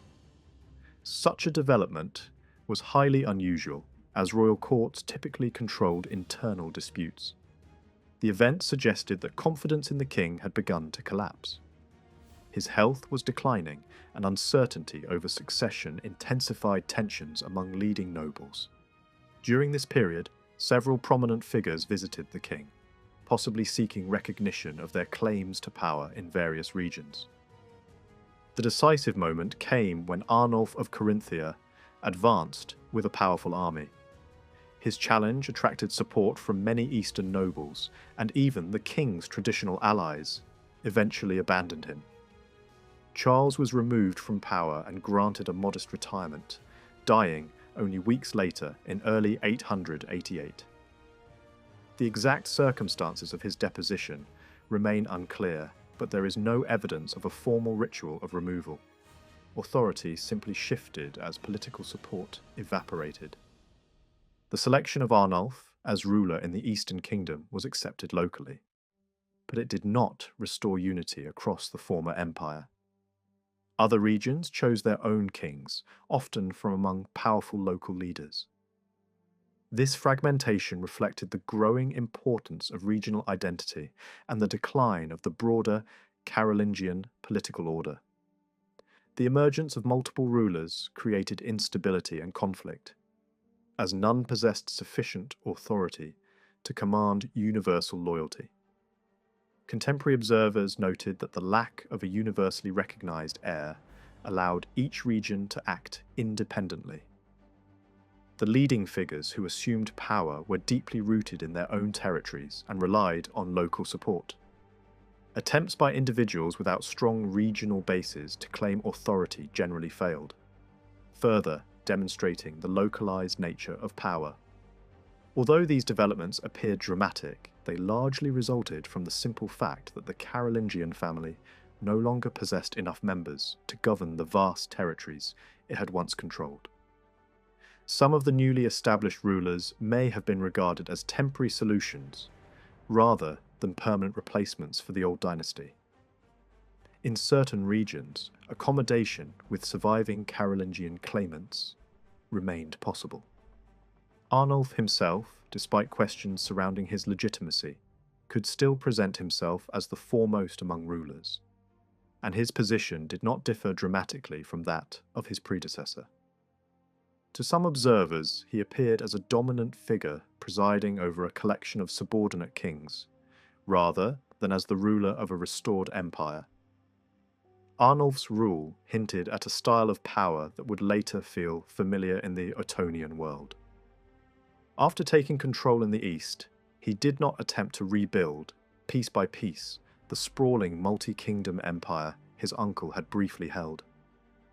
The political conditions that once allowed a ruler to be invited into a neighbouring kingdom had changed. Charles the Fat had been offered crowns beyond the east because other realms still hoped a Carolingian could hold things together. By the time Arnulf rose, leading men in those same regions had discovered they could choose one of their own, and once that door was open, there was no realistic path for Arnulf to inherit rule peacefully across the former imperial lands. Force was not a practical alternative either. He did not command the kind of unified military machine that could impose a single policy everywhere. So he pursued a flexible strategy, adapting to each region rather than trying to fuse them into one. In the West, he declined the crown when it was offered to him in 888, and never seriously returned to the idea. Instead, he treated the kings there as if they stood beneath his shadow without actually trying to replace them. Odo, chosen by Western nobles, and later Charles the Simple, a Carolingian who had earlier been pushed aside, were handled as rulers who might be acknowledged, managed, and influenced, rather than absorbed. Arnulf even assisted Odo's public standing by providing a crown for his coronation. This was influence without direct takeover, a way of asserting seniority while accepting that the West would remain politically separate. Where Arnulf showed more determination was in the lands of the old Middle Kingdom, especially the corridor of territory that had long been contested between East and West. The leading men there had not driven Charles the Fat from power, yet Arnulf behaved as if authority over the whole region belonged to him by right. Rival claims quickly made this clear. Rudolf of Burgundy, for example, initially reached toward that central zone, and Arnulf's hostility toward him can be read as a response to that ambition. A meeting late in 888 seems to have produced a settlement. Rudolf likely stepped back from his wider claim and accepted a subordinate relationship for what he still held. Yet the tension did not simply vanish, and armed pressure continued into the early 890s. At the same time, Arnulf backed a different claimant, Louis of Provence, a former rival to Arnulf's rise, and helped elevate him. Ceremonial approval and symbolic grants were used as tools of politics, even when the territories involved could not actually be delivered on the ground. It was a pattern that reveals how overlordship could be claimed even where direct control was weak. Italy became another testing ground for this approach. Arnulf supported Berengar of Friuli, drawing him into a dependent relationship, and positioned him against Guido of Spoleto. For a time, Arnulf could do little more than endorse and threaten from afar, but by 894 he crossed the Alps and broke Guido's base of power. After Guido's death, Arnulf returned again, this time pressing all the way to Rome, where he received the imperial crown from the Pope. The move reshaped alliances. Berengar, once the favoured partner, had reason to resent an emperor who could now claim senior authority in Italy itself. The overall pattern is clear: limited, direct intervention in the West, heavier guidance through local strongmen in the central lands and Italy, and an attempt to stand above the remaining pieces of the old imperial world, without trying to govern every piece personally. It was not the restoration of a single empire. It was domination through tiers of loyalty. At home, Arnulf's reputation rose sharply after a major victory over Viking forces in 891. The result was immediate. Large-scale Viking attacks on his core territories effectively ceased, aside from occasional trouble in the borderlands. Even Western Francia experienced a decline in raids after that point. Yet internal politics proved harder to settle than external threats. Arnulf's first serious challenge came from Alemannia. Charles the Fat, as he surrendered, had commended his illegitimate son Bernard to Arnulf. But that did not remove Bernard as a symbol around which resistance could gather. In 890, a substantial uprising broke out, involving prominent regional leaders and major church figures. The exact goal is uncertain. It may have aimed to remove Arnulf entirely, or to carve out a restored Alemannic realm for Bernard. What is visible is the reluctance of the region to accept the new order. The Alemans even refused to join Arnulf's Viking campaign in 891. Only after Bernard's death, around 891 or 892, did the balance shift. From that point, Alemannic forces appear cooperating with Arnulf and supplying troops for his operations. Relations with Saxony were calmer, but distance remained. Arnulf seems to have been on workable terms with the leading Saxon duke, Otto. Yet the king rarely entered Saxony, and Otto rarely left it. The picture is one of mutual recognition rather than close integration. In central regions of the kingdom, Arnulf relied on relatives and allies connected by marriage ties, granting them strategically important marches and bishoprics. Some of these men held offices that made them potential rivals to other powerful families, and not all could hold their positions securely. Still, even with a travel pattern focused mainly on Bavaria and Franconia, Arnulf's authority was acknowledged broadly. Charters and privileges were sought by recipients from across the kingdom, including Saxon, Alemannic, and Lothringian interests, and many people were willing to travel to the king's court to obtain them. That fact alone shows the continuing value of royal recognition. Even when the king was not physically present in a region, his approval carried enough weight to justify the effort. Church activity was prominent at the start of Arnulf's reign, with major councils convened and bishops discussing the ideals of kingship, peace, and order. Yet it would be misleading to imagine a simple alliance of king and clergy against the lay nobility. During the crisis that removed Charles the Fat, bishops were strikingly quiet, and later, church assemblies did little more than express hopes for stable leadership. Ecclesiastical support was useful, but it was not the foundation of Arnulf's power. He ruled within the Eastern Kingdom much as earlier rulers had done, balancing families, offices, and regional interests, and relying on the practical authority that came with being recognized as king. Even so, the limits of that authority were exposed well before Arnulf's health collapsed after a stroke in 896. Bavaria, in particular, offered a harsh lesson. An old political enemy retained a key march command after 888. By 893, Arnulf felt strong enough to reshuffle parts of that command in favour of a man he had previously supported. But the appointee acted aggressively toward the leading Bavarian elite. The response was swift and revealing. The man was seized at the royal centre itself, judged by his enemies and blinded without being brought before the king for a proper hearing. A purge followed against his relatives.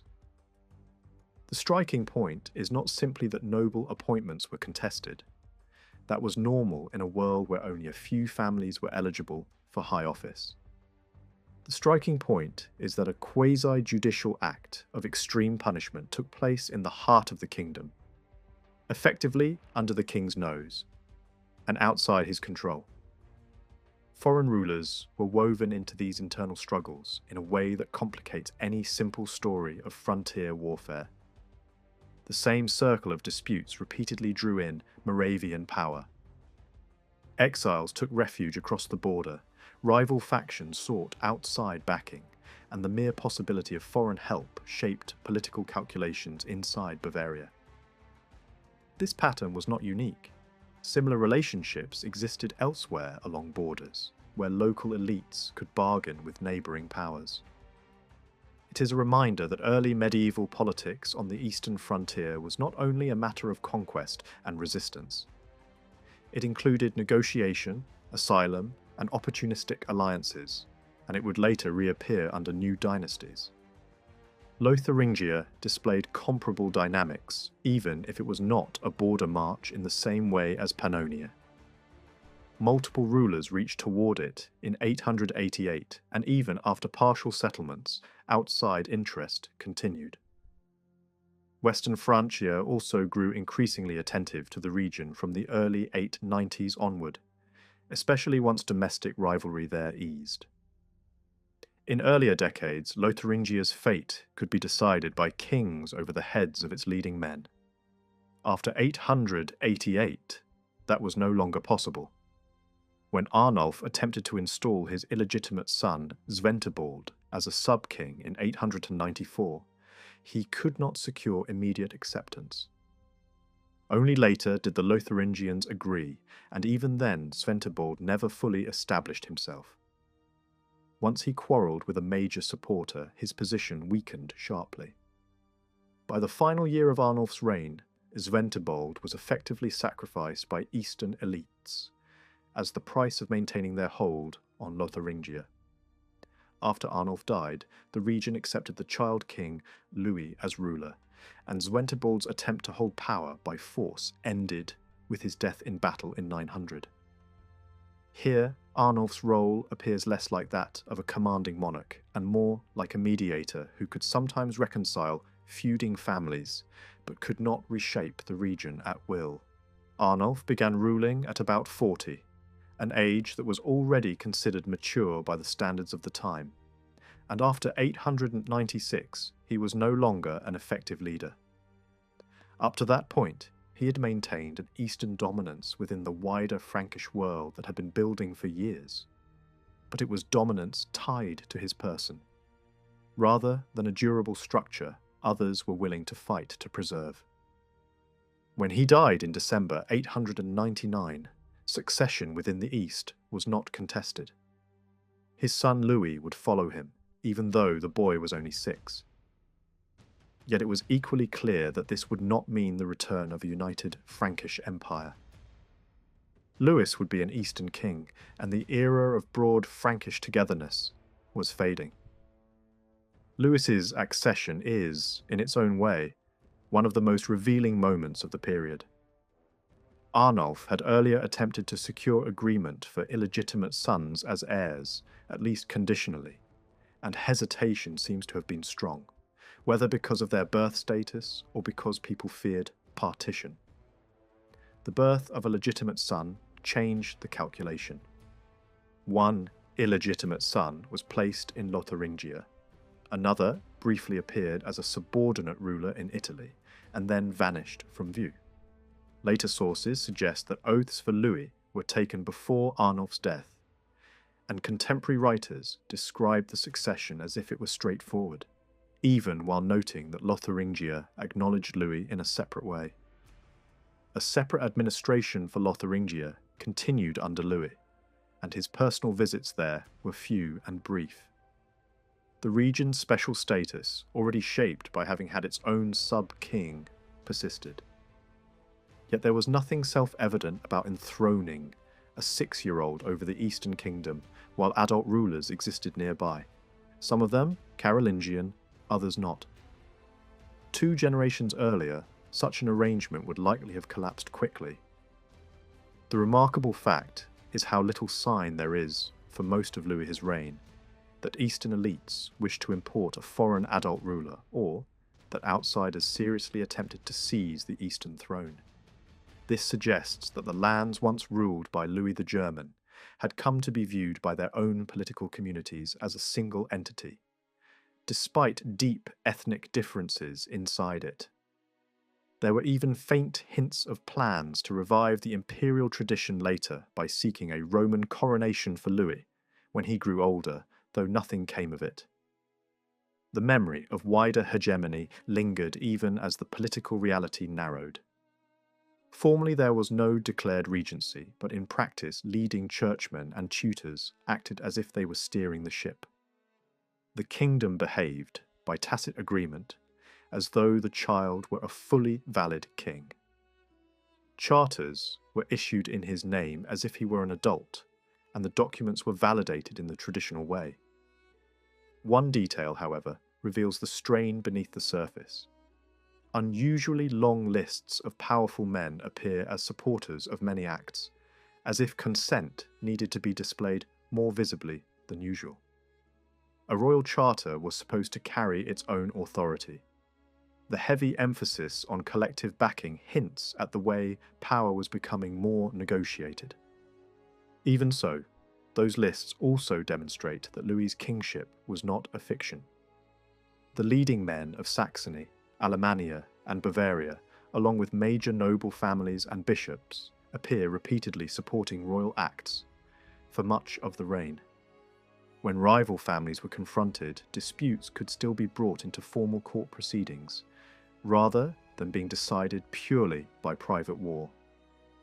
Only near the end, after major defeats by Eastern raiders, and as Louis's health failed, does the kingship seem to lose some of its cohesive force.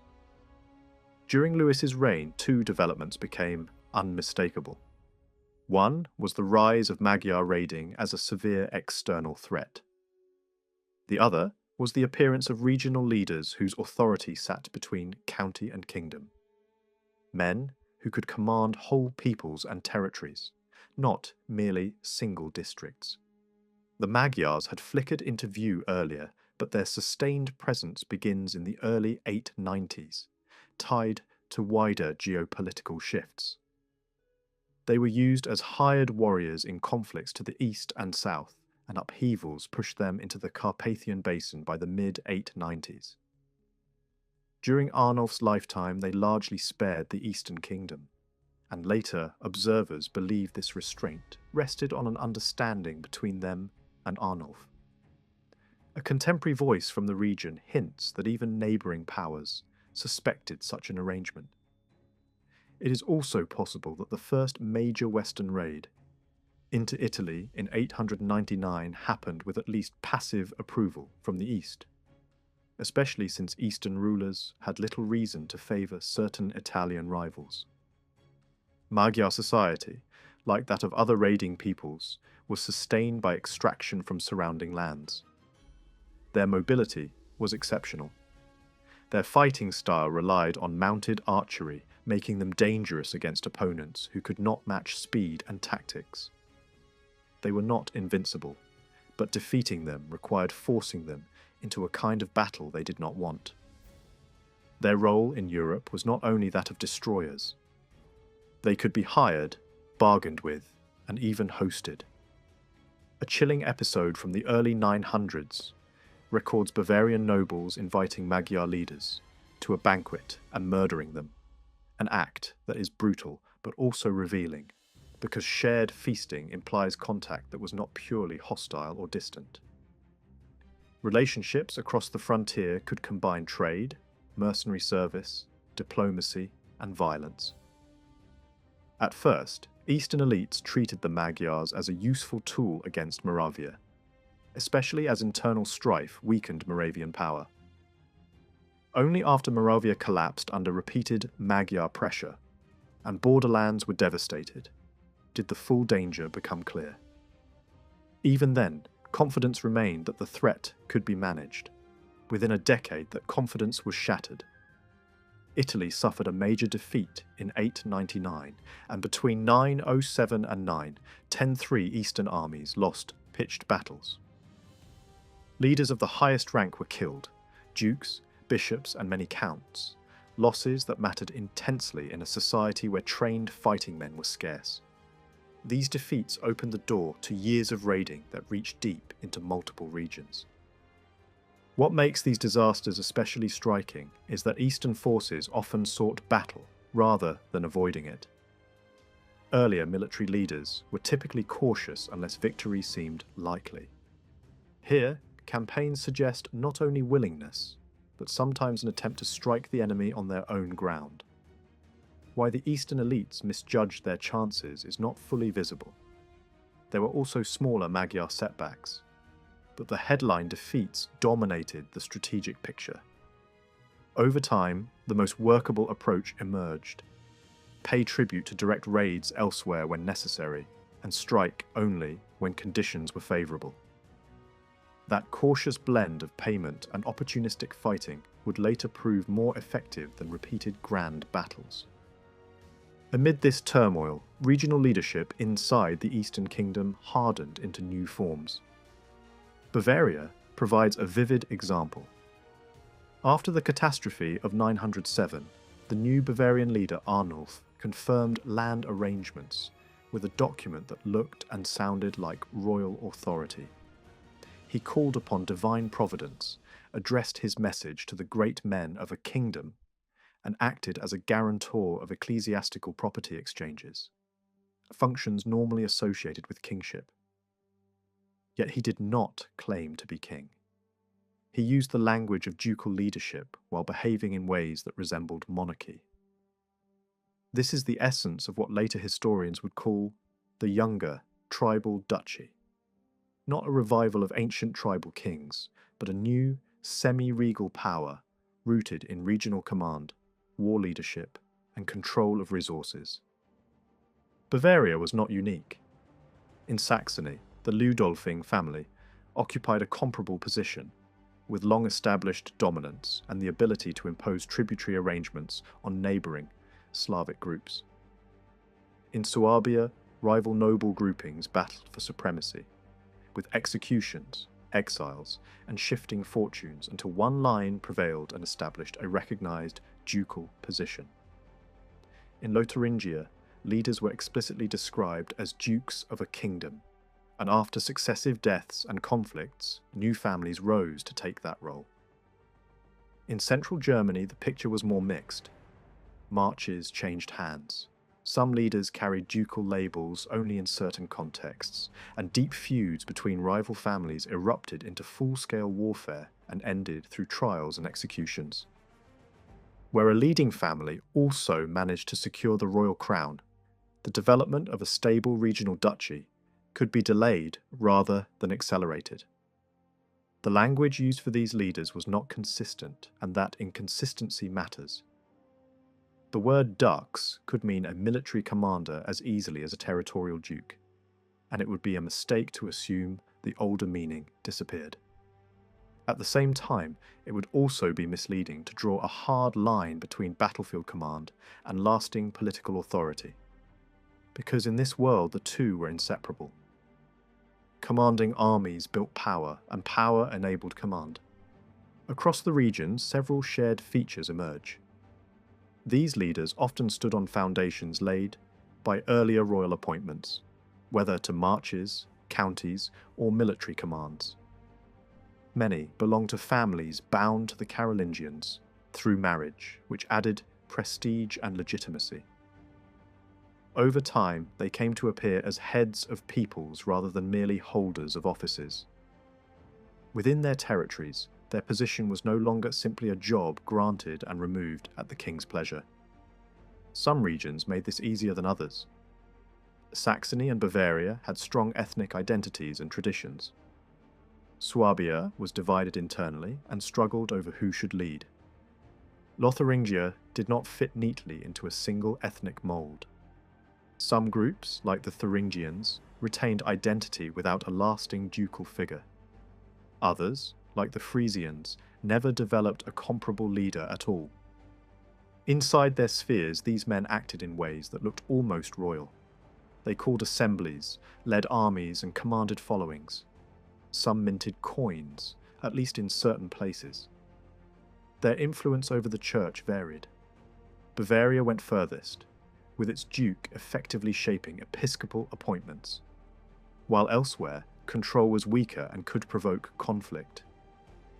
Yet even where bishops could not be directly appointed, ducal power could still press heavily on monasteries and royal church lands. Lands could be seized and redistributed to reward supporters. Later, moral judgments about particular dukes often focused on these confiscations. But the behaviour was widespread. It was part of how regional rulers built durable coalitions when royal power weakened. Debate over the rise of the new duchies is hardly surprising, because in their earliest phase they do not look like a finished system. The outlines are visible, but the meaning is still being negotiated in real time. What is clear is that these dukes stepped into a space that had opened up inside the eastern Frankish world. They did not only accumulate power for themselves and their relatives. Very quickly, people began to act as if certain lands simply required a duke. That expectation took hold with remarkable speed. Yet what the office was supposed to be remained unsettled. The relationship between king and duke, and between the kingdom and these large regional zones, was unstable in the early 10th century and could easily have developed along different paths. Several futures were imaginable. One option was that the ducal regions would harden into small kingdoms in their own right, each with its own court and long-term independence. Another was a looser unity, where people still felt they belonged together, but lived inside distinct political compartments, something like an older Frankish arrangement of parallel realms under a shared identity. A third possibility was that the duchies would either fade away or become ordinary offices again, granted and revoked by kings. In the long run, the third outcome became dominant, although the other two never vanished entirely and left traces that continued to shape politics for generations. The harder question is where these new duchies came from. Ethnic identity mattered, but this was not a simple story of peoples demanding national independence.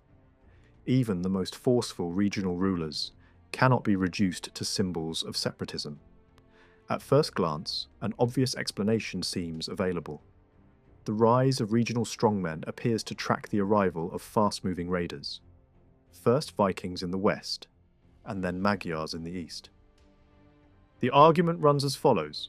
Mobile enemies required rapid decisions, so kings lost influence, while local commanders gained it. That logic has a certain appeal, yet it does not fully fit the evidence. Military districts and border commands did expand, but they were often created by kings themselves, not by spontaneous local improvisation. And when a lasting campaign was required, kings still mattered. Only a king could hold together an army drawn from several regions whose contingents did not automatically trust each other. Lesser leaders might handle punishment raids, negotiations, or tribute arrangements. But serious war usually demanded a ruler whose authority could bind the whole force. Contemporaries treated such royal leadership as a real factor. A king's reputation alone could discourage attack, and a major victory could reshape security for years. Against that background, a child king could not perform the same role. In places like Bavaria and Saxony, the great dukes are better understood as stand-ins for a kind of kingship that was temporarily unavailable, not as rivals aiming to abolish kingship altogether. When the throne was occupied by a boy, regions facing the sharpest pressure from frontier enemies needed a figure who could coordinate defense, command loyalty, and represent the community's interests.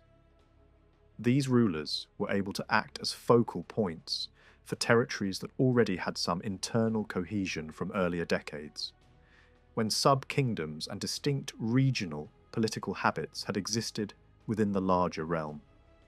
In those settings, the duke's power can look less like rebellion and more like a substitute structure holding a region together in an emergency. Elsewhere, the pattern was messier.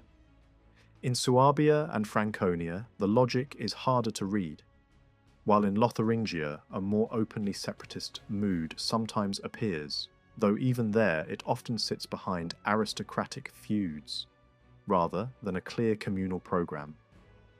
When Louis the Child died, the Eastern Kingdom faced a stark reality. No suitable Carolingian candidate remained in the East. The only available members of the wider dynasty were rulers already established far away. And by this time, other parts of the Old Empire had already shown that kings could be chosen outside the Carolingian line. The psychological barrier had weakened. Meanwhile, one candidate in the East stood out. Conrad, the leading man in Franconia. Later stories claim the Saxon duke was offered the crown and refused it, but that kind of scene fits the tone of heroic dynastic storytelling, more than it fits the hard mechanics of early 10th century politics. Conrad's family had positioned itself extremely well. Their ties to the dead king gave them a plausible claim. Their landed base stretched across important central regions and into border zones. Their networks reached into Lotharingia as well. Their closest competitors had been broken in a brutal feud. They also had support from the most influential church figure in the realm. They were unmistakably Frankish, and that cultural identity still mattered when the idea of kingship was being argued over. So when an assembly chose Conrad, with leading men from multiple peoples taking part, it was not shocking. The alternative would have been a breakup in which Franks, Saxons, Alamans, and Bavarians each sought separate kings. The deeper question was what the new king would actually be able to do, and what kind of kingship people expected him to embody. Conrad chose a hard line. His instinct was to force the great regional leaders to accept him as superior in practice, not merely in title. That strategy met immediate limits. Lotharingia did not join the coalition that elected him, and the leading men there instead turned toward the Western king. That choice was not simply nostalgia for the Carolingians. It was also shaped by local rivalries, built up over decades. Conrad launched repeated campaigns into Lotharingia and failed to secure recognition. At the same time, relations in the south deteriorated. Bavaria and Suabia had leaders bound to each other by close kinship and by shared military interests, especially in the struggle against the Magyars. Conrad tried to knit these families to his cause through marriage, yet conflict deepened, driven in part by local disputes, involving major bishoprics and control of church resources. Conrad could temporarily expel southern dukes, but expulsion did not solve the problem. One returned, defeated local enemies, and claimed ducal leadership openly on the battlefield. In the north, Conrad's brother suffered a major setback against the Saxon leader, Henry, and Saxon influence began pushing into contested borderlands. A counterstroke followed, but it ended not in decisive victory, rather in a pause that looks like a truce. The king's position remained fragile. Churchmen attempted to reinforce royal authority by drawing moral and legal boundaries around obedience. A major council gathered bishops, from almost the whole kingdom, backed by papal representation, and announced harsh penalties for opposition. Specific regional leaders were condemned, and the Bavarian duke was summoned to answer accusations. On paper, this was impressive support. In practice, it did little to strengthen Conrad's grip. Executions removed particular men, but the office and the regional structure remained. New leaders stepped into the same spaces. Bavaria resisted coercion as well. The Bavarian duke endured brief exile, returned, and Conrad's last expedition against him ended badly. The king was wounded and died soon after. The underlying lesson was painful. Kingship could not simply stand above the dukes. Rule had to work with them and through them. Conrad either could not or would not find a workable set of gestures, agreements, and compromises that would allow everyone to keep dignity while still acknowledging the king. Military success might have compensated for political rigidity, yet there is no clear record of Conrad leading a decisive response to the Magyar raids of his reign. Raids continued, especially in the northern zones, and the kingdom paid the price. On his deathbed, Conrad is said to have directed the crown toward Henry of Saxony rather than to his own brother. The reported reasoning emphasizes luck, character, and suitability, a judgment that may reflect later literary habits, yet the core idea rings true in practical terms. Conrad lacked the fortunate sequence of victories and political openings that can turn a new king into a magnetic figure. More importantly, he tried to restore an older model of kingship that no longer matched the balance of power that had formed during the previous generation. The changes that followed Arnulf's illness and the minority of Louis were too deep. Force alone could not reverse them quickly, and perhaps could not reverse them at all. After Conrad's death, a gap followed before the next election.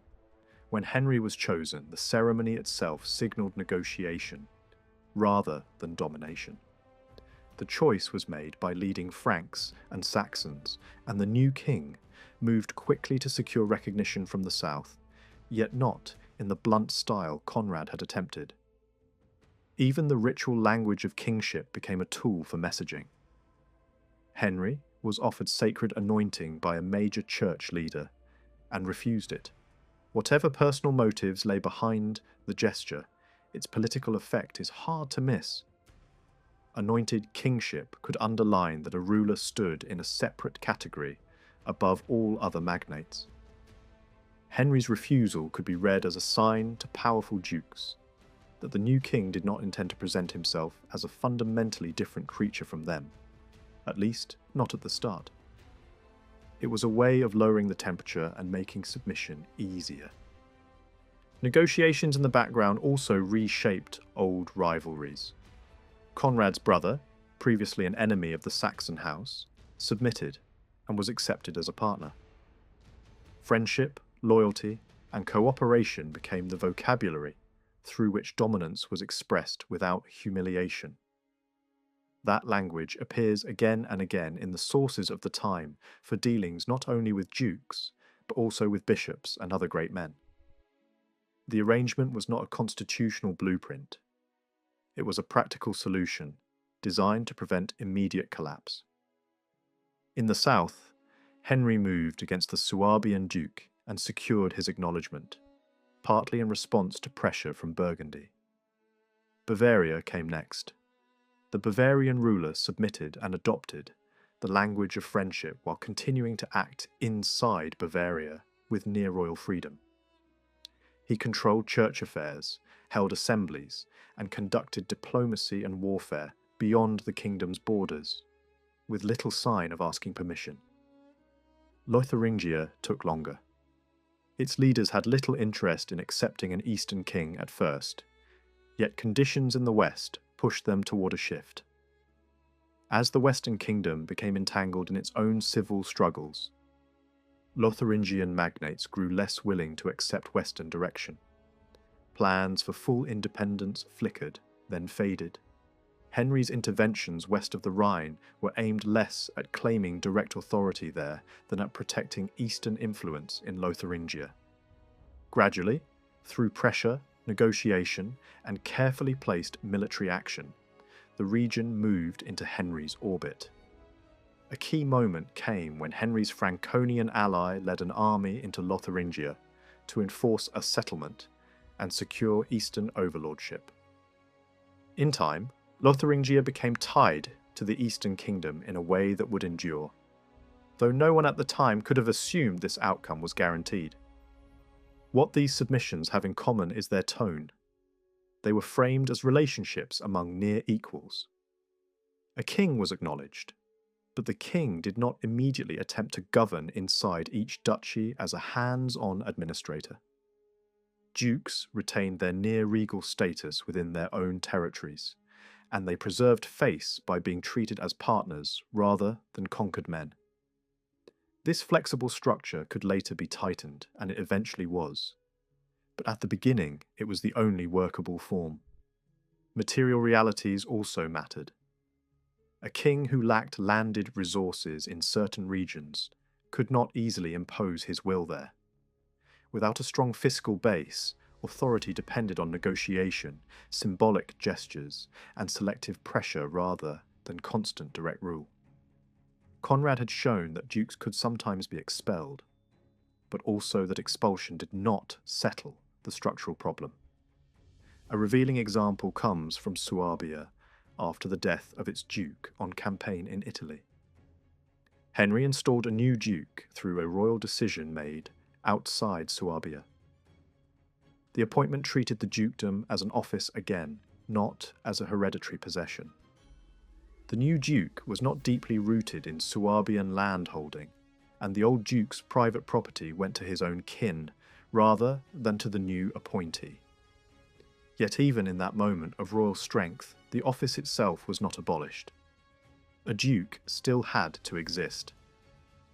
To strengthen legitimacy, the new duke married the widow of the previous ruler, a pattern repeated elsewhere in the 10th century. Even when kings reasserted appointment power, they still had to work within the expectation that these great regional structures were permanent features of political life. Traditional narratives often present Henry's reign as a carefully planned military story that ends in a glorious victory over the Magyars. A major battle did occur, and it mattered. But the meaning is not as simple as later heroic storytelling suggests. Descriptions of soldiers acclaiming Henry with imperial titles on the battlefield reflect literary ambition and dynastic celebration as much as they reflect political reality. The victory did not end Magyar raiding completely. Its most immediate effect was psychological and political. It showed that the raiders could be faced without panic, and that the king could project confidence. Accounts of Henry's preparations emphasize fortifications and a system of local defense, sometimes described with the image of farmer soldiers rotating duty.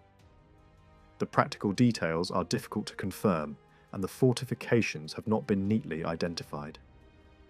Major royal centres were built or expanded, yet these often served representational and administrative purposes as much as military ones.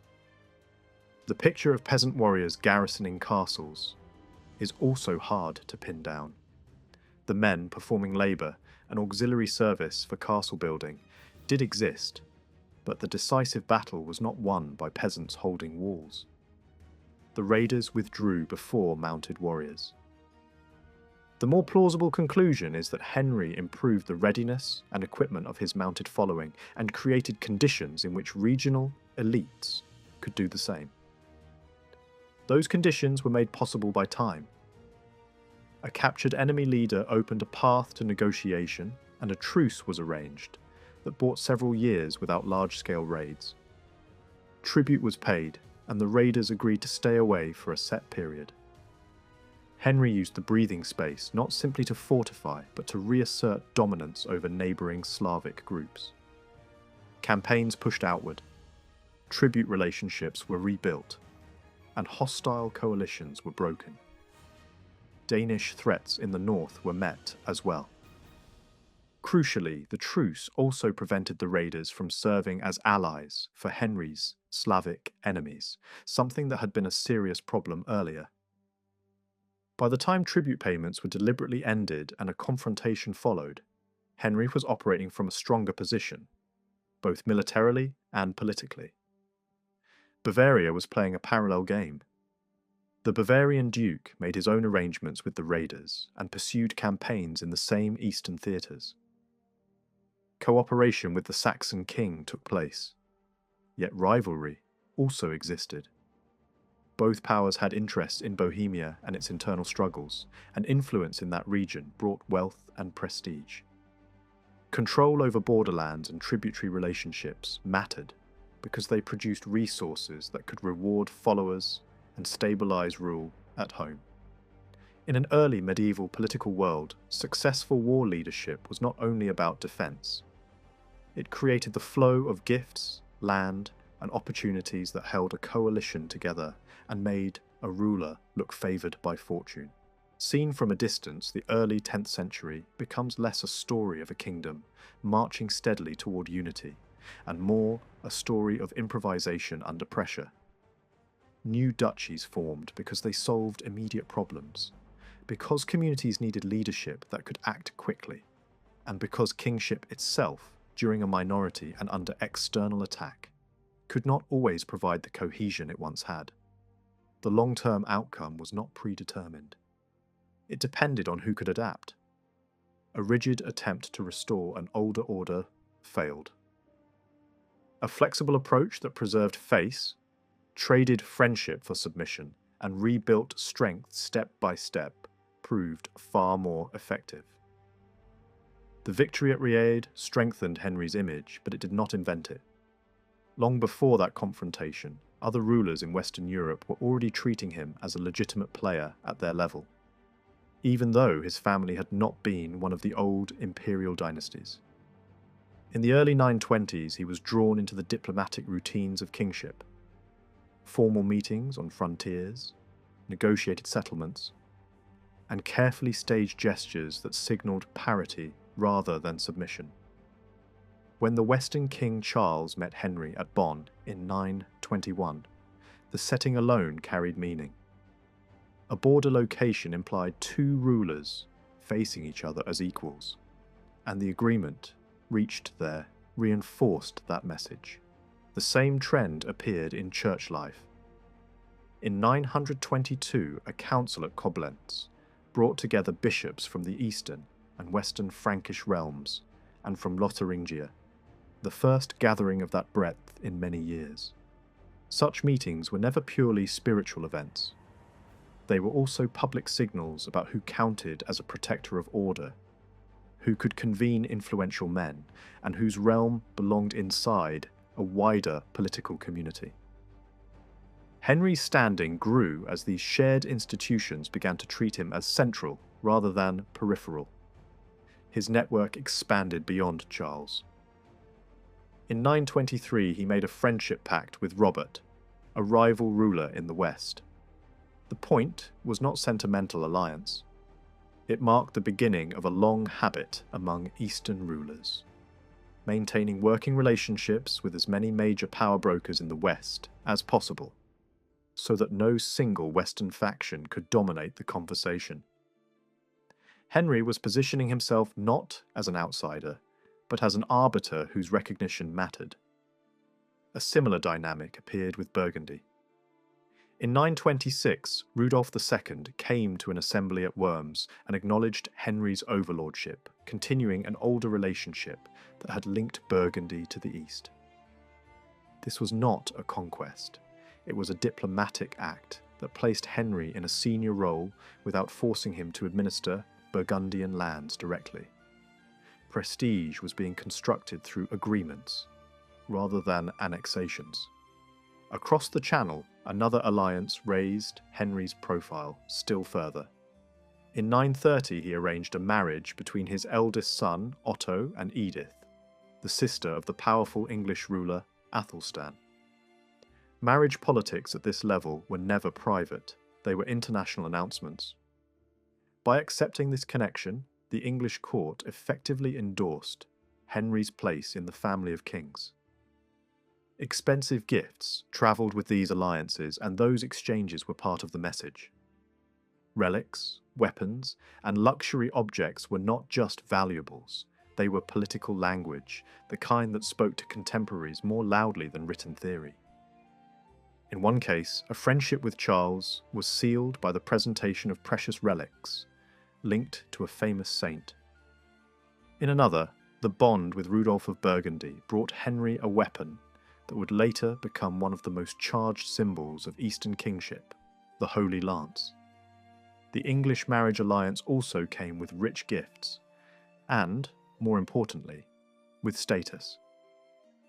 Around the same period, Otto appears to have been marked out as Henry's successor. Evidence for this survives indirectly through a royal act granting a dowry to Henry's wife Matilda, along with later notices that, despite their distortions, point toward an early and deliberate attempt to stabilise the succession. In a world still haunted by succession crises, this mattered as much as any battlefield result. A visible sign of consolidation came in 929 and 930, when Henry travelled peacefully through the kingdom with extended stays across Franconia, Bavaria, Suabia, and Lotharingia. Earlier in his reign, he had rarely moved far from Saxony except for campaigns. These journeys were different. They were not marching columns, but political processions. They were marked by convivia, ritual banquets that created solidarity through shared eating, gift exchange, and public acknowledgement. Such feasts were not entertainment. They were governance by ceremony, and they gave leading men a chance to show support without humiliating themselves. It is likely that consent to Otto's succession was secured during this circuit, not by a single dramatic declaration, but through repeated affirmations in front of assembled elites. Church politics reflected the same upward arc. Early tensions between Henry and certain senior churchmen did exist, but they should not be exaggerated into an anti-clerical stance. Those clouds soon lifted. Henry established a royal chapel and staffed it in a limited but meaningful way by drawing clerics from major churches, mixing Frankish and Saxon personnel to reflect the broader kingdom. 2 synods followed, one at Duisburg in 929 and another at Erfurt in 932. The surviving evidence differs in richness. For Duisburg, little more remains than an agenda, showing that disputes involving prominent laymen were handled there, much as earlier councils had done. For Erfurt, fuller records survive, and their wording deliberately echoed earlier conciliar language, signalling continuity. The content of the legislation mattered less than the fact that such a council could be called at all. The ability to summon a synod, gather bishops, and present oneself as guardian of Christian order was itself an act of kingship. One particular moment shows how the church could also serve as a stage for royal identity. A letter arrived from Venice, warning of alleged conspiracies in the East and urging harsh policies against Jews, including forced baptism or expulsion. No known policy response survives, and it may be that nothing practical followed. Yet the letter offered Henry an opportunity. By convening a synod around a theme framed as concern for the welfare of Christendom, he could imitate older imperial habits, presenting the king as responsible not only for war and peace, but for the moral condition of the Christian world. Whether or not action followed, the performance itself added to his stature. The stability Henry achieved rested on more solid foundations than diplomatic theatre. Prosperity and confidence grew from freedom from Magyar attack and from renewed dominance in Eastern Europe, especially by Saxon forces. His Western alliances demonstrated that strength, but they did not create it. The same is true within the kingdom. Henry's authority did not become the simple domination of all other magnates. Dukes appeared more frequently at royal assemblies from the mid-1920s onward, but that reflected cooperative partnerships rather than subordination, above all in the case of Arnulf of Bavaria. Bavaria is the clearest proof that the older model of kingship had not been fully restored. While Henry was convening synods, Arnulf was doing the same inside Bavaria. Councils met at Regensburg and later at Dingolfing. Their official dating referred to Arnulf's rule, not Henry's, and the gatherings were not purely local affairs. Attendance included a bishop whose usual ecclesiastical ties connected him beyond Bavaria, suggesting these were not simply provincial meetings of one archbishopric. The near-simultaneous timing of synods under both rulers is unlikely to be accidental. It does not necessarily signal open rivalry either. It fits a pattern already visible in diplomacy with the Magyars, where Arnulf had arranged his own truce soon after Henry's. The impression is of coordinated action shaped by mutual interest, with a thin layer of competition that never fully disappeared. More evidence of this friendly dualism appears late in Arnulf's career. In 933, at the very moment Henry's influence reached a peak, Arnulf was able to intervene in Italy at the invitation of northern Italian aristocrats, attempting to secure the Italian throne for his eldest son, Eberhard. The effort failed, yet there is no known protest from Henry. 2 years later, Arnulf nominated Eberhard as his successor in a manner that looked strikingly like a royal designation. Loyalty oaths were taken at public gatherings by Bavaria's leading men.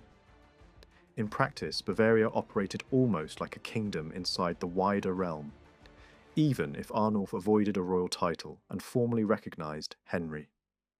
This arrangement would not outlast Henry by long, but for a time it existed, and it existed as a workable balance rather than as open civil war. Assessing Henry's final years is difficult because later, writers wrapped them in heavy rhetoric. One tradition claims Henry intended to go to Rome. Even if that report is treated seriously, its meaning is uncertain. A Roman journey could be interpreted as a pilgrimage, still normal behaviour for magnates, though less common for kings by this point. It could also be read as the first step toward an Italian expedition and an imperial coronation. The evidence does not force either conclusion. A pilgrimage may even be the more plausible scenario, especially given that Henry maintained friendly ties with the man who increasingly dominated Italian politics from the early 90s onward. But certainty is out of reach, and the story may have been shaped to make Henry's reign look like a prelude to later imperial glory. Have treated this as a grand display of Henry's hegemony in post-Carolingian Europe. Yet it may have been something more ordinary and more typical of the period. A meeting between equals used to settle outstanding issues, confirm understandings, and exchange assurances. The politics of the time often worked through exactly these gatherings, where status was negotiated in ritual as much as in text. Otto's rise to the throne can look, at least on the surface, like the perfect proof that Henry had successfully stabilized kingship. A contemporary narrative describes the scene with extraordinary attention to detail. After being accepted by the leading Franks and Saxons, Otto travelled to Aachen, and on the 7th of August, 936, he received the formal acknowledgement of the kingdom's great men. Dukes, counts, and prominent nobles gathered in ceremonial dress, and Otto took his place on a throne while the assembled elite affirmed him as king according to their customary practice. A coronation and anointing followed, carried out by the leading churchmen of the realm, and the whole ritual ended in a grand banquet designed to make hierarchy visible. To play the roles of court officials, serving the new king as if he stood at the centre of the political universe. The contrast with Henry's accession was striking. Henry had come to power with far less ritual display, and he had refused anointing. Otto did the opposite. The entire sequence was a deliberate signal of continuity with older Frankish ideas of rule, and not merely a local Saxon kingship with a thin coat of paint. The symbolism ran deeper than the anointing. Otto's clothing mattered, because it insisted that the kingdom he inherited was still, in its official self-image, a Frankish realm. Aachen mattered even more. It was not chosen simply for convenience. Its association with Charlemagne made it a claim to legitimacy and to a heritage larger than any one region. Holding the ceremony there also showed that Otto could act confidently in Lotharingia and could use its most famous royal setting without fear. At the same moment, the Western Kingdom had also seen a dynastic shift, and the competition for legitimacy was real. A king who could be crowned in Charlemagne's favoured city, dressed and anointed in an unmistakably traditional style, was sending a message that his authority could stand comparison with any rival. The prominent role of the church was also significant. The king-making rituals Otto used were not uniquely Eastern or Saxon.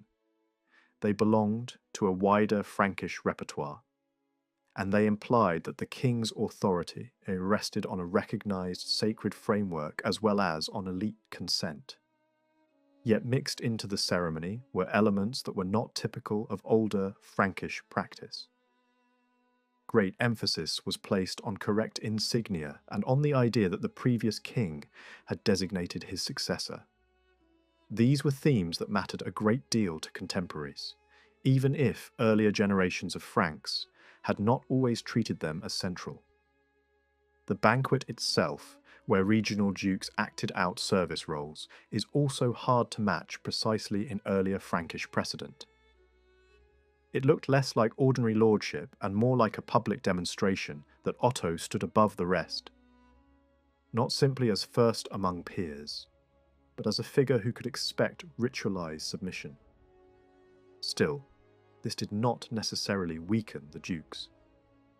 Even though the display could be read as making the duchies look like offices within a royal system, it also allowed the dukes to appear as symbolic representatives of their peoples.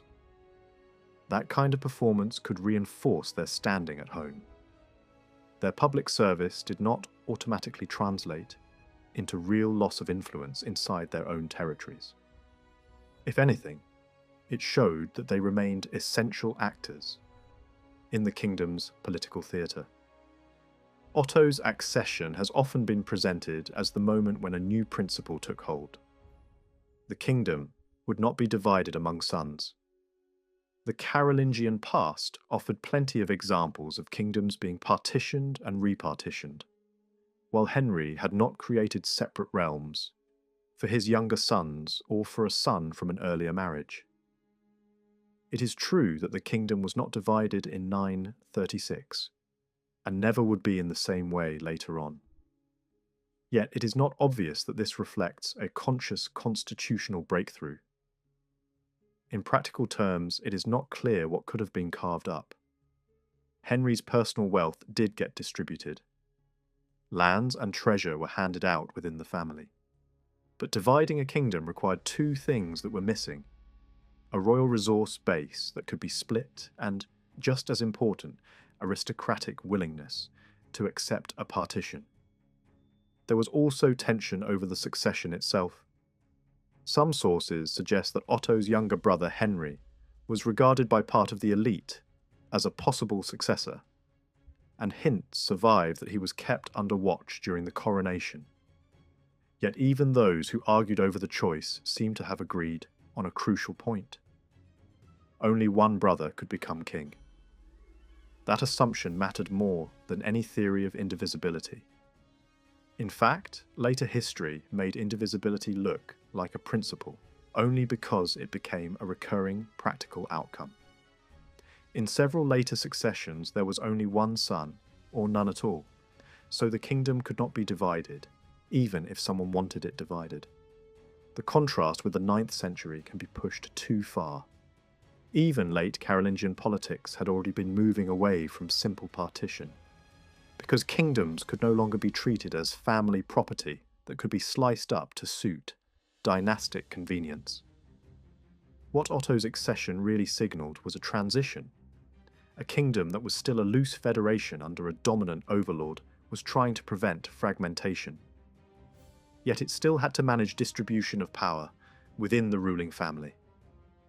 The conflicts and compromises of the late 930s and early 940s would show how central that problem remained. In the end, what emerged was not a divided kingdom, but something close to a divided royal household. Resources, offices, and regional authority were allocated, while the royal title itself remained undivided. This was one reason the Aachen ceremony mattered so much. It projected unity at the top while the political reality beneath remained complicated.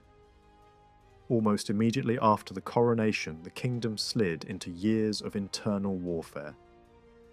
The label civil war can mislead because it implies a clear split between loyalists and rebels, whereas what followed was a tangled set of disputes that sometimes connected and sometimes ran on parallel tracks.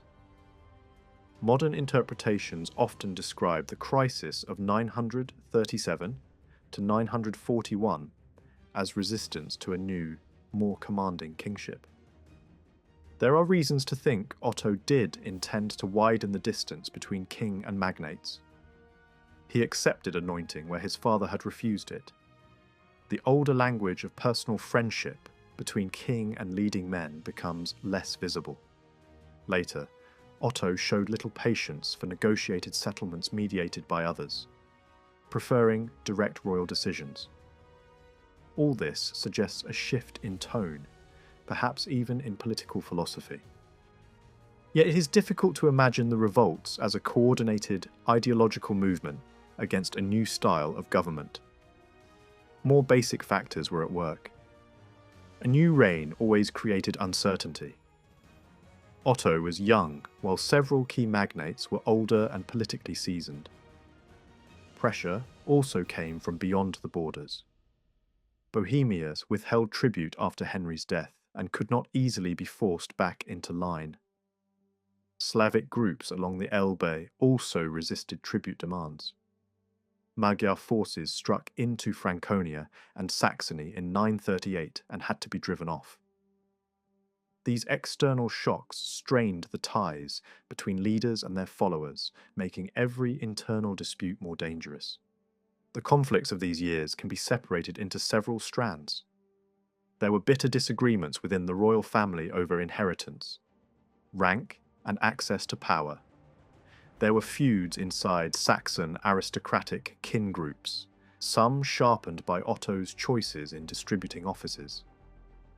Older rivalries over land and rights in contested border regions revived. Outside Saxony, unresolved questions lingered about the political future of Lotharingia, and about whether Otto's ceremonial kingship had changed the status of Bavaria and perhaps Suabia as those duchies had existed under Henry. Together, these quarrels formed a volatile mixture. The first open flare-up came in Bavaria, and it was settled with surprising speed. Arnulf had accepted Otto as king in 936, but after Arnulf died in July 937, his son Eberhard, who had been intended to succeed him in Bavaria, resisted Otto's authority. The exact trigger is unclear. It may have involved refusal to follow the king on campaign or refusal to appear and submit formally. Otto marched into Bavaria twice in 938. The first attempt failed, the second succeeded. Eberhard was driven into exile, and Otto installed Arnulf's brother Berthold as duke instead. This marked a turning point. Bavaria did not cease to be powerful overnight, but its semi-independent posture began to erode. Separate Bavarian church councils stopped appearing as a regular feature. In theory, ducal control over bishop appointments was curtailed, though influence remained. Otto even intervened in an archiepiscopal appointment in Salzburg at this early stage, suggesting that he was working to bring key Bavarian institutions under royal direction.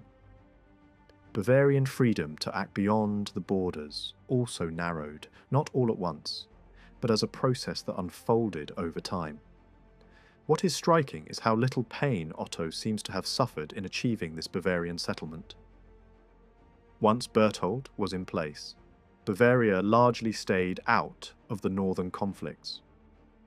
Berthold's circle did not exploit Saxon turmoil to reopen the question of Bavaria's position inside the kingdom. The larger crisis in Saxony erupted around the same time, and Otto's initial setbacks in Bavaria may have encouraged it. But there was no shortage of fuel already. The revolt of 938 drew in Otto's half-brother, Thankmar, a leading Billung, and the Duke of Franconia, Eberhard. Their grievances were personal and concrete. Offices and commands were at stake. When an exceptionally important count died, Thankmar expected to receive the march attached to that position. Yet Otto gave it to another man. A Billung leader felt insulted when Otto entrusted the military command in northern Saxony to the leader's younger brother. Eberhard of Franconia felt himself being edged out of influence. A Saxon dependent of his refused to enter a formal relationship of dependence, arguing that Saxons should not become the men of lords from other peoples. Whether this defiance was encouraged by Otto or by Otto's brother Henry is uncertain, but Eberhard responded violently and was promptly condemned along with his followers by a royal court. That condemnation pushed him further into opposition. This first Saxon uprising collapsed quickly after Thankmar was killed. The Billung rebel and Eberhard made peace with Otto, and Eberhard spent time in exile. But in 939 revolt returned, now led by Otto's brother Henry, who had previously sided with the king, along with Eberhard of Franconia and Gilbert of Lotharingia. Two battles decided the struggle at great cost, and contemporary narrative tradition describes a moment when Otto seemed abandoned and close to losing everything. The crisis widened into an international conflict. The Western king Louis allied with Otto's opponents, while a powerful Western duke allied himself with Otto. At the decisive battle, both Eberhard and Gilbert were killed. Their deaths broke the coalition against Otto and gave him a breathing space. He attempted to secure Lotharingia by appointing his brother Henry as duke there, but Henry failed to establish himself and soon returned to Saxony. Meanwhile, new pressures mounted in the east. Slavic peoples withheld tribute, cutting into the flow of wealth that supported Saxon power.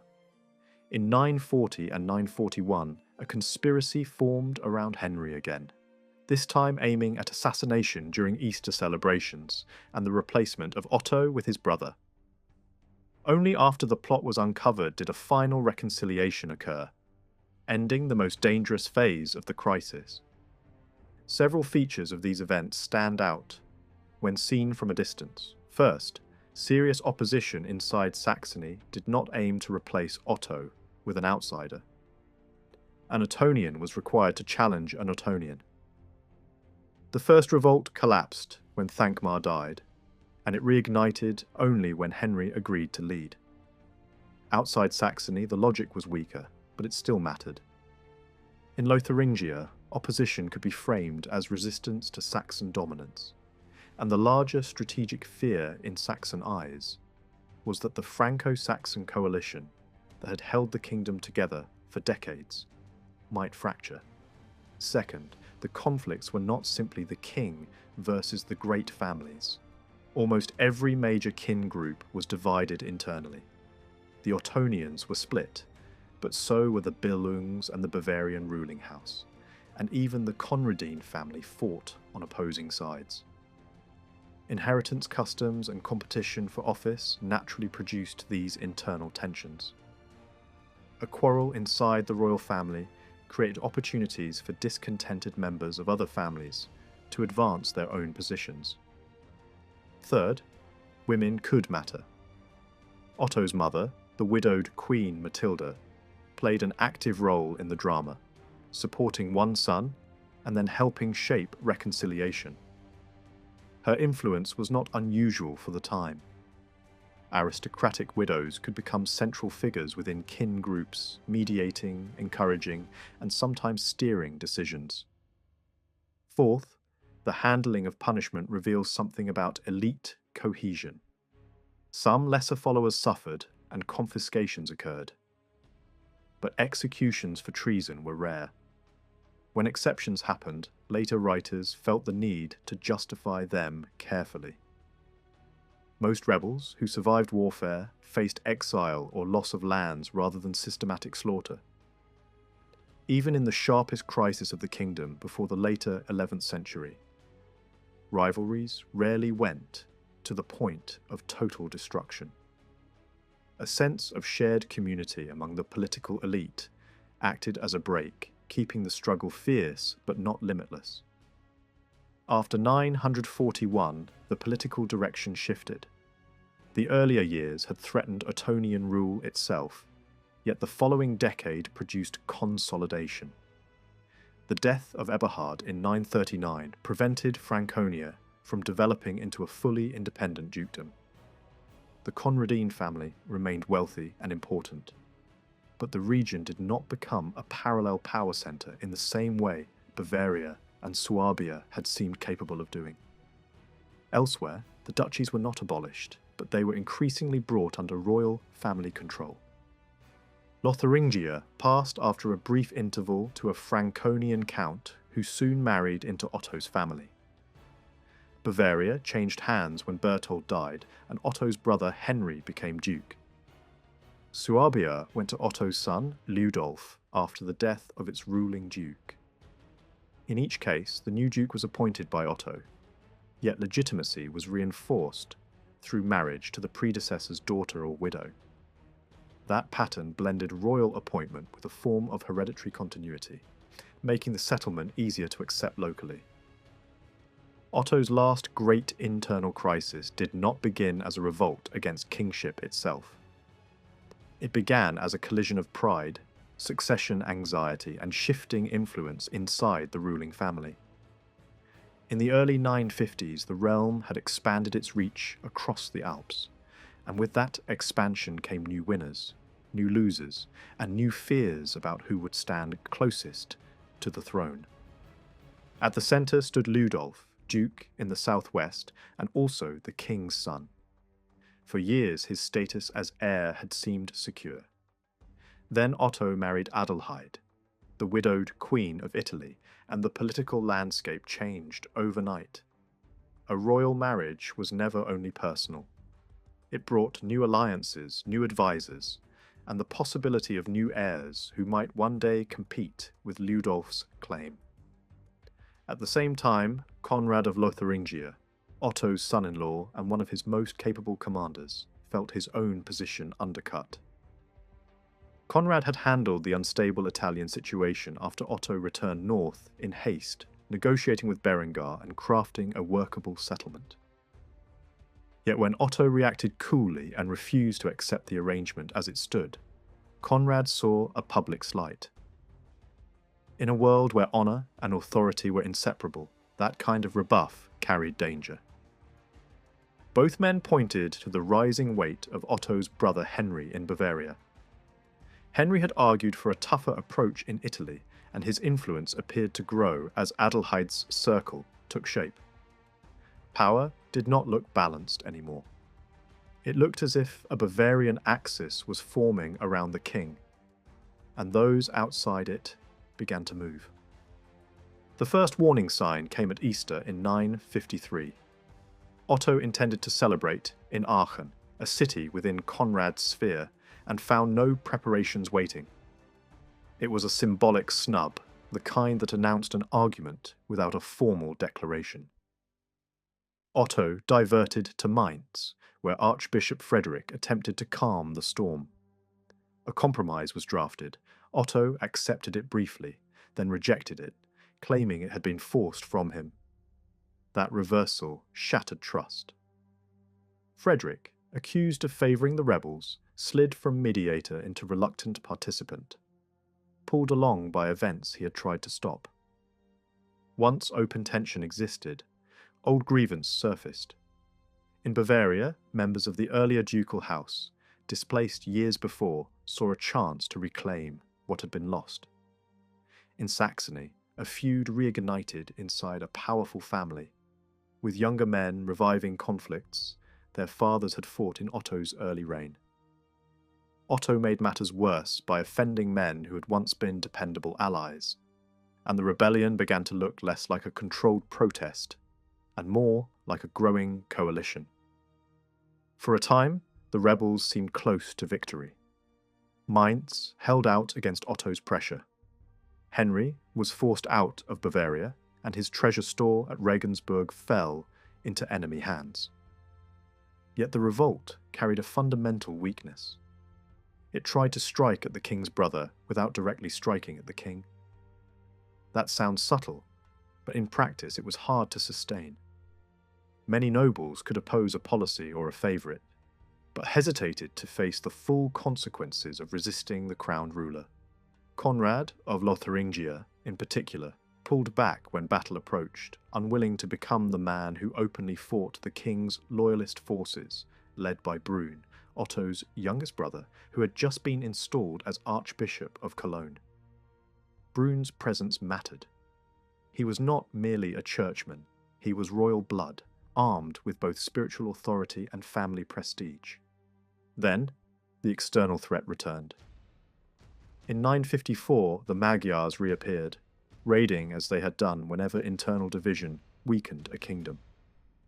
Rumours spread quickly that rebels had coordinated with them, or at least benefited from their arrival. Whether invitations were truly sent mattered less than the political effect. The fear of invasion made neutrality impossible. A fractured elite suddenly had a reason to reunite. In June 954, at an assembly near Nuremberg, Conrad and Archbishop Frederick submitted. Ludolf refused to join them at first. Only later, after loyalist forces pressed hard and Regensburg was besieged, did Ludolf finally surrender. Otto's response revealed both restraint and calculation. The leaders lost their duchies, but not their inherited private lands. Frederick, as a senior churchman, could not be punished in the same way, and he died later that year. Otto then placed his own illegitimate son William into the archiepiscopal seat at Mainz, tightening family influence over a crucial centre without staging a public purge. The outcome looked decisive, but the intentions on both sides remain difficult to read. Otto did not treat the revolt as an unforgivable betrayal. That suggests either that he feared further fractures if punishments were too harsh, or that he recognised the rebellion had not been framed as a direct attempt to dethrone him. On the rebel side, the plan after early successes is equally unclear. Driving Henry from Bavaria was one thing. Building a stable alternative order was another. Once warfare began, each leader also became hostage to his supporters. A hard peace could anger the men who had risked everything. A soft peace could look like weakness. When the foreign threat arrived, it offered everyone an exit that saved face. The speed with which elites closed ranks in 954 also showed how much Otto's authority had solidified, since the more chaotic conflicts of the late 930s. For a long time, historians argued that the revolt changed Otto's internal system, pushing him away from relying on family dukes and toward governing through bishops. The story is attractive. A king learns that lay magnates are dangerous, so he empowers churchmen. Some evidence supports a shift in tone, especially after Otto's prestige rose and the written record becomes richer in later decades. Yet the picture is not so simple. Brune, Archbishop of Cologne, and Otto's brother, did become an extraordinary figure, exercising influence that blended sacred office and political command. Still, that power did not come only from the church. It came from being the king's brother. Brune was unusual, even controversial, and later, writers debated his role. His circle did nurture talented clerics, who later rose high, and his household became a training ground for future leaders. But that resembles what great dukes tried to do with their own followers, only in clerical form. It is also risky to assume that royal control over bishop appointments suddenly increased after 954. The sources simply speak more often and more clearly about elections from the mid-1950s onward. Better visibility can look like a policy shift, even when reality changes more gradually. In practice, bishops were not simple royal tools. Their behaviour was shaped by local politics, the need to protect their sees, and their own spiritual priorities. A bishop could be loyal to the king while still being rooted in regional networks and family interests. Even the most celebrated church leaders could act primarily as pastors concerned with salvation, not as administrators seeking secular leverage. Nor did Otto abandon the practice of placing family members into great regional positions. In Lotharingia, a royal brother replaced the royal son-in-law. In Bavaria, a younger generation of the dynasty took over. Ludolf himself, after losing his duchy, was redirected toward Italy, a familiar pattern in this world. A displaced prince is given a new arena rather than being destroyed. If the 950s marked a turning point, it may have been less about a new governing philosophy and more about a demographic fact. Male members of the ruling house began to die young. Rivals disappeared. Alternative claimants became scarce. That reduced the number of figures around whom opposition could gather, and it made the king's position safer almost by default. This growing security became visible in Otto's later confidence. He arranged the election and coronation of his son Otto II while still alive, creating continuity before death could open a power vacuum. Even as his son grew older, Otto avoided granting him an independent base that might become a focus for faction. The king could spend long years south of the Alps, pursuing imperial aims because authority at home rested on a trusted inner circle, often drawn from his own family. The rebellion of 953 and 954 also should not be imagined as a simple showdown between dukes and king.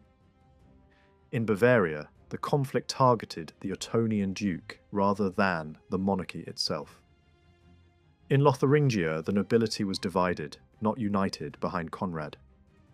Only in Ludolf's region did the revolt gather wide support, and even there not everyone followed. Local loyalties, family rivalries, and the desire to preserve lands often mattered more than grand constitutional principles. After the crisis, Otto did not erase the duchies. Instead, continuity remained strong.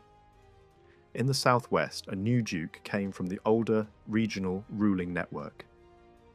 In Bavaria, hereditary claims were acknowledged, even when the successor was a child, and governance fell to a mother, acting as caretaker in the background. In Lotharingia, the structure changed most sharply, with new power centres developing in upper and lower regions. Even there, confiscations and exiles were paired with the elevation of rival families already rooted in local competition. Otto's rule did not replace regional politics. It reshaped it and redirected its incentives. While internal conflict cooled, the kingdom's eastern frontier became the stage for Otto's most famous military triumph. In August 955, an army drawn from multiple regions met a Magyar raiding force near Augsburg. The battle ended in a devastating rout, and captured leaders were executed. The victory became one of the great symbols of Otto's reign and later helped justify the imperial honour he would receive. Yet the deeper meaning of the battle lay in what it confirmed, not in what it suddenly created. Magyar raids had already become less frequent in some areas, and other regions had learned to fight back with growing success. The raid of 954 and 955 followed a familiar pattern. Internal unrest invited an external strike. In that sense, it may have been one of the last attempts to use an older raiding model against a realm that was learning how to resist more effectively. The victory also marked the balance of power in Central and Eastern Europe. The question was no longer whether the Magyars would dominate the region's tribute flows and border politics. Increasingly, it would be Saxon-led authority that set the rules, extracting tribute, enforcing submission, and using local allies. Slavic auxiliaries fought on both sides, revealing how complex the frontier world had become. At the same time, Saxony faced its own danger. While Otto's main army fought in the south, Slavic groups threatened Saxon lands. A Saxon defeat, followed by a later victory in the autumn, stabilized the situation. The contrast was telling. Otto's greatest battlefield success was achieved largely with forces from outside his home region. That demonstrated broad authority across the kingdom, but it also revealed a structural problem. Frontier defense tied down Saxon manpower. Saxon troops could not always be spared for distant wars, and at moments of crisis, local commanders made pragmatic deals even against royal wishes, because they lacked the numbers to fight on multiple fronts. This strategic reality pushed frontier policy in a clear direction. Holding the East through occasional raids was not enough. Permanent domination required garrisons, administrative structures, and above all, a program that made conquest durable.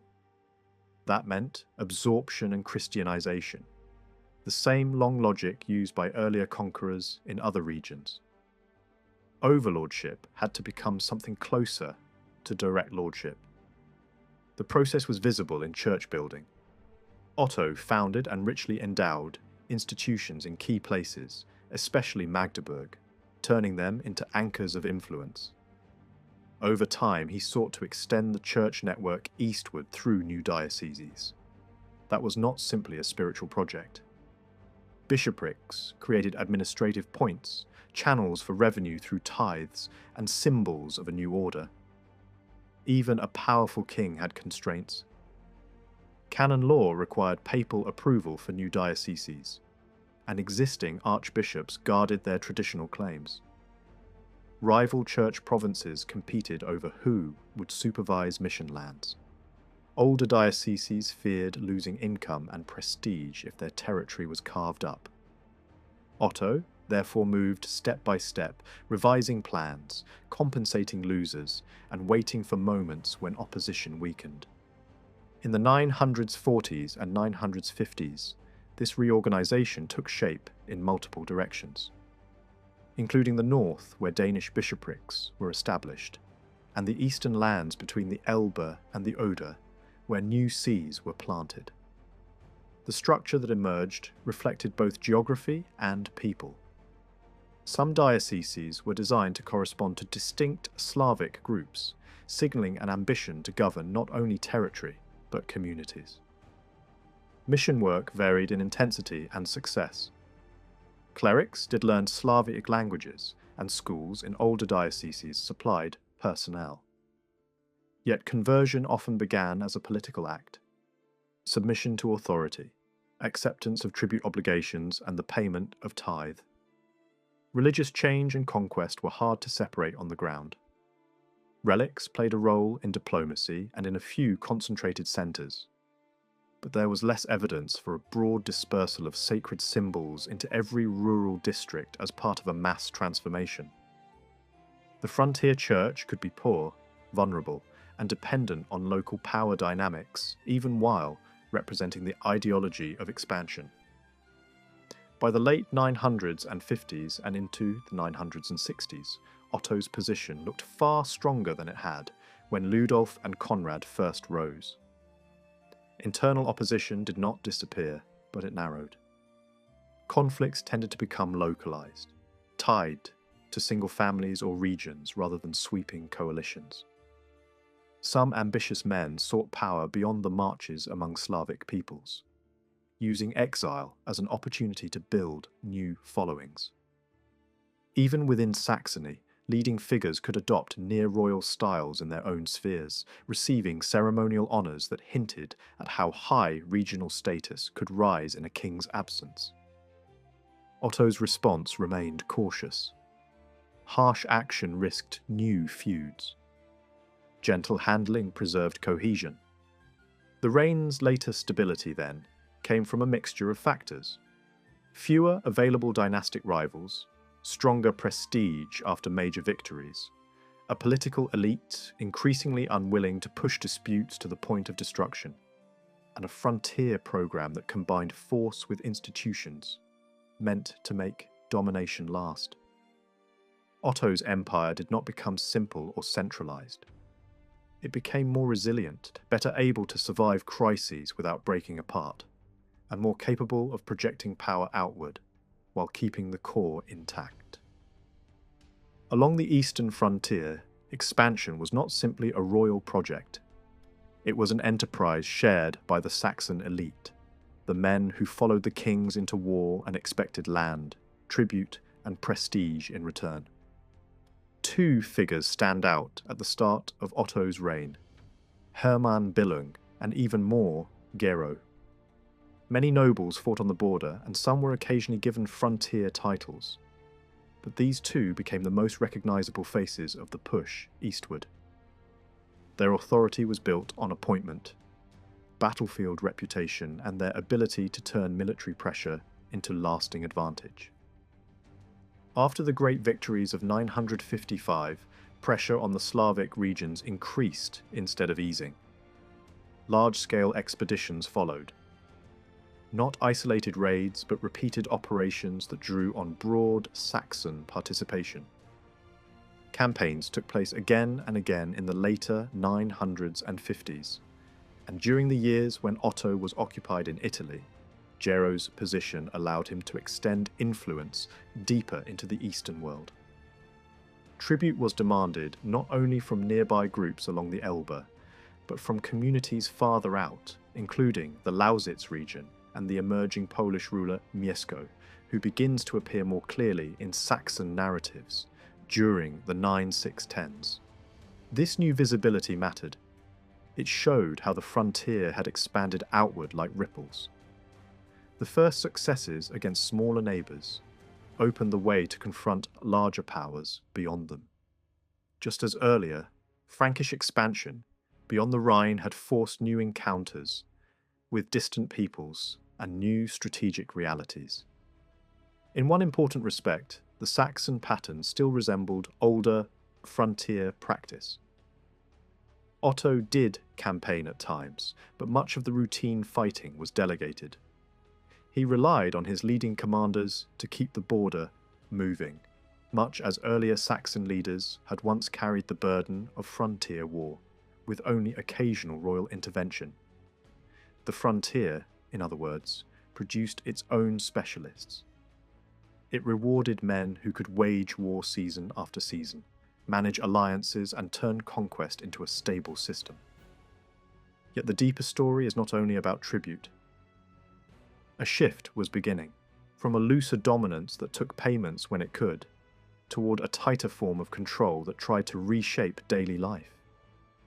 Signs of that shift appear in documents of the period, where Slavic households are increasingly treated as transferable property, granted in large numbers by kings and nobles.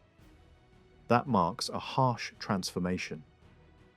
It suggests a move away from dealing with whole peoples as tributary partners, and toward treating communities as taxable dependents inside an expanding order. This more intensive domination also took a concrete form in the landscape.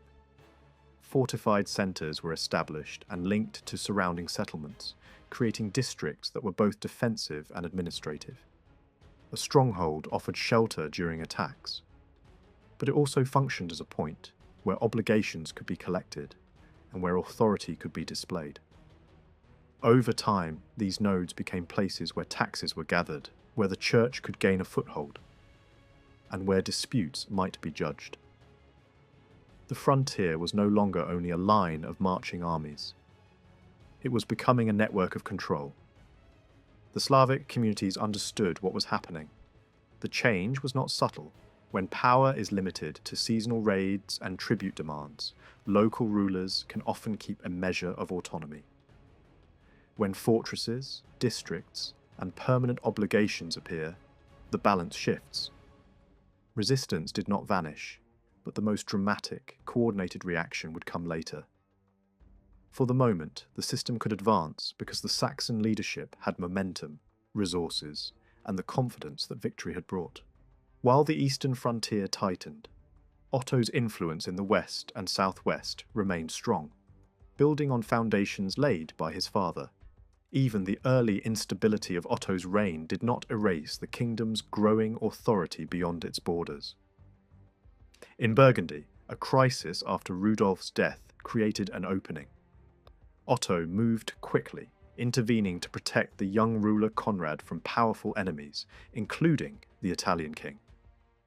By bringing the endangered young king into his orbit, Otto strengthened a relationship of seniority and protection that had already been taking shape for years. Burgundy was not simply conquered. It was drawn into a pattern of overlordship, reinforced by timely intervention and personal bonds. West Francia was a different kind of arena, defined by rival magnates, fragile royal authority, and competing claims. Otto's early alliances could shift according to circumstance. At first, he tended to support one powerful faction against another, especially while his own succession and internal security were still uncertain. Over time, as the situation stabilized, Otto's role evolved into something closer to broker and arbiter. This was made easier by marriage links that tied the leading houses together across borders. Kinship did not erase conflict, but it created channels for negotiation and made Otto harder to ignore. Otto's authority was displayed not only through armies, but through assemblies and church councils that treated disputes in the Western Kingdom as matters serious enough to be judged under his shadow. A synod held within his realm, presided over by high church authority and attended by prominent bishops, sent a clear message. Otto's court had become a place where the quarrels of neighbouring kingdoms could be addressed. Such meetings did not automatically guarantee obedience on the ground, but they built prestige. They made Otto look like the natural senior figure in a wider European order, even when he could not directly enforce every decision. Still, judgment and enforcement were different things. In practice, Otto often delegated the hard work of managing Western politics to the Duke of Lotharingia. First Conrad, later Brune, served as the operational arm of Ottonian influence across the border. They mediated between rival magnates, helped stabilize successions, and at times supported regencies for underage rulers. This influence was real, but it was not easily turned into permanent institutional control. It depended on family ties, personal relationships, and the ability of a few key individuals to maintain trust across shifting factions. When those individuals died and the network thinned, the Western Kingdom gradually regained freedom of movement. Otto's dominance there was powerful for a generation, but it was not a permanent annexation. All of this growing prestige, the deliberate use of older Frankish symbols and workable relations with the papacy encouraged renewed attention toward Italy. The first half of the 10th century had seen Italian politics repeatedly invite intervention from beyond the Alps. Rival factions often preferred to balance one claimant against another, using outside rulers as instruments in local power struggles. Otto's entry into Italy, therefore, was not an unimaginable break with precedent. It was, in one sense, another episode in a familiar pattern. But Otto was not merely a tool. He had his own reasons. Berengar of Ivrea had once been connected to Otto's world, and his independent behaviour in Italy could be framed as defiance. More importantly, Adelheid, the widowed Queen of Italy, became the focal point for those who wanted a different future. She had a legitimacy that could transform an ally into a plausible ruler. When she was threatened and briefly imprisoned, appeals for help carried both moral weight and political opportunity. A marriage could unite claims, turn rescue into authority, and present Otto not as a foreign intruder, but as a ruler invited into the Italian settlement. In 951, a strong German army moved south.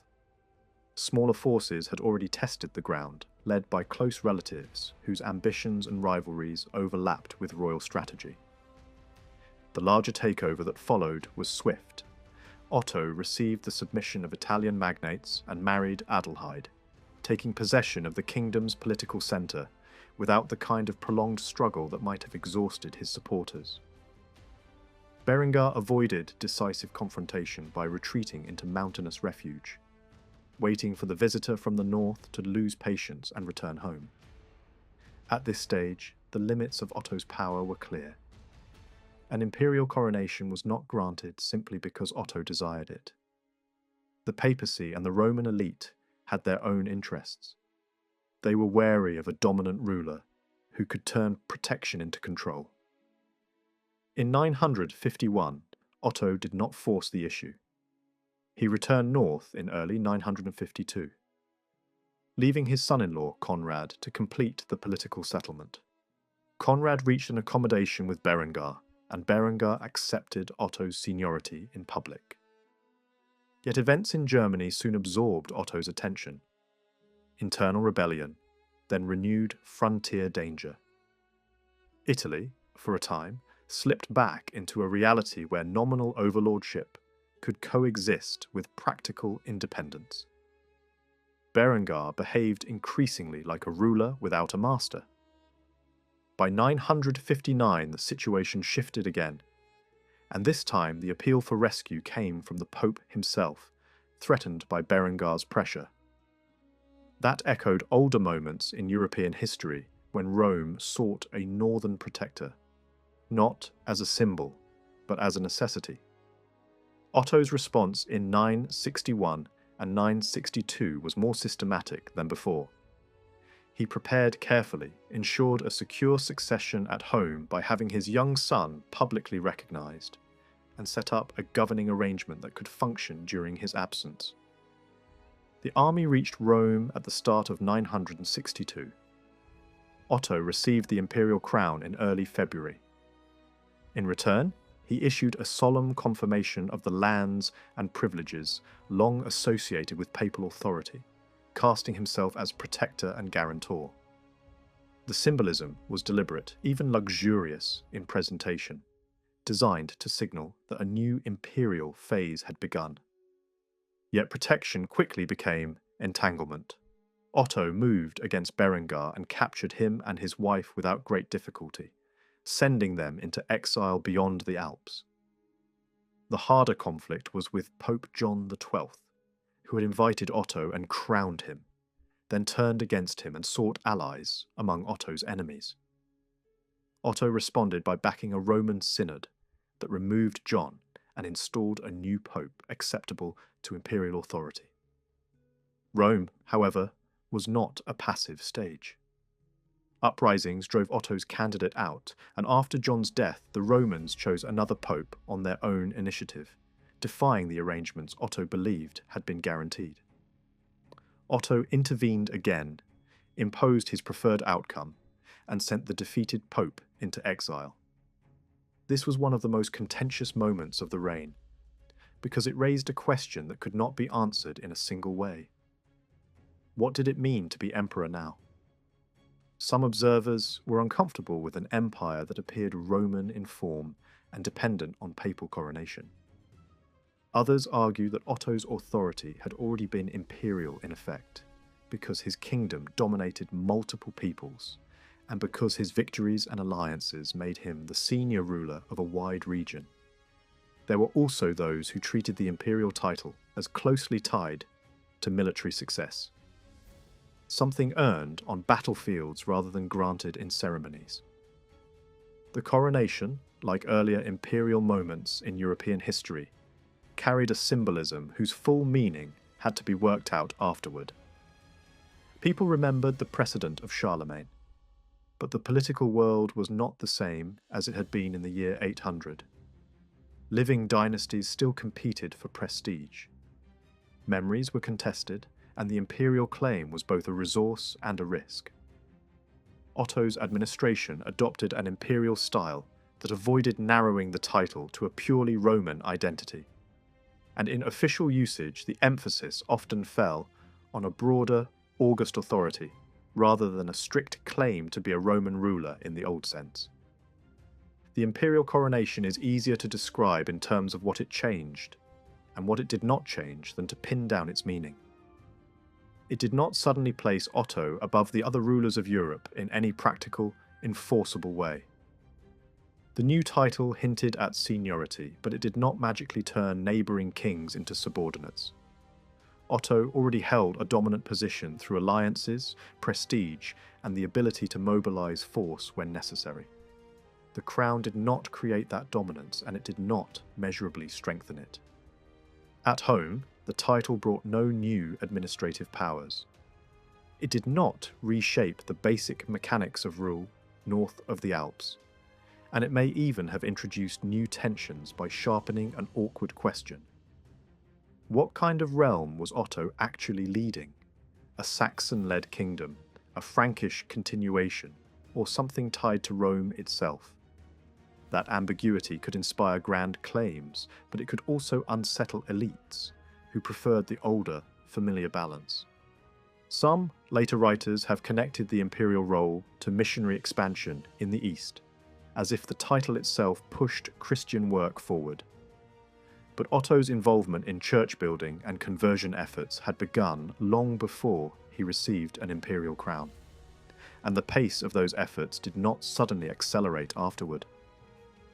Even the flagship ecclesiastical project at Magdeburg remained hard to complete quickly, because success depended less on a title than on local consent, political leverage, and the slow, contested rearrangement of church jurisdictions. In Italy, the story was also straightforward in practice. Otto's position there rested on conquest and on his marriage to Adelheid, not on the word emperor. Control of Rome, meanwhile, depended heavily on physical presence. Authority in the city was easiest to enforce when an army stood nearby. When that pressure eased, Roman politics could reassert itself with surprising speed. The title did carry one clear implication: responsibility for the papacy. Otto and those who followed him behaved as protectors of the Roman Church, with notable consistency, though their protection often came with a heavy hand.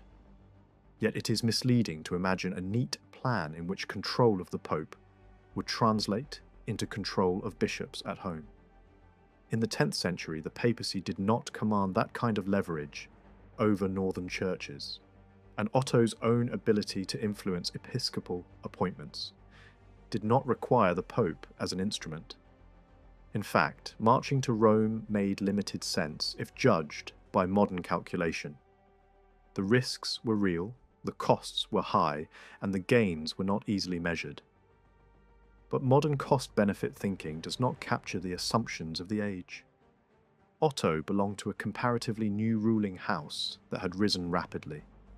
A ruler who won decisive victories, commanded recognition across borders, and claimed continuity with older, imperial traditions, was expected to seek the highest status available. Charlemagne's example made the pressure greater, not smaller. Once the appeal came from Rome, ignoring it could look like weakness, missed destiny, or a failure of duty. In that world, refusing the imperial path was rarely a genuine option. Once the immediate crises in Rome were contained, the most visible consequences of the imperial step were not in Germany, but in Otto's horizon and obligations. Relations with Byzantium became more intense, and the empire acquired a sharper interest in the far south of Italy. Both directions had older precedents. Frankish rulers before the Ottonians had found that imperial claims and Italian politics pulled them into competition or negotiation with Constantinople. Rome itself, before Otto's arrival, had already been involved in eastern diplomacy and southern affairs. And Otto inherited some of those entanglements the moment he took on the protector's role. Byzantium had already begun to appear more clearly in Otto's world before 962. Envoys from the Eastern Court visited more than once, and discussions ranged from diplomatic cooperation to marriage prospects. At the same time, Byzantium had its own strategic interests, including conflict with Islamic powers in the Mediterranean and the need to manage relationships across the Western world. Otto's coronation did not create contact from nothing, but it raised the stakes and made every exchange more politically charged. The timing mattered too, because the Eastern Empire was undergoing leadership change around the same period, and a new ruler meant new priorities and new calculations. From the later 960s onward, Otto's moves in southern Italy aimed above all at recognition from Byzantium, and at building authority where the peninsula narrowed toward the Byzantine zone. Earlier conquerors of Italy had stalled roughly halfway down, leaving a messy border region rather than a clean line. By Otto's day, the south was even more fragmented. Lombard principalities existed alongside Byzantine provinces, while Muslim power, anchored in Sicily, had repeatedly tested the mainland. Control and influence rose and fell. No single map remained stable for long. Otto's imperial move came when Byzantium was renewing interest in the region. For a time, open conflict between the two empires seemed possible. Instead, shifting conditions and changes in the Eastern Court helped produce a temporary accommodation. The clearest symbol of that accommodation was dynastic, the marriage of Otto II to the Byzantine princess Theophanu in 972.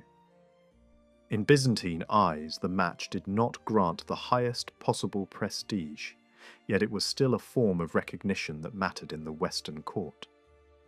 It allowed Otto to return north, claiming that the empire had secured a place in the international order of emperors, not merely kings. By 972, the imperial project looked strong. The realm north of the Alps seemed reorganized along recognizable Frankish lines, authority supported by reputation, diplomacy backed by force, and frontier wealth feeding armies and rewards. Otto II had already been elevated during his father's lifetime, and the church structure in the east was finally taking on the form Otto had long sought. The new province anchored at Magdeburg signalled both ambition and continuity, an older imperial habit of linking expansion, church organisation, and rulership. Inside the realm, serious resistance appeared to be fading. Potential challengers had died, reconciled, or been neutralised. The ruling family's internal tensions seemed manageable for the moment, partly because victories and the passage of time had reduced the number of adult rivals. In theory, a new class of powerful figures might emerge with holdings and offices spread across regions, binding distant lands together through service and property. It would not look exactly like the old Frankish dominance, but it could serve a similar function. Beyond the borders, the empire's position also appeared secure. Western neighbours were constrained by politics and family ties. Southern Italy had become a stage for imperial claims, even if Byzantium remained a hard limit. In the north and east, rulers in Denmark, Poland, and Bohemia were connected through tribute, alliance, and pressure. Grand gatherings and embassies reflected this web of influence. The image of a court surrounded by foreign representatives was not only ceremony, it was a public performance of hierarchy, even if the hierarchy remained fragile behind the scenes. When Otto I died in 973, Otto II did not inherit an empty title. He had long been king, and the elite renewed oaths and expectations. Yet loyalty in this world came with a price. The early months of Otto II's sole rule were crowded with grants and confirmations. A new reign always triggered bargaining, and many waited to see how firmly the successor could hold the system together.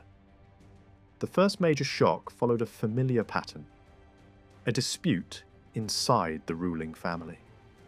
A vacancy in the southern duchies set off resentment over appointments and influence. Henry of Bavaria felt slighted and moved quickly to build a coalition. The revolt that followed drew in allies beyond the borders. Bohemia and Poland joined, not as passive followers, but as independent actors calculating advantage. The uprising was short-lived, but it exposed the reality that Eastern rulers were no longer mere frontier figures. They could shape imperial politics from the outside. Otto II crushed the initial challenge and then reorganized the south. Bavaria was reshaped, its reach reduced by the creation of new units and frontier commands. Some territories were split off, new offices created, and new men installed. The pattern revealed two underlying facts. There were not many candidates with enough stature to hold these great regions, and the idea of placing royal relatives into ducal authority had not been abandoned. Power remained a family settlement as much as an institution. One rival was sent far from his base, cut off from his allies, and forced to flee. One rival was sent far from his base, cut off from the networks that made him dangerous. In the West, threats also gathered. Old exiles sought restoration. The West, Frankish king seized opportunities to pursue long-standing claims and to settle his own dynastic feuds. A sudden strike reached deep into symbolic territory, even into Aachen, nearly capturing Otto II himself. The imperial counter-raid restored honour more than it delivered strategic change, and peace took time to secure. These conflicts reveal something important. Despite the noise of rebellion, the circle of top-level opponents remained narrow. Many of the leading figures were tied by blood to a small set of families. That narrowness is itself a sign of stability. It meant that the broader aristocracy did not widely rise against the regime, especially not in Saxony. The empire could be shaken at the edges and in the south, but it did not collapse at the centre. Once Otto II had contained his domestic crises and reached terms in the west, attention returned to Italy. This time, the goal was not simply to stabilise the north or secure a crown already obtained. The focus moved toward the far south. The ambition was larger: to press beyond earlier limits and turn imperial claims into direct authority on the peninsula, against both Byzantine strength and Muslim power based in Sicily. At first the campaign advanced. Then, in 982, Otto's army met a strong Muslim force near the toe of Italy. The battle opened well for the imperial side, and the opposing commander was killed. But the overall result was disaster. Losses were heavy among bishops, counts, and leading men. Otto himself escaped only narrowly. Even though the enemy withdrew afterward, the damage was immense. It was the kind of defeat that empties court circles, weakens frontier defence, and invites unrest elsewhere. Otto attempted to recover.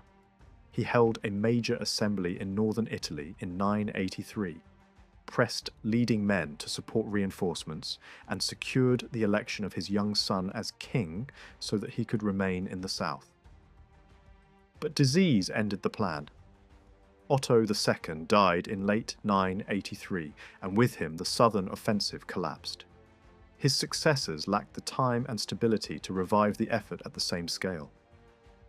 Claims remained, banners could still be raised, but real conquest was postponed far into the future and would eventually be pursued by very different methods. At the eastern frontier, momentum was also slowing even before catastrophe struck. Campaigns continued, but the pattern no longer looked like steady forward motion.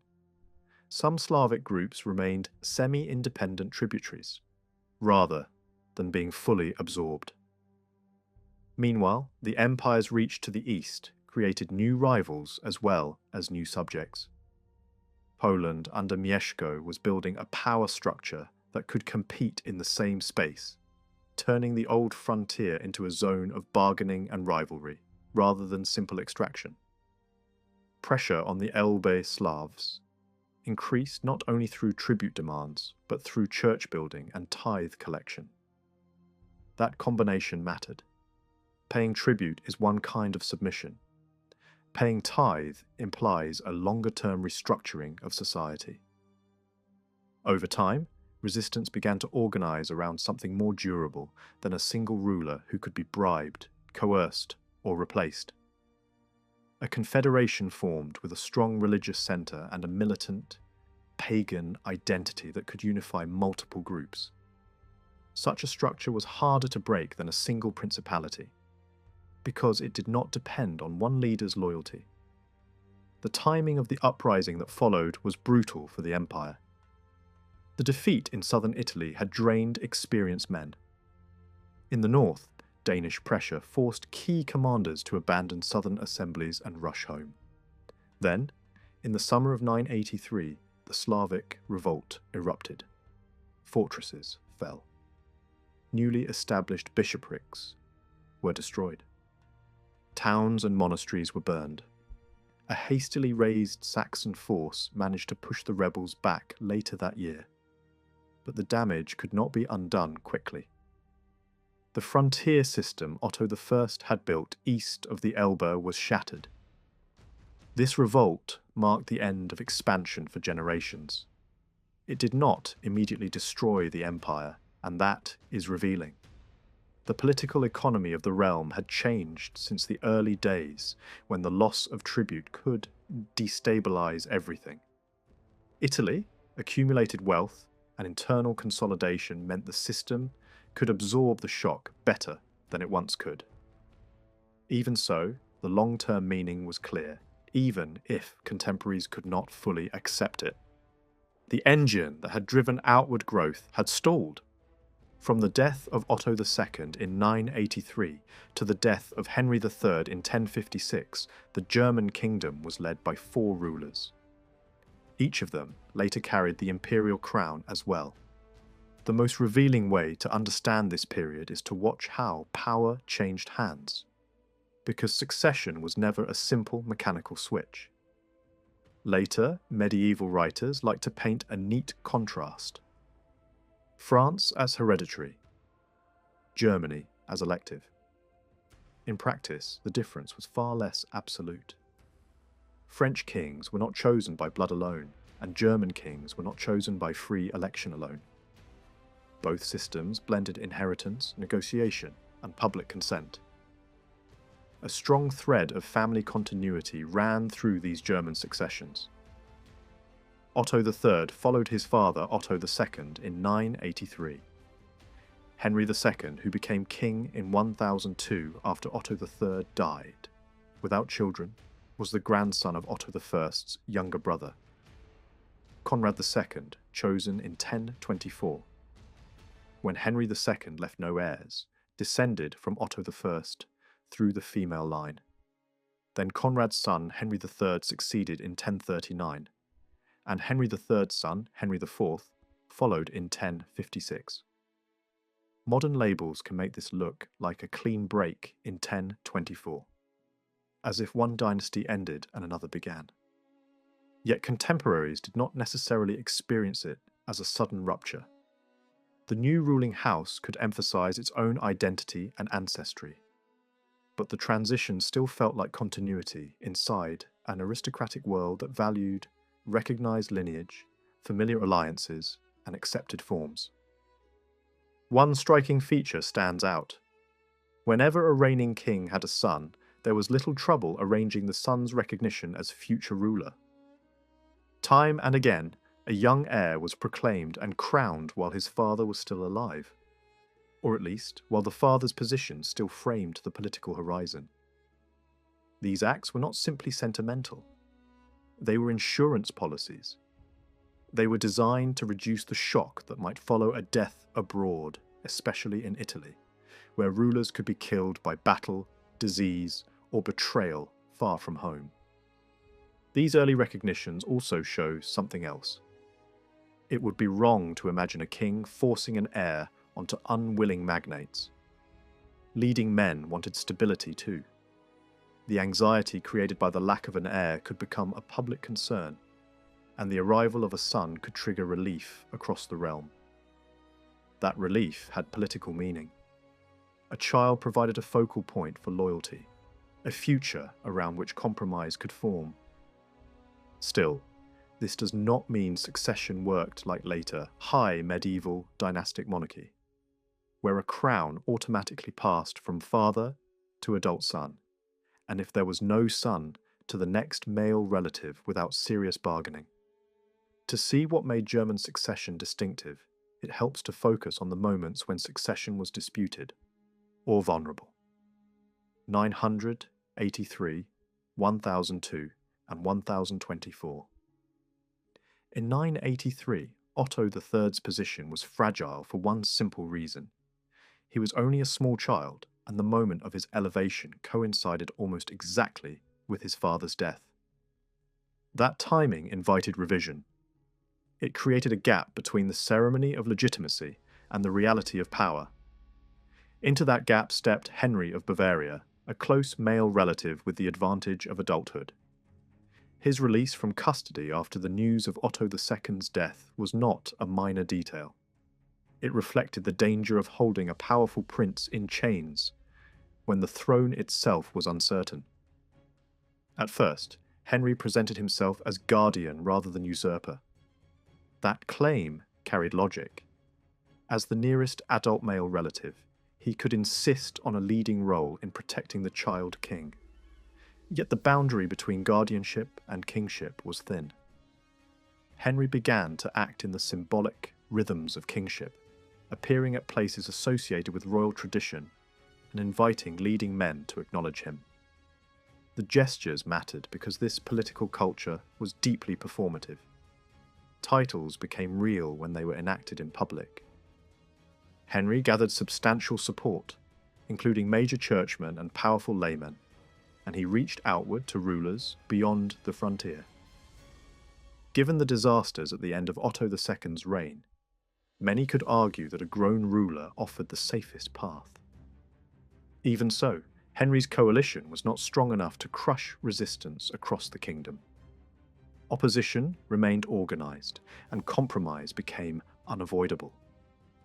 Henry was pushed to surrender the child to the child's mother, Theophanu, and gradually his supporters reconciled with Otto III's camp.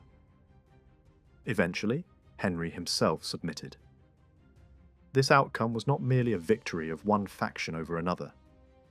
It revealed something deeper, a developing sense that the kingship could not simply be seized by the most forceful adult relative, even in a crisis. The supporters of Otto III were not as strong as earlier kings had been, yet they prevailed. That suggests a realm that was slowly becoming more rule-bound in practice, even if no one wrote down a formal rulebook. It also shows the growing political weight of queens and royal women. Theophanu's authority as the king's mother was not decorative. She offered continuity when the king was too young to rule. After her death, the role passed to Adelheid. These regencies did not eliminate conflict, but they kept the kingship from collapsing into a struggle of warlords. The consolidation of Otto III's kingship took time. It required repeated acknowledgements in different regions and staged ceremonies that dramatized legitimacy. Even the king's coming of age was turned into a public threshold. In this system, legitimacy was not a single event. It was a process. When Otto III died in 1002, the problem changed shape. This time the king was an adult, but he left no plan and no child. The result was a contest that unfolded with remarkable intensity. The first person to move decisively was Henry of Bavaria. He positioned himself as the natural successor by taking control of the dead king's body and the royal symbols. That action mattered. Possessing the insignia did not guarantee the crown, but it created a powerful claim and forced others to respond. The reaction among leading men was cautious and fragmented. Different regional elites met separately. Some groups refused to commit themselves until they had seen who would gather the broadest support. Rival candidates appeared, not because they were stronger by blood, but because they had real followings and resources. In Saxony, in the Rhineland, and in the southwest, assemblies debated, delayed, negotiated. Some candidates staged royal-style banquets and demanded honour as if the crown were already theirs. Violence intruded when a leading contender was killed by rivals before the contest could be settled. Over the following months, Henry of Bavaria steadily built the winning coalition. Recognition came in stages and in different places. Coronation was important, but so was the subsequent journey through the kingdom, because a king's authority had to be acknowledged region by region. Some groups did not accept earlier decisions as binding upon them and insisted on their own act of recognition. Henry accepted that insistence because refusing it could provoke fresh conflict. The process ended when the last serious rival submitted. This succession shows the distinctive character of German kingship in this period. It was not a modern election, and it was not a simple inheritance. It was an agreement forged through public ceremony, possession of symbols, strategic alliances, and repeated acts of acceptance. The key word is acceptance. A king became king through a chain of acknowledgements that could be delayed, negotiated, and sometimes withheld. The succession of 1024 looks smoother on the surface, partly because Henry II's childlessness had been expected, giving elites time to prepare. But the apparent simplicity can mislead. The contest still depended on the agreement of leading men and the careful staging of legitimacy. Two close relatives emerged as the most serious candidates.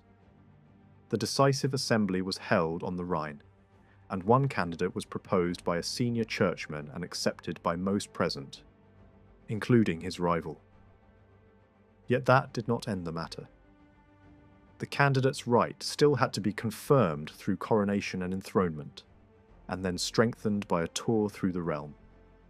This journey was not a victory parade.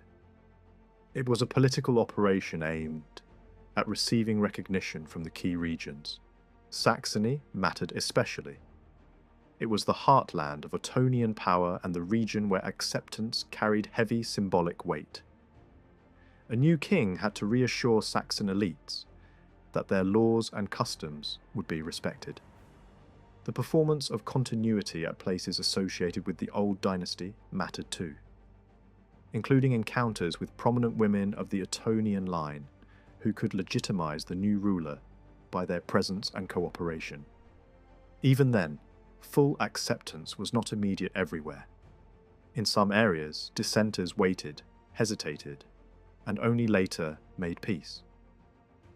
These three transitions show why it is risky to speak as if there were a fixed constitutional script. There was no single manual explaining how to choose a king. Rituals existed for crowning and anointing, and those rituals mattered, but they did not dictate the political bargaining that preceded or followed them. Each succession was shaped by circumstance, the age of the heir, the existence of direct sons, the location of royal symbols, the balance of regional powers, and the personal networks of churchmen and magnates. Still, certain elements appear repeatedly. First, the king had to be crowned and anointed, and had to possess the accepted royal symbols. Those symbols carried a political charge because they tied the new reign to the sacred and historical legitimacy of earlier rulers. Second, the king required acknowledgement by leading men. This acknowledgement did not always occur in one single gathering, and it did not always happen quickly. Groups could insist on their own act of recognition. Individuals could delay, though delaying was risky unless backed by a faction. In contested successions, recognition could be traded for promises, offices, and rewards. Third, heredity mattered, but not as an automatic rule. When a ruler had a son, it was usually possible to secure that son's future position early, which reduced conflict. When no son existed, the field widened, and kinship alone was not decisive. Competitors could emerge with only distant connections to the old dynasty. What mattered was whether a candidate could assemble enough consent to appear inevitable. Fourth, succession was not merely administrative. It was a public reforging of relationships. The king was not simply elevated above the nobles. The nobles participated in making the king, and the king then redistributed power in ways that defined the nobles. The bond ran in both directions, and that bond had to be renewed at the start of each reign. Once the king was established, another engine of politics took over: the distribution of offices, privileges, and patronage. Kings were shaped by their magnates, but they also shaped their magnates by granting duchies, marches, counties, archbishoprics, bishoprics, lands, and rights. It is true to say kings appointed people, but that truth can mislead if it suggests unlimited freedom. Appointment was rarely pure choice.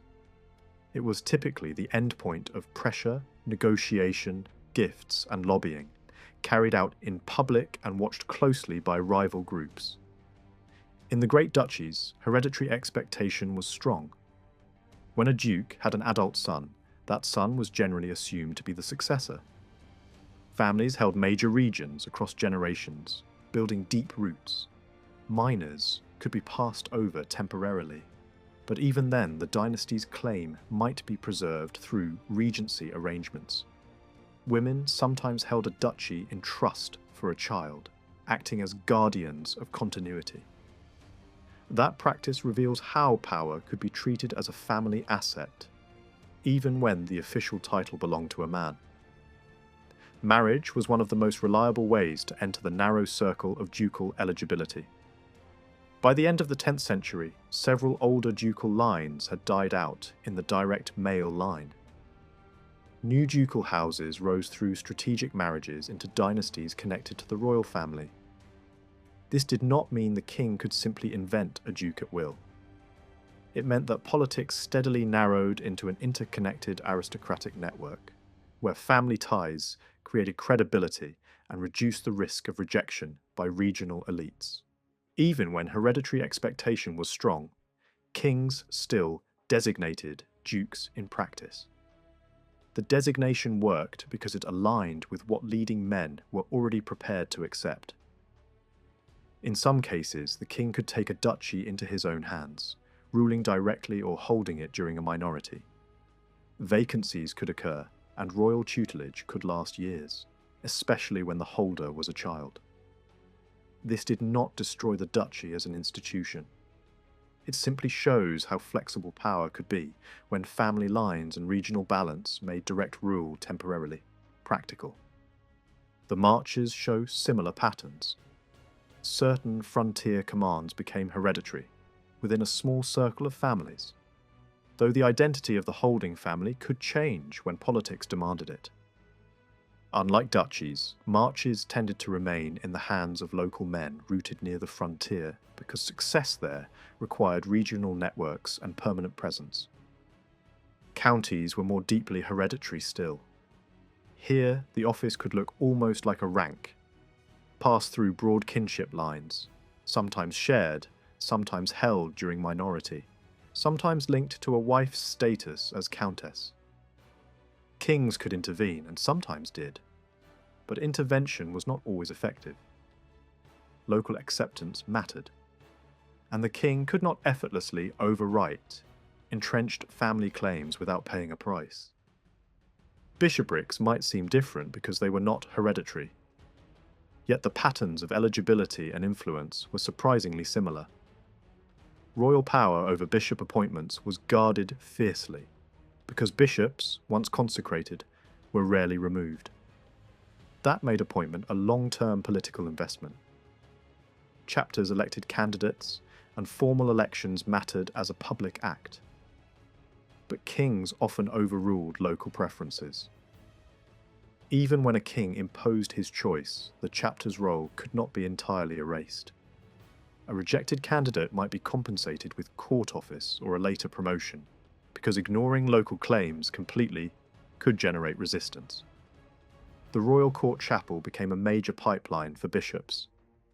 Service near the king built trust and created a pool of candidates who were already trained, known, and connected. Yet court service did not produce a separate class of non-aristocratic bishops. High aristocratic families filled bishoprics again and again. The leading lineages placed sons and relatives into major sees, and genealogies overflowed with churchmen. Court bishops and aristocratic bishops were often the same people. Across these decades, one broad change becomes visible: the move from a more personal style of rule to a more public, formalized political process. Earlier, rulers could sometimes make startlingly spontaneous appointments, acting with minimal, visible consultation. By the 11th century, major appointments increasingly happened in the glare of assemblies, surrounded by lobbying, persuasion, and competition. Queens and powerful church leaders played real roles in shaping outcomes. Great lay magnates pushed their own clients forward. Networks competed, and the king's decisions were the final turning point, but rarely the only cause. Money and gifts also mattered. Large offerings could influence access to both secular and church office. Over time, the language of moral criticism grew sharper around the buying of spiritual power, and some rulers tried to suppress the most blatant forms, yet influence did not vanish. It simply shifted towards service, loyalty, and the patient cultivation of favour. Power in the Ottonian and early Salian world did not rest on titles alone. A king could appoint dukes, counts, bishops, and abbots, but patronage was much larger than staffing offices. Authority was reinforced through land, privileges, and carefully managed favours that kept the political system moving. Some grants were held as benefices, tied to service and conditional loyalty. Others were turned into full property, a conversion that signalled unusually high trust and elevated a magnate's standing. Yet even gifts rarely meant complete freedom. A royal donation could still carry expectations, could be revoked for disloyalty, and could revert to the crown if a line died out without direct heirs. In this world, generosity and control were often two sides of the same transaction. Land was only one tool. Rulers also handed out special rights, permissions that touched the most profitable and symbolic powers of rulership. Certain activities were treated, at least in principle, as royal preserves. Building fortifications with compulsory labour, authorising markets, issuing coin, regulating brewing, and claiming the right to judge the most serious crimes. Magnates, especially church leaders, competed intensely for documents that confirmed such powers. Those documents do not always prove that a right was absent beforehand, and they do not always prove it was effectively used afterward. A paper right could be aspirational, or it could be granted more easily than it could be exercised. Coinage is a good example. Charters might talk about minting long before a real mint reliably operated. Even so, the documents mattered. They were not just legal instruments, they were public signs of favour, a way to display the bond between ruler and recipient. Privileges functioned as political currency. They expressed confidence, rewarded cooperation, and encouraged continued service. Sometimes they were the visible price of very practical obligations. When a ruler needed troops, support could be assembled through networks that had been cultivated with earlier favours. Clerical contingents, for example, did not appear out of thin air. They were often supplied by bishops and abbots, who had been treated well in the recent past, granted rights, protected in disputes, or elevated in status. If relations were strained, support might still arrive, but in a colder form, an obligation fulfilled at arm's length rather than a personal show of loyalty. Patronage, in other words, shaped not only who held power, but how quickly power could be mobilized. These favours were almost never spontaneous acts of royal generosity. They usually emerged from pressure, persuasion, and negotiation. Every important grant tended to have advocates behind it. Royal documents sometimes reveal who promoted a request, and those names are rarely random. Queens, close relatives, and influential archbishops appear again and again as key brokers. Sometimes an intervener represented genuine consent because a grant touched someone else's interests. Often the intercession was simply lobbying, the political craft of securing advantage for allies and dependents. Over time, this process thickened the web of mutual obligation. A ruler depended on magnates for stability and resources. Magnates depended on the ruler for confirmation, promotion, and protection. Patronage was the oil that reduced friction in a system that might otherwise seize up under constant rivalry. And rivalry did not disappear. If the years between 983 and 1056 look stable on the surface, that stability can be misleading. Each of the four rulers faced unrest soon after taking power, even if one reign experienced most of its turbulence beyond the empire's core. The great civil storms seen earlier in the 10th century did not return at the same scale, and the aims of opposition were often limited or unclear. Yet the absence of a single catastrophic rebellion did not mean peace. Smaller disturbances were frequent. Feuds, local uprisings, smouldering opposition, separatist tendencies, and occasional open rebellion formed a constant background hum. Much of aristocratic politics lived in that space between formal loyalty and outright overthrow. In Saxony, earlier opposition had often gathered around royal relatives, brothers, sons, nephews, figures close enough to the throne to become an alternative centre of gravity. That pattern lingered into the early years after Otto II, when a close kinsman tried to pull authority toward himself in a moment of uncertainty. After that, the pattern weakened. The pool of royal princes available as rallying points narrowed, and without an obvious family figurehead, Saxon discontent took on a different shape. Saxony's relationship with its rulers gradually cooled, especially after the last Ottonian years. A ruler whose attention was drawn southward could appear distant to a region that had once been the heart of political life. When a new king arrived with strong ties to Bavaria, contemporaries could interpret the shift as more than personal style. It could feel like a change of political gravity, as if one regional bloc had gained influence at another's expense. Such perceptions mattered. They coloured the interpretation of decisions, appointments, and campaigns. Saxon resentment did not always show itself as a single organised revolt. It could appear in clusters, disputes with bishops, quarrels over ecclesiastical power, and acts of defiance that were no longer sheltered beneath the banner of a royal family rival. Over time, the northern elite developed an almost princely self-confidence in its own sphere, suspicious of outside interference and wary of royal agents who seemed too close to the court. Tensions in Saxony often ran through church politics. Ambitious dukes and margraves collided with archbishops, and those clashes had a predictable logic. The ruler was expected to support the churchmen, especially when violence, plunder, or threats spilled into public disorder. Yet royal backing could turn a local feud into a political confrontation with the crown itself.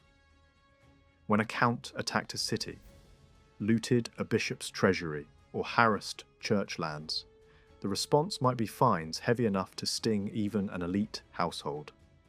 Payments in silver could be demanded as compensation. Punishments were not only about justice, they were a way to reassert hierarchy, restore public order, and remind magnates that certain forms of aggression carried a cost. If Saxon opposition evolved, Lotharingia's unrest remained stubbornly familiar. The danger that the region might drift back toward the Western Kingdom faded once new rulers in France became less focused on reclaiming it. Yet this did not translate into calm. Lotharingia sat on a complicated frontier of interests, toward Flanders, toward the Western Kingdom, and toward powerful local groupings with long memories. Even though rulers visited frequently and held authority over important royal zones there, their grip could be surprisingly uneven. In some areas, one hostile coalition among leading counts could keep the duchy unsettled for years at a time. Lotharingian magnates also had alternatives. When they could not look to French kings for support, they could seek backing from nearby princes, powerful neighbours, or ambitious counts with designs on borderlands. The counts of Flanders, in particular, developed an ability to press into imperial territory, negotiate recognition after the fact, and shape outcomes through calculated force. A successful coup in a border county could become a new reality if it was later acknowledged, formally or informally, by a ruler who preferred compromise to endless warfare. The pattern of conflict in Lotharingia was not always a single revolt. It could be a long feud between a great duke and the king, flaring into open war, then cooling into settlement, then reopening, when a new marriage alliance or inheritance claim changed the stakes. External support often played a role. A duke might find allies to the west, while the king leaned on loyal bishops and strategically placed church institutions. Spiritual sanctions could also enter the struggle. Excommunication, outlawry, and military pressure could be combined to force submission. But forced submission did not always end a conflict permanently. A later marriage, an inheritance, or a contested appointment could reignite the quarrel. In the South German regions, unrest took different forms. Large-scale revolts were rarer than they had been earlier in the 10th century. And one reason was structural. The great duchies were more often under direct or indirect royal control, making them harder to use as autonomous platforms for rebellion. Still, disappointment could produce explosions. A magnate who believed a duchy had been promised, then saw it granted elsewhere, might rebel out of a sense of betrayed expectation. Old grudges could sharpen the edge of such conflicts, especially when earlier generations had taken opposing sides. Sometimes a duke could be removed, but removal was rarely neat. Deposing a powerful figure could provoke violence, spark border alarms, or invite foreign intervention. In the southeast, fear of external support, Croatian, Hungarian, or other, could make a domestic conflict look like a frontier emergency. The deepest crises tended to appear when royal policy pressed heavily on the region's resources, especially during aggressive intervention beyond the borders. In such conditions, a conspiracy might spread wider than expected, pulling in other nobles and even high churchmen. Even then, suppression might occur without a major pitched battle, followed by confiscations designed to warn potential imitators. Suabia illustrates another dynamic: the weakening of ducal autonomy. When ducal power was curtailed, rebellion could still occur, but it was harder to sustain without broad regional backing. A young duke might find himself isolated when his own followers refused to commit to open conflict with the crown. In that situation, submission could come quickly. Yet submission did not always end the story. A ruler could pardon and reinstate a duke, then later demand the duke sacrifice a troublesome follower as the price of continued favour. Refusing to abandon a supporter, an act that could be framed as loyalty and honour within aristocratic culture, could bring harsher consequences, including outlawry and death in conflict. Across all regions, several recurring forces fed unrest. Had lost out under the previous reign might see an opening. Those who expected rewards from the new reign could turn hostile when disappointed. This new reign uncertainty was a reliable spark for trouble, especially when combined with existing feuds and long memories. Another force was the violent intensity of aristocratic private conflict. Inheritance disputes, boundary quarrels, and rival claims could escalate into raids, arson, and plundering, tactics that were normal tools of feud. When such violence touched church property or major towns, royal intervention was more likely, and fines could be severe. When the quarrel stayed within the lay aristocracy, rulers might hesitate, ignore it, or intervene selectively in ways that served their own interests. Border politics created its own hazards. Margraves and frontier lords had to maintain contact with rulers outside the realm. Marriages could cross borders. Alliances could be formed for security or profit. From the centre, such ties could look like betrayal. Even when a frontier noble acted pragmatically, suspicion could fall on him if the king believed he was too close to a foreign ruler. The same relationship might be described as loyal service, one year, and treasonous intimacy the next, depending on the political temperature. In this period, there was also a crucial ambiguity about what it meant to be inside or outside the realm. Some neighbouring rulers could be treated at times as integrated partners, spoken of almost like internal princes, while at other times they were framed as foreign opponents.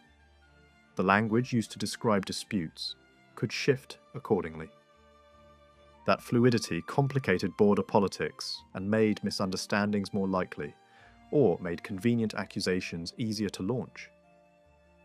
The rarest and most dangerous form of opposition was a direct attempt to replace the ruler, plots to kill, depose, or enthrone an alternative candidate.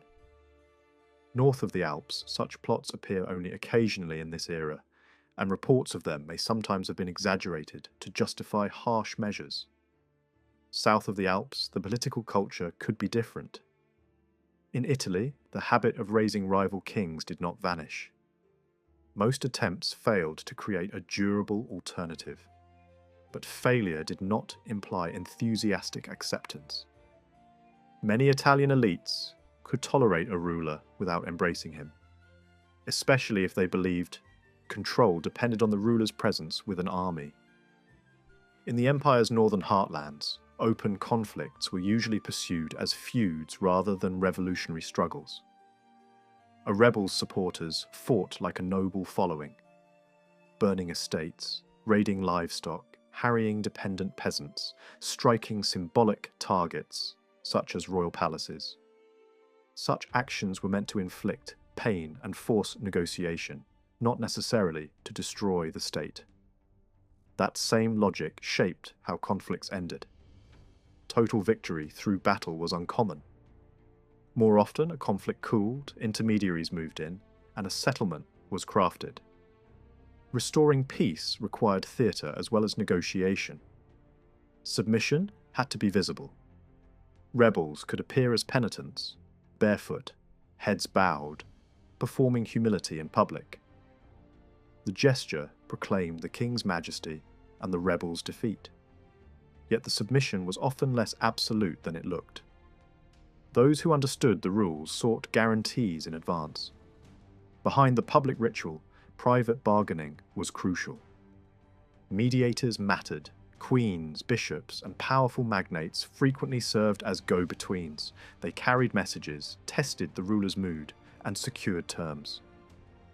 Their role was not charitable, it was political. they acted as guarantors of the agreement. If the ruler broke the bargain after a public submission, he risked insulting the intermediaries whose prestige had been put on the line. That danger placed real limits on revenge. Punishments in this political culture were also constrained. After the early 10th century, executions of great men north of the Alps became rare. Death could occur through judicial duel, in battle, or in exceptional criminal cases. But routine elimination of aristocratic rebels was not the norm. The typical penalty was loss of office and loss of lands held by royal favour. Confiscating a rebel's inherited family lands was less common because it punished the wider kin group and poisoned reconciliation for generations.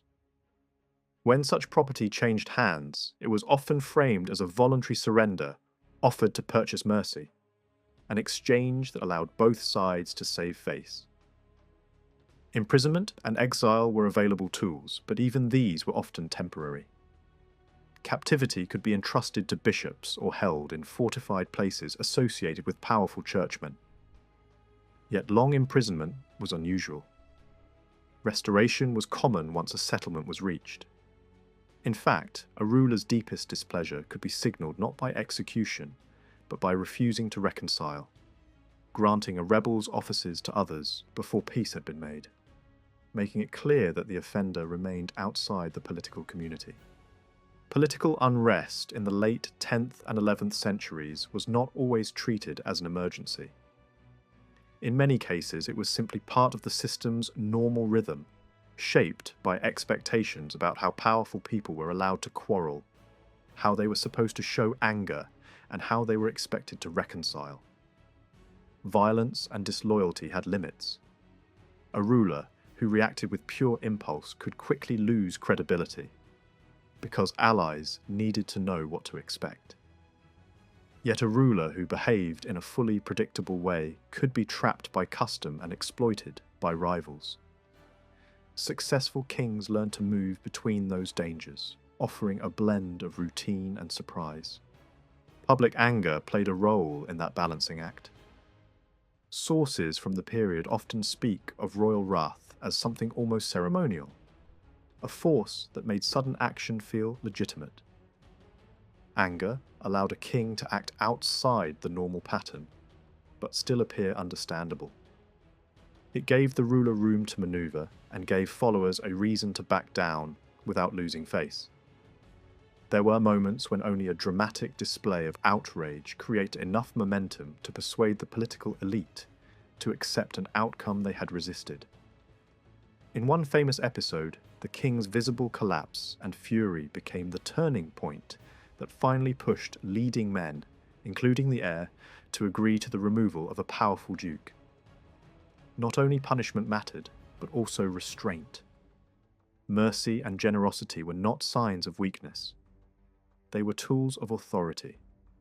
A king could accept a surrender and reduce penalties, while still looking strong, because clemency was itself a royal virtue.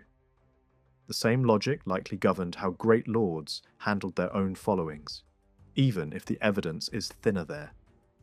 A lord also needed to be feared without becoming unpredictable, and forgiving without seeming soft. Against that background, it becomes easier to understand how the realm was actually governed. Modern eyes look for ministries, permanent offices, written policy, and uniform administration. The evidence point in a different direction. Power rested primarily in relationships, not in a stable, bureaucratic machine. That does not mean institutions were absent. It means they were lighter, more personal, and more dependent on the presence and authority of the ruler. The kings of this period governed on the move. They travelled constantly, and the geography of that movement mattered. The ruler did not visit every region equally. Certain zones formed the core of royal presence, dense clusters of lands, rights, and royal residences that made repeated stays possible. These heartlands lay in Saxony, around the Harz, and stretching toward the Elbe, in the lower Lotharingian region, around Aachen and the royal sites near the Rhine's lower reaches, and in the Rhine and Main corridor around Frankfurt and other major centres. Westphalia, Hessen and Thuringia also fell within the usual routes, often crossed as kings moved from one core region to another. By contrast, some places saw the king only rarely. Parts of Bavaria and Swabia were usually visited when armies moved south toward Italy or Burgundy, or later, when campaigning aimed toward Hungary. Upper Lotharingia, Frisia, and northern Saxony were not common destinations. A change of dynasty might suggest a change of travel patterns. The Salian kings had strong family lands around Worms and Speyer. One ruler even held major southern duchies for long periods. Yet the overall map did not flip. Kingship brought the new dynasty into the older royal networks, especially in Saxony. The northeast remained crucial, even when reinforced by new centres farther west. Still, smaller shifts can be sensed. Some old ceremonial routines faded. A city that had once mattered as an eastern anchor gradually lost prominence after the Great Slav Revolt at the end of the 10th century. New palaces rose in Saxony, and a new favourite residence became a key staging point. Royal movement in the far east of Saxony became less common, while attention concentrated more strongly around the newer focal points. Royal wealth itself was not fixed. The royal fisc should not be imagined as a stable estate map, from which rulers simply collected income. It was constantly changing. Gifts flowed outward, confiscations occasionally flowed inward, and borderlands changed hands often. New church foundations could receive large blocks of resources, while the fall of a rebel might temporarily restore royal holdings in the same region. Some bishoprics were favoured so heavily that the pattern resembles the support a family might give to its own house church. Meanwhile, older rules also mattered. When a great man died without heirs, royal rights of reversion could bring lands back into the ruler's hands. Overall, the fisc seems to have functioned less as a central supply system and more as a reservoir of rewards. The contrast with earlier Carolingian evidence is striking. Far less can be seen of detailed management, suggesting that royal land was treated more as political capital than as a carefully administered economic machine. Travel did not depend only on royal estates. Kings could demand hospitality and provisions from major churches. Bishoprics and royal monasteries were expected to host the ruler or supply food and drink even at a distance. Some monasteries supported the king's needs, far beyond their immediate neighbourhood. Lay magnates were not bound by the same obligation. They might invite the ruler to a ritual banquet, but this could be financially dangerous, as elite families themselves admitted. There was also a practical problem. Housing the royal entourage required space. Most secular residences were not built for that scale. Great churches were better suited. Many had their own palaces or reception complexes, built precisely to host kings and large entourages. In theory, this church network could have supported an itinerary that covered the entire kingdom. In practice, rulers still spent most of their time in their core zones, relying on nearby churches directly and on distant churches indirectly through supplies and political ties. At first glance, that limited itinerary might look like weakness, as if the king avoided regions he could not control. Yet another pattern points the other way. Attendance at assemblies and the stream of royal charters suggest that the great often travelled to the king rather than the king travelling to them. Once the early uncertainties of a reign had settled, the political elite came to where the ruler was. Southern duchies in particular increasingly treated royal judgment as an authority to be sought, even when the ruler did not visit them often. This explains why assemblies became the engine room of politics. They were held frequently, often around major feast days. Several times a year, the political world gathered in the places where the ruler was most present. These meetings were where appointments were discussed and announced, where envoys were received, where rebellions were declared illegal and later reconciled, where honours were distributed, and where the most important disputes were addressed. In outward form, this could still resemble older Frankish practice. The realm was governed through gatherings, decisions made in front of a public elite, and authority displayed through ritual. At the same time, the court culture was changing.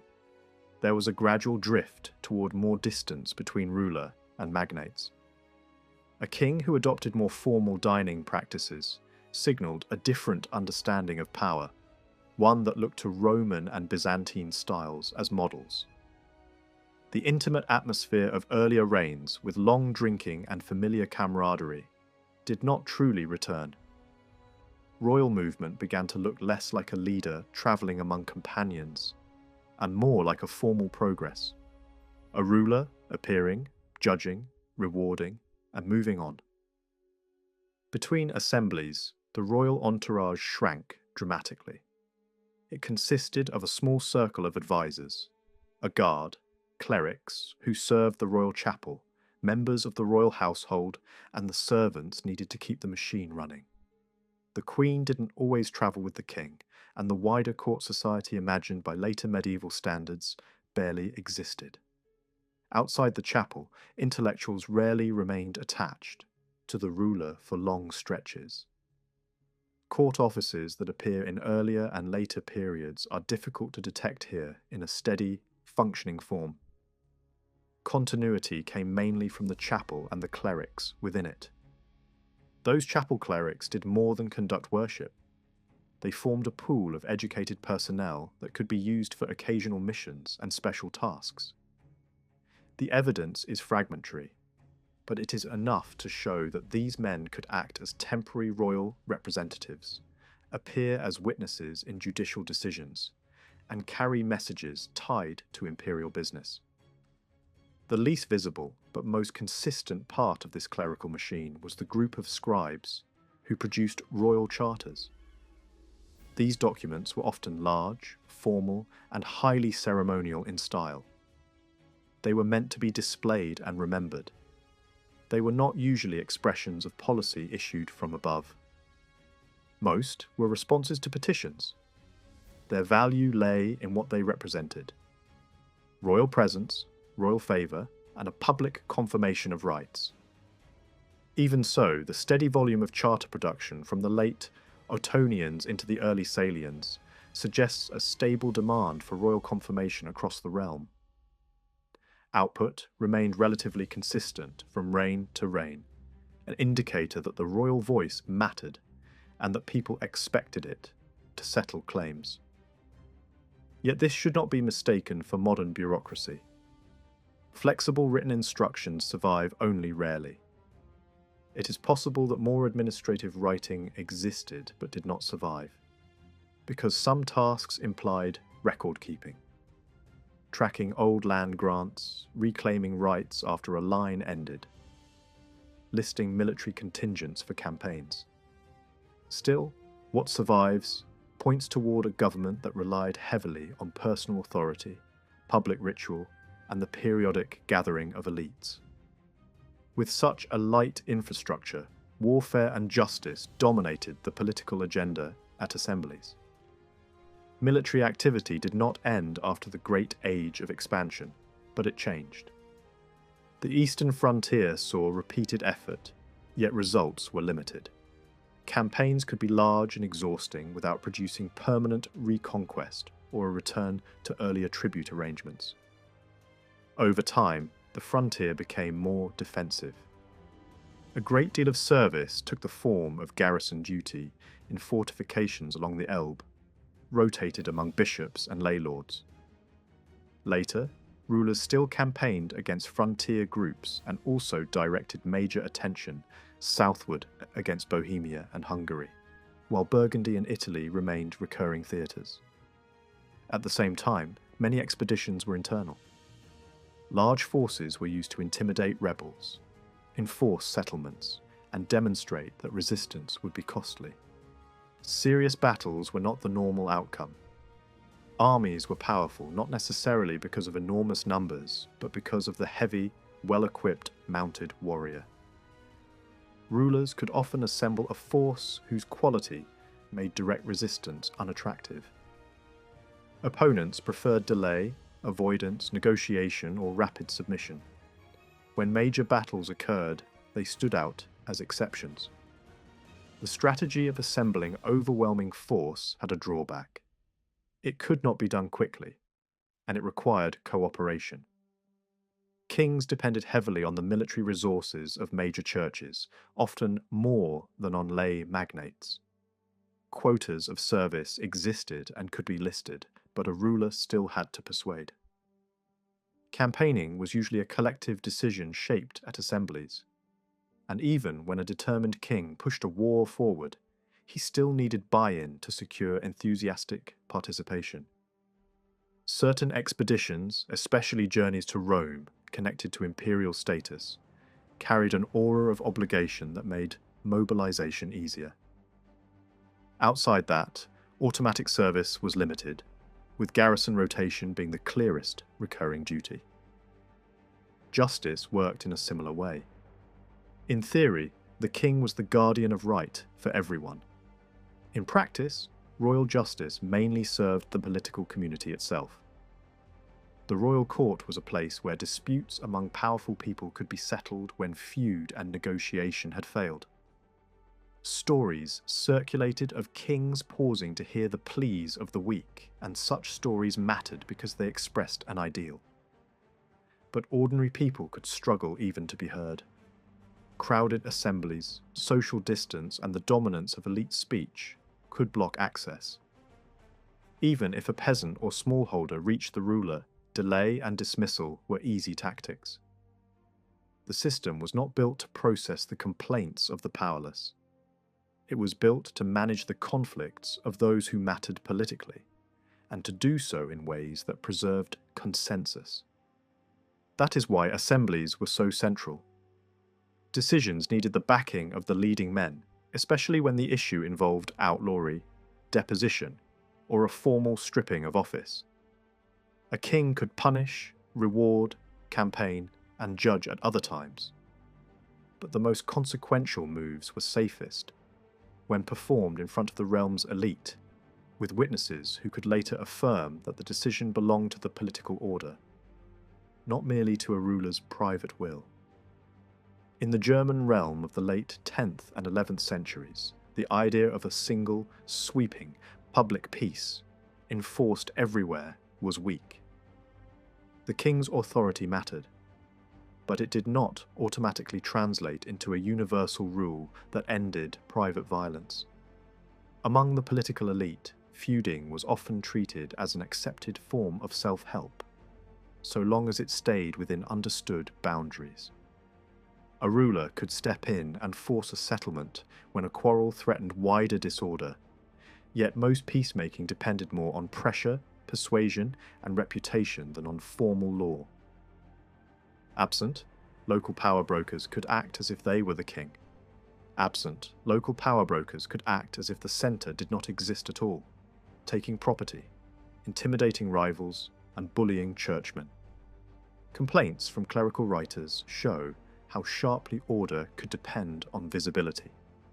If the king's shadow did not fall over a region, even bishops could feel exposed. Even when kings tried to encourage peace, their tools were limited. They often worked by moral example and collective oaths, not by issuing general laws with fixed penalties. In some places, a king required an entire province to swear that it would keep the peace. On other occasions, he urged not only an end to violence, but also forgiveness, presenting himself as the first to let go of grudges and effectively offering amnesty for past offences against his own person. This resembles, in royal form, the wider religious push for restraint that was spreading in parts of Western Europe. A preference for swearing together, binding the strong by shared promises, and making peace a public performance. The key point is the collective nature of these efforts. Peace was something rulers tried to negotiate with elites, not something they could simply impose everywhere by decree. This was partly because kings were tightly woven into aristocratic society through family ties, marriages, alliances, and friendships. Acting as a perfectly neutral referee was not always possible, and it may not even have been expected. When two major factions each had powerful supporters, an impartial judgment could be politically dangerous. In such cases, a ruler might settle for a practical outcome, binding both sides to stop fighting, rather than choosing winners and losers. That kind of settlement could look unusually fair precisely because rulers often had incentives to lean toward one camp. Government in this period cannot be reduced to what happened at great assemblies, even if assemblies were crucial.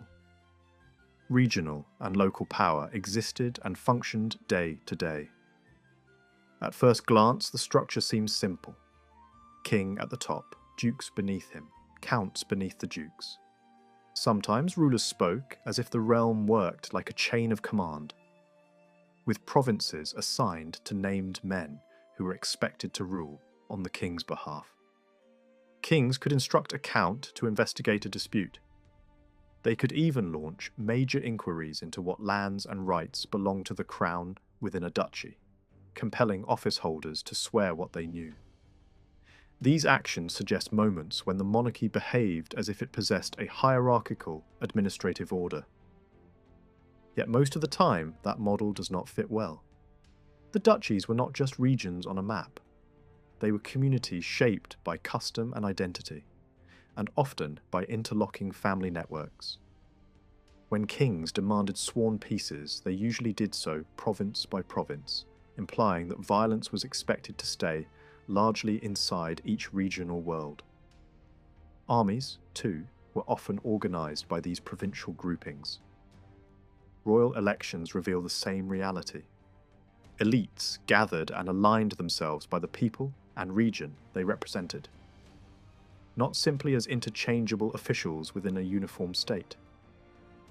Even so, the duke's authority inside a duchy was limited. Dukes did not normally appoint counts and margraves, and they rarely supervised them in a systematic way. When dukes tried to bind the leading men of the duchy to personal loyalty oaths, directed against outsiders or even against the king, it tended to be a sign of weakness, not strength. Those efforts were often fragile and could collapse quickly. In military affairs, the duke's role as a primary war leader had also narrowed. The zones where heavy fighting was most likely lay on northern and eastern frontiers. And those frontiers were dominated by border lords, whose responsibilities did not neatly run through the duke.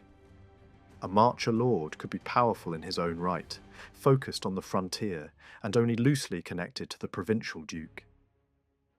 Dukes likely held regional gatherings, and they probably moved through their territories in patterns similar to royal travel, visiting some districts frequently and others rarely. They may also have carried a measure of responsibility for peacekeeping, at least in certain regions. Sometimes a duke was sent home from a campaign specifically to restore order. Some ducal rulemaking appears more elaborate than anything produced by kings in this era, which suggests that provincial leadership could still matter in practical ways. Yet the day-to-day inner workings of ducal power are hard to see clearly. What made a duchy worth fighting for was not only leadership over a community, but also the material base attached to it. Lands, revenues, opportunities, and the prestige of a title that placed its holder above ordinary jurisdiction. Even when ducal power was clipped, the title remained valuable. Below the ducal level, office holders become even harder to see as royal officials in a modern sense. As borders stabilized and aggressive expansion slowed, the distinction between border margraves and ordinary counts could blur. Counts continued to carry judicial functions inherited from earlier centuries. But these functions were increasingly disrupted by exemptions granted to powerful landholders. In practice, local courts often served as public stages for property transfers and agreements as much as for legal judgment. The surviving evidence may exaggerate that aspect, but it points to a world where public justice was already being partitioned. Territory itself could be complicated. A county wasn't always a neat block of land. Some counties appear scattered across wide areas, even across an entire diocese, which raises obvious questions about how jurisdiction was exercised. Somehow it was, but the arrangement hints at a shift in meaning. The title of count could begin to look less like an assignment to govern a defined district and more like recognition of a bundle of rights exercised in many places. That shift anticipates a later medieval world in which rank often followed practical power rather than clean administrative geography. As older county structures fragmented, exemptions and immunities grew in importance. Originally, an immunity meant that a great lord's dependents were protected from a count's interference and that fines and profits stayed inside the lord's estate system instead of flowing outward. Over time, immunity could come to imply something larger: the right to exercise powers that had once been associated with the count himself, especially judicial authority. For churches, this created a problem. Clerics were not meant to wield violence directly or carry out certain punishments. To exercise coercive justice, they needed lay representatives. That role increasingly fell to advocates, men who acted on behalf of a bishop or monastery in matters that required force, jurisdiction, or armed presence. These advocates were double-edged. They made ecclesiastical authority workable on the ground, but they also posed a threat to ecclesiastical wealth, because they stood close enough to exploit church resources. Bishops might manage such figures more effectively than monasteries could. Monasteries were especially vulnerable when the advocate came from the same noble family that had founded the house, because the advocate could treat the monastery as part of family property, rather than a protected institution. Of comital rights to churches can be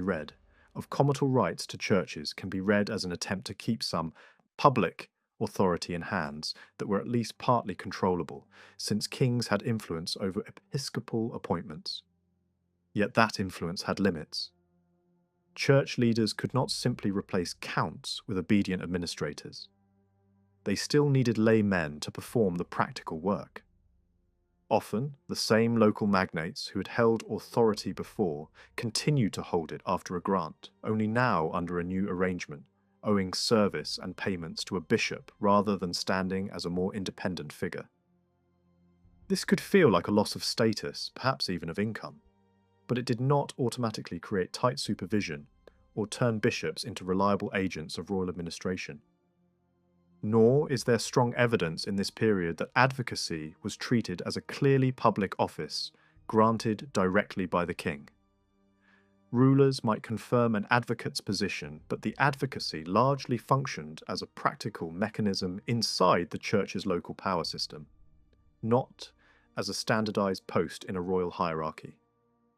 The broader pattern remains consistent, where local government was still imagined as being performed for the king. It was commonly framed as a reward for loyalty and service, not as a measured duty that could be inspected and audited. Authority was distributed through relationships, bargains, and honour, not through a fully developed administrative chain. The political world of the Ottonian realm was built on rank, birth, and family networks, even more tightly than the older Frankish Empire. Earlier centuries had produced occasional stories of outsiders climbing into major church offices through ability and patronage. Some writers even celebrated that as a sign of wise rule. In the German kingdom of the 10th century, such movement was rare enough to feel almost exceptional. A man could be prominent, even powerful, yet still be described as low-born, if he did not come from the right lineage. Behind that language lay an older social imagination in which status boundaries were not only real but, in some places, treated as dangerous to cross. The mentality of this aristocratic society can be reconstructed because its leading figures left behind texts that carry their assumptions in every line.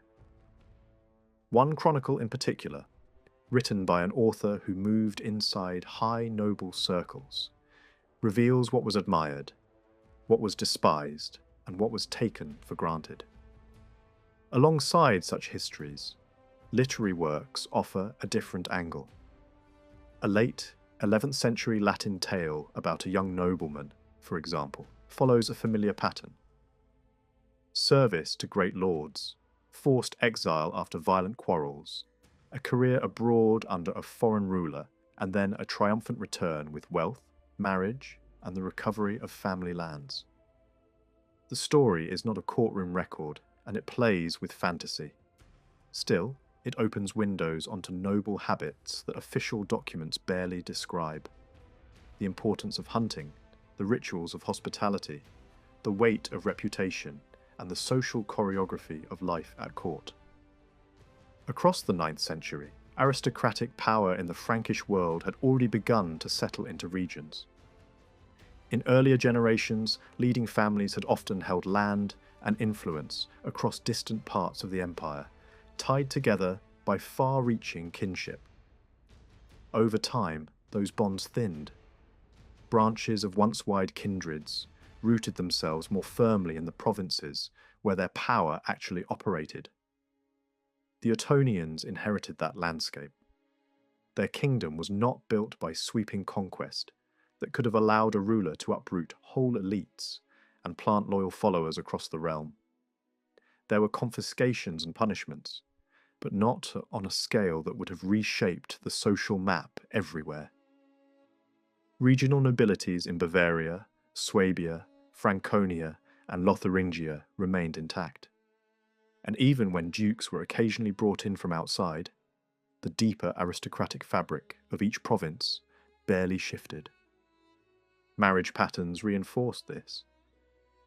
Nobles in different regions did intermarry, but usually within a limited radius. As a result, inheritances that crossed provincial boundaries were relatively uncommon. That mattered because office holding below the very top levels tended to remain within families. Secular positions were often treated as hereditary in practice, and even when rulers had the final word, the pool of acceptable candidates was narrow. Church appointments gave kings another lever. By controlling major bishoprics from the mid-10th century onward, rulers could reward supporters outside their home region. Yet this did not automatically transform the regional aristocracies. Bishops came and went, and their posts were not inherited.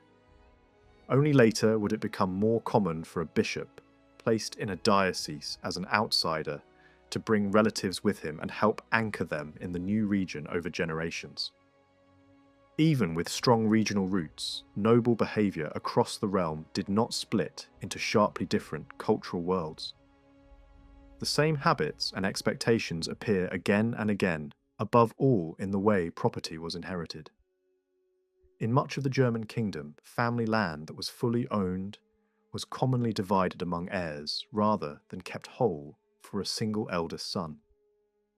That is very different from systems that would later give most of an estate to one heir in order to prevent fragmentation. At first glance, dividing property sounds like a recipe for decline. In practice, it did not necessarily shrink a family's position over time. A person might inherit a smaller share from a parent, but the same system increased the chance of inheriting from uncles, cousins, or other relatives when lines failed. Over generations, fortunes rose and fell in both systems. Deaths, childlessness, and accidents could enlarge or erase a family's holdings no matter what the legal theory said. What made inheritance especially complicated in this world was that it was never just an accounting exercise. It was a political event. There was no neutral bureaucracy quietly calculating shares. and enforcing them without conflict. When a wealthy man died, the result depended on who was present, who had allies, and who could apply pressure. Even basic questions about who counted as the rightful heir could trigger violence. Rivalry between uncles and nephews appears so often in the sources that it feels almost structural, not exceptional. Claims by more distant kin were even murkier, and success could hinge on speed and strength. The crown itself benefited enormously from this environment. Winning kingship meant gaining not only authority, but also access to royal resources and inheritances that did not get divided among collateral relatives in any straightforward way. Power at the top changed the rules of what could be taken for granted. Office, unlike land, could not be divided. That fact created tensions inside noble families, when more than one branch believed it had a right to a march, a command, or a position of honour. Disputes over border lordships could become bitter because these were not simply titles, they were keys to income, armed followings, and dominance in a region. At the same time, not all land was fully owned. Some estates were held by grant, by royal favour, or in ways that limited who could inherit. Those arrangements could narrow the circle of heirs and sharpen internal rivalries.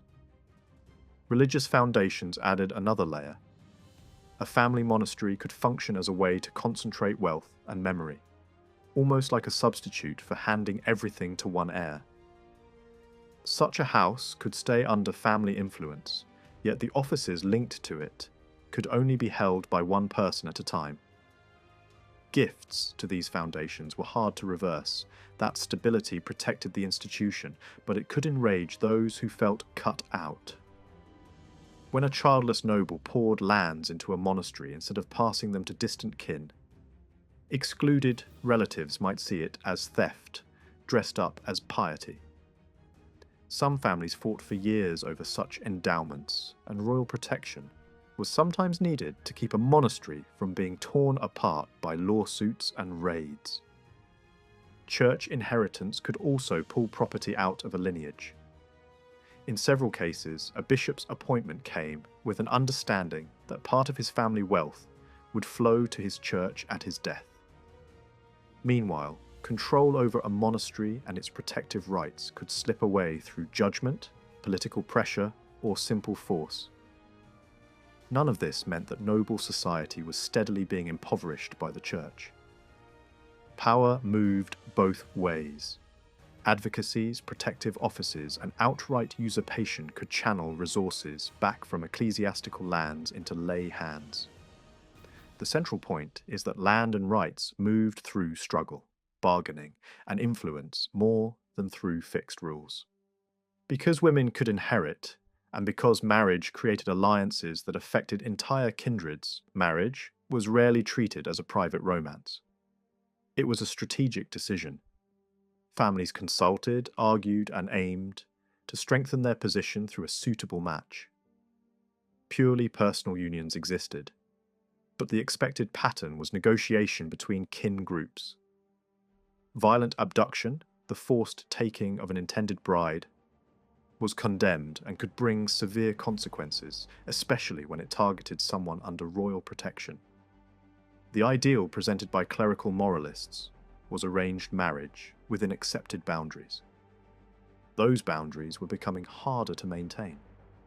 As noble circles narrowed and the number of acceptable partners shrank, conflicts with church law grew more frequent. Clerics increasingly challenged unions on the grounds that the spouses were too closely related. Some marriage disputes dragged on for years, with couples fighting to stay together, while churchmen pushed for separation. At the same time, the shortage of candidates sometimes led to socially uneven marriages that drew scorn from the highest ranks. A union could be politically useful and still be labelled a mismatch by those who guarded aristocratic exclusivity. Daily life among the elite was also changing in physical form. Between the mid-10th century and the mid-11th, fortified places began to shift from large communal refuges into smaller residences designed for a lord's household and armed dependents. These strongholds were meant to be lived in. Many included a religious house or a community of clerics, and they became burial sites that anchored family memory in stone. A castle was not only a military tool, it became a symbol of lineage. When such a place was captured or burned, the humiliation could be as important as the practical damage. That is why attacks on residences became such a common feature of aristocratic feuds. They struck at identity, prestige, and the emotional centre of a family's power. This architectural change also deepened social stratification. Some nobles could separate themselves from lesser warriors by living behind walls, controlling gates, and gathering dependents around a fixed seat. Over time, people began to be identified more often by these family seats. A man's name could carry the place he controlled, marking him as part of a territorial elite. Older naming habits that emphasized shared family names did not vanish overnight, but the trend points toward a stronger, more public sense of lineage anchored in property and place. That growing focus on lineage also reshaped memory. Earlier, aristocratic identity often emphasized a wide network of living relatives on both the father's and mother's side. Writers knew their cousins and siblings intimately, and could map their family sideways across their own generation. Over time, the emphasis shifted toward descent, through the male line and toward tracing ancestry back through fathers. Even so, long genealogies were not always known with confidence. In some regions, detailed knowledge of male line descent seems to have become clearer only from around the late 10th century onward. That does not mean families had no sense of the past. It means the form of memory was changing, moving from broad living networks toward a more linear story of descent. In private life, one scene appears again and again: the feast. The ritual banquet was not a trivial pleasure, it was a political instrument. It could display unity, confirm reconciliation, or mark major transitions in life. It could also hide violence. Treachery at a banquet was remembered as especially shocking precisely because the feast was supposed to create safety and trust.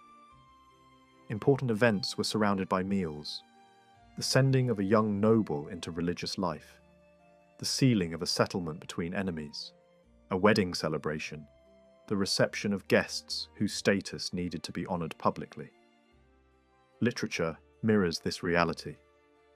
In aristocratic storytelling, conversations, bargains, courtship, rivalry, and reward are repeatedly framed by hospitality and the sharing of food. Within this world, there was a clear division of expectations between men and women. Women were often associated with the management of household resources and with the maintenance of family piety. Founding or endowing religious houses could protect a woman's inheritance and shield it with ecclesiastical authority. But it also served to keep the family's memory alive. Women who acted openly as political operators were frequently condemned, not because they lacked influence, but because influence was supposed to be exercised in a particular way. The preferred role was mediation, intervening to secure agreements, soften anger, and restore peace. Elite queens became models for this, using access and persuasion to shape appointments, privileges, and reconciliations. Male piety existed too, but it competed with other virtues. Honour, courage, and the readiness to defend rights through feud could be treated as normal, even by churchmen who otherwise condemned violence. What was more likely to be criticised was not conflict itself, but conflict directed against clerics, or pursued in ways that violated accepted norms. It would be wrong to imagine an elite culture made only of brutality. Many lay nobles were not bookish in the clerical sense, yet they cultivated their own forms of refinement: hunting as ritual, arms as skill, etiquette as performance, and family tradition as identity. Literature hints at the early growth of more courtly behaviours, long before the fully developed knightly culture of later centuries. In the Ottonian realm, aristocratic life was both hard-edged and carefully staged, anchored in family, land, honour, and the constant need to be seen as belonging among the few who counted. Economic life in the Ottonian and early Salian kingdom did not stand still. Over the 10th and early 11th centuries, wealth grew in a steady, cumulative way. Earlier power had often depended on money and goods flowing in from beyond the borders, especially in frontier regions where tribute and forced payments could be extracted. Over time, however, the internal economy mattered more. Surplus produced inside the realm became increasingly important, and the way the elite lived helped pull that surplus into circulation. Kings and magnates rarely stayed in one place. Their constant travel meant food, animals, cloth, tools, and other goods had to be gathered and moved across real distances. Great churches also held estates scattered widely, which created its own web of transport and redistribution. Every movement of a court or a bishop's household shifted purchasing power from one locality to another. Local producers had to respond. Carriers and traders found opportunities. And exchange became more routine. In this sense, growth was not driven by a single dramatic reform, but by repeated patterns of demand. When powerful households arrived, they consumed on a scale few villages could match. That pressure encouraged supply networks and made markets more useful, even when the state itself did not run an economic program. Security played its part.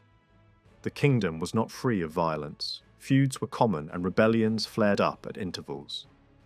Yet compared to the earlier era of frequent large-scale invasions, many regions enjoyed a level of stability that allowed investment to pay off. When threats from outside were less constant, land could be improved, fields could be expanded, and surplus could be saved, rather than destroyed. The most visible sign of elite wealth returning into the economy was building. From the late 10th century onward, rulers and bishops poured resources into palaces, churches, and cathedral complexes. That spending did not vanish into stone alone. It required skilled hands, steady labour, transport, timber, lime, metal, and ongoing provisioning. Wage labour became more important in construction, and the effect rippled outward. Big projects turned stored wealth into local income and encouraged specialists to settle where demand was reliable. Even so, the pace was gradual. Many of the developments that later historians associate with the High Middle Ages appear here only in their first outlines. Land clearance and new settlement began to expand in places where earlier losses could be reversed, especially in the southeast and in regions previously dominated by Slavic populations in the eastern bishoprics. Other parts of the frontier moved more slowly, and the older heartlands changed, least visibly. The landscape was beginning to shift, but not yet at full speed. The contrast with parts of Western Francia can be striking. In French scholarship, the 11th century often looks like an age of rapid rural change, with lords building new forms of control and extracting more surplus through powers of command and justice. It also looks like a time when labour obligations were increasingly converted into payments in cash or in kind, helping money spread more widely through the countryside. East of the Rhine, those same processes are harder to spot at first glance. Justice in the German kingdom can appear, especially in later accounts, to focus less on fines and more on harsh punishment, suggesting that courts served power and discipline more than revenue. That impression contains some truth, but it is also shaped by how different regions are studied and how different evidence survives. There was, in fact, a comparable mechanism of lordship that could place heavy demands on dependents, without needing to reorganize every estate from the ground up.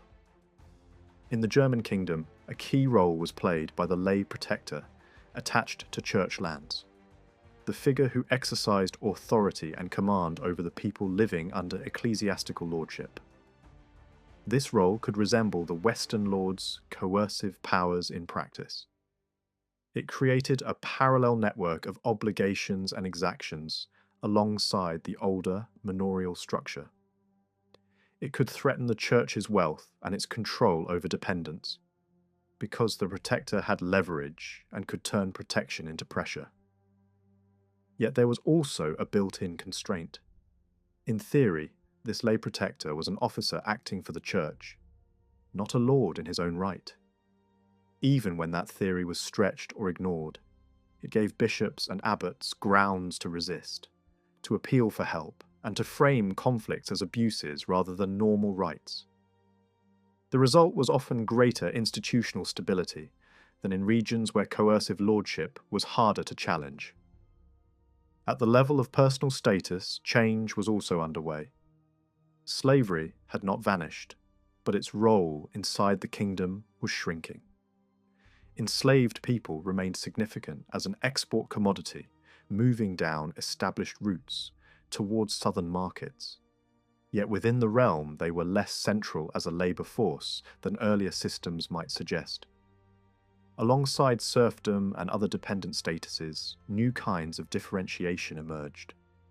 Two categories stand out, not because they were fully formed modern classes, but because they show how society was becoming more specialised. One group was the unfree service household attached to great lords, especially kings and bishops, which began to develop a sharper identity. These people remained unfree and could be transferred between lords, but they were not simply field labourers, they were dependents with specialised skills.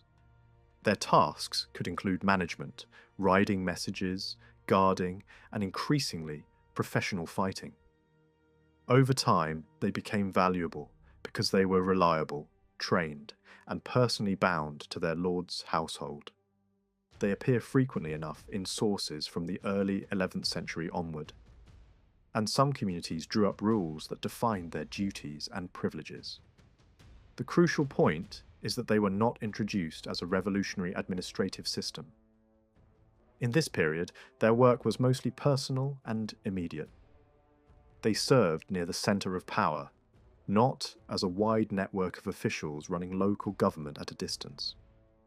Only later would this group expand dramatically and be used more systematically, including through the absorption of members of lower noble families.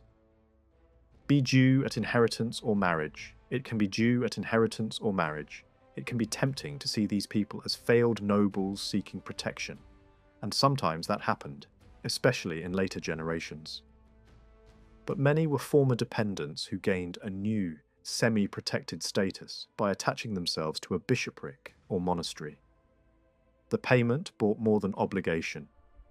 It could also buy shelter under ecclesiastical immunity and perhaps access to privileges that made trade and movement easier. Some may have joined for practical advantages rather than desperation. This helps explain why many lived away from the lands of the institution, to which they paid, often in towns. For both sides, the arrangement could be useful. The lord kept an income stream even if people moved off the land, and the dependent gained a protective framework while entering a more mobile urban world.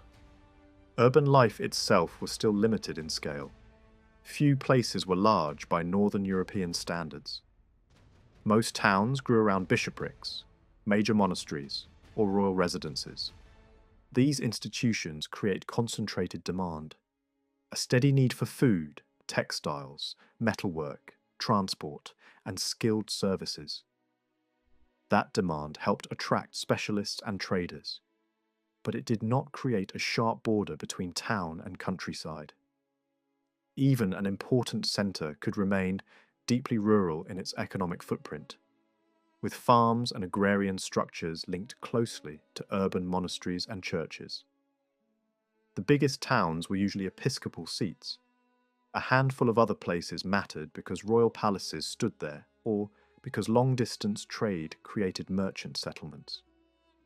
Some trading places owed their existence less to local consumption and more to exchange routes.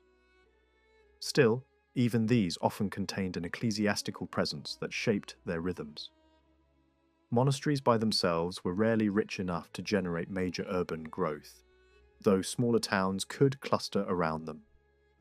Market rights were important, but their role should not be romanticized. Kings could grant the right to hold markets, and surviving records show that churches received many such privileges, while lay magnates received fewer. That does not necessarily mean rulers were trying to block lay towns by policy. Many markets may have existed before formal confirmation, with royal grants functioning as recognition and protection, rather than literal foundations. The scarcity of towns ruled by lay lords reflects something simpler: the lifestyle of great nobles. Even when noble consumption concentrated around fortified seats, it usually did not rival the constant, collective consumption of a bishop and cathedral chapter with their households and associated institutions. Without that scale of demand, there was less pressure for a town to grow into something larger. In most places, towns remained under lordship. Control inside cathedral towns could be contested, especially between a count and a bishop, and in many cases, bishops gradually prevailed. Sometimes with royal help, sometimes without it. What is striking is how rarely townspeople appear as a collective political force in the German kingdom during this period. Conflicts between rulers and urban populations, so prominent in parts of Italy, are scarcely visible here in the same way before the mid-11th century. A few signs of corporate urban life exist, such as the recognition of merchant groupings in certain cities. But these should not be mistaken for an early wave of full urban self-government. A distinct burgher class was only beginning to take shape, and claims that early Salian rulers pursued a strong pro-urban agenda do not fit this earlier phase. The physical layout of towns reflected their origins. In many episcopal centres, a compact core contained the cathedral and other key buildings, sometimes fortified, sometimes simply concentrated. If a royal palace existed, it usually sat close to this core. Alongside it grew a secondary settlement, often not much larger than the centre itself. In older Roman cities, wide areas inside the ancient walls could remain thinly occupied, or even under cultivation, so urban space did not always equal urban population. The most distinctive human element within the core was often the dependent household of the central church and its associated institutions. Cathedral clergy typically had their own houses, and efforts to enforce stricter communal living were only slowly gaining traction in the early 11th century. Trade was present and sometimes vigorous. Some towns show clear evidence of merchant communities and specialized markets. Luxury goods moved, and so did people. Not all merchants were independent entrepreneurs in the modern sense. Some likely acted as agents trading on behalf of bishops or monasteries, supplying necessities and prestige goods that local production could not provide. When ecclesiastical leaders intervened to protect merchants, the motive could be practical self-interest, shielding dependence and supply lines, rather than a visionary plan to develop a free urban economy. One of the clearest signs of long-distance exchange is the wide spread of coins. German silver and coinage found its way into northern hordes in large quantities. Raids alone cannot explain that scale. Trade, tribute chains, and the circulation of silver across multiple routes offer a more plausible picture. Wealth within the kingdom was supported first by border extraction, and later increasingly by internal production and by mining output, especially from key silver regions. Much of the silver went outward to obtain items such as furs and spices, and some likely moved through southern routes as well. Yet the silver did not simply drain away. From the late 10th century, mint rights began to turn into actual minting on a wider scale in parts of the realm, and the variety of mints suggests more local circulation than earlier. Huge spending on churches, on art, and on building projects injected purchasing power into regional economies, paying craftspeople and labourers and sustaining specialist skills. Economic change also connected to religious institutions because the church was woven into the political fabric. Boundaries of power shaped ecclesiastical life. Participation in councils and networks often followed political alignment more than ancient church provinces. Rome remained a centre of tradition and prestige, a place of pilgrimage and an ultimate court in theory. But its day-to-day influence on the German church was limited in this period. Papal documents most often confirmed rights already claimed, or granted marks of rank and honour. Such privileges could be used as weapons in disputes over precedence among archbishops. But they rarely settled conflicts on their own. Appeals to Rome existed, and papal judgment was respected in principle. Yet local politics could blunt its impact without needing a fully developed theory of resistance. The area where Rome mattered more consistently was the creation and recognition of new bishoprics. Founding a new diocese was not simply a local project. It required broader acknowledgement. Yet even here, a papal decision did not automatically shape reality. The outcome still depended on power struggles, rival claims, and sustained support on the ground. Councils remained one of the strongest expressions of unity among bishops. In the later 10th century, large councils north of the Alps were not frequent and left little enduring legislation. In the early 11th century, however, such gatherings became more regular. Rulers summoned them, and many bishops attended, making these meetings unusual in scale compared with some neighbouring kingdoms, where church councils were smaller or where royal assemblies and church councils blurred together.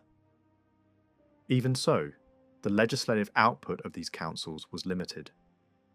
Their importance lay less in producing permanent law and more in reinforcing the collective identity and coordination of the episcopate. Bishops shared a remarkably uniform background. Most came from a narrow social band, often connected to great families, and often trained through similar career paths.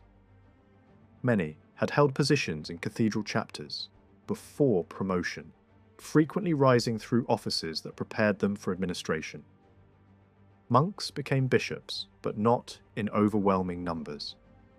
Truly atypical cases, such as a layman elevated straight into a bishopric, were rare enough to be remembered. This produced an episcopal establishment whose members were linked by education, patronage networks, and shared assumptions. Holiness was admired, but it was not treated as a universal requirement. Competence, lineage, and service mattered greatly, and the whole body tended to be cautious rather than enthusiastic about novelty. When bishops were not with the ruler on campaign or at assemblies, they were expected to manage their dioceses. Their public image emphasized pastoral care, and prolonged absence could attract criticism. Travel was not only a political necessity, but also a religious one. Bishops needed to move to defend church property against aggressive protectors and rival magnates, and they also had spiritual duties that required presence. Many regions still needed internal mission. Pagan practices and local superstition were not distant stories from the frontier alone. They could be described as real concerns even in areas closer to old Christian centres. The arrival of a bishop could carry an aura of sacred power, and that power increasingly became visible in stone. Cathedral cities in particular developed dense clusters of churches, often newly built or rebuilt in the late 10th and early 11th centuries. The collective effect was not simply devotional, it reshaped the experience of space. Even small towns could feel dominated by sacred architecture, and large cities could present a landscape of churches that impressed anyone approaching them. This sacred topography was reinforced by the households attached to cathedrals and monasteries, the constant rhythm of worship and the flow of resources needed to sustain building and liturgy. While earlier centuries had seen many new dioceses created, the early 11th century inside the core territories of the realm saw fewer new foundations. There were important exceptions, including the creation of a richly endowed bishopric, intended to strengthen control in a sensitive region and to serve as a monument of royal power. Such foundations could have missionary language attached to them, but their practical role was often administrative, political, and cultural, including education and close ties to the royal centre. Institutional change also occurred through moves and restorations. A bishopric could be relocated to a more suitable centre, and an older diocese could be separated again after having been merged. Yet each such change provoked resistance from bishops whose territories and incomes were threatened. The difficulty of reshaping diocesan boundaries helps explain why vast dioceses remained intact even when smaller units might have made sense for pastoral care. On the far edge of the realm, some earlier missionary bishoprics suffered severely after major revolts and political reversals. Without a stable institutional base, they could become bishoprics in name more than in reality.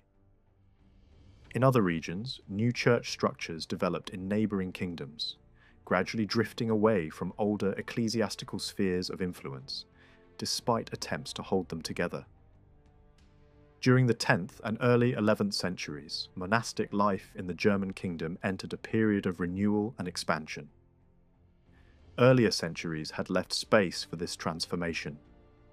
The eastern Frankish lands had never seen large numbers of monasteries during the Carolingian period, and the early 10th century brought further disruption.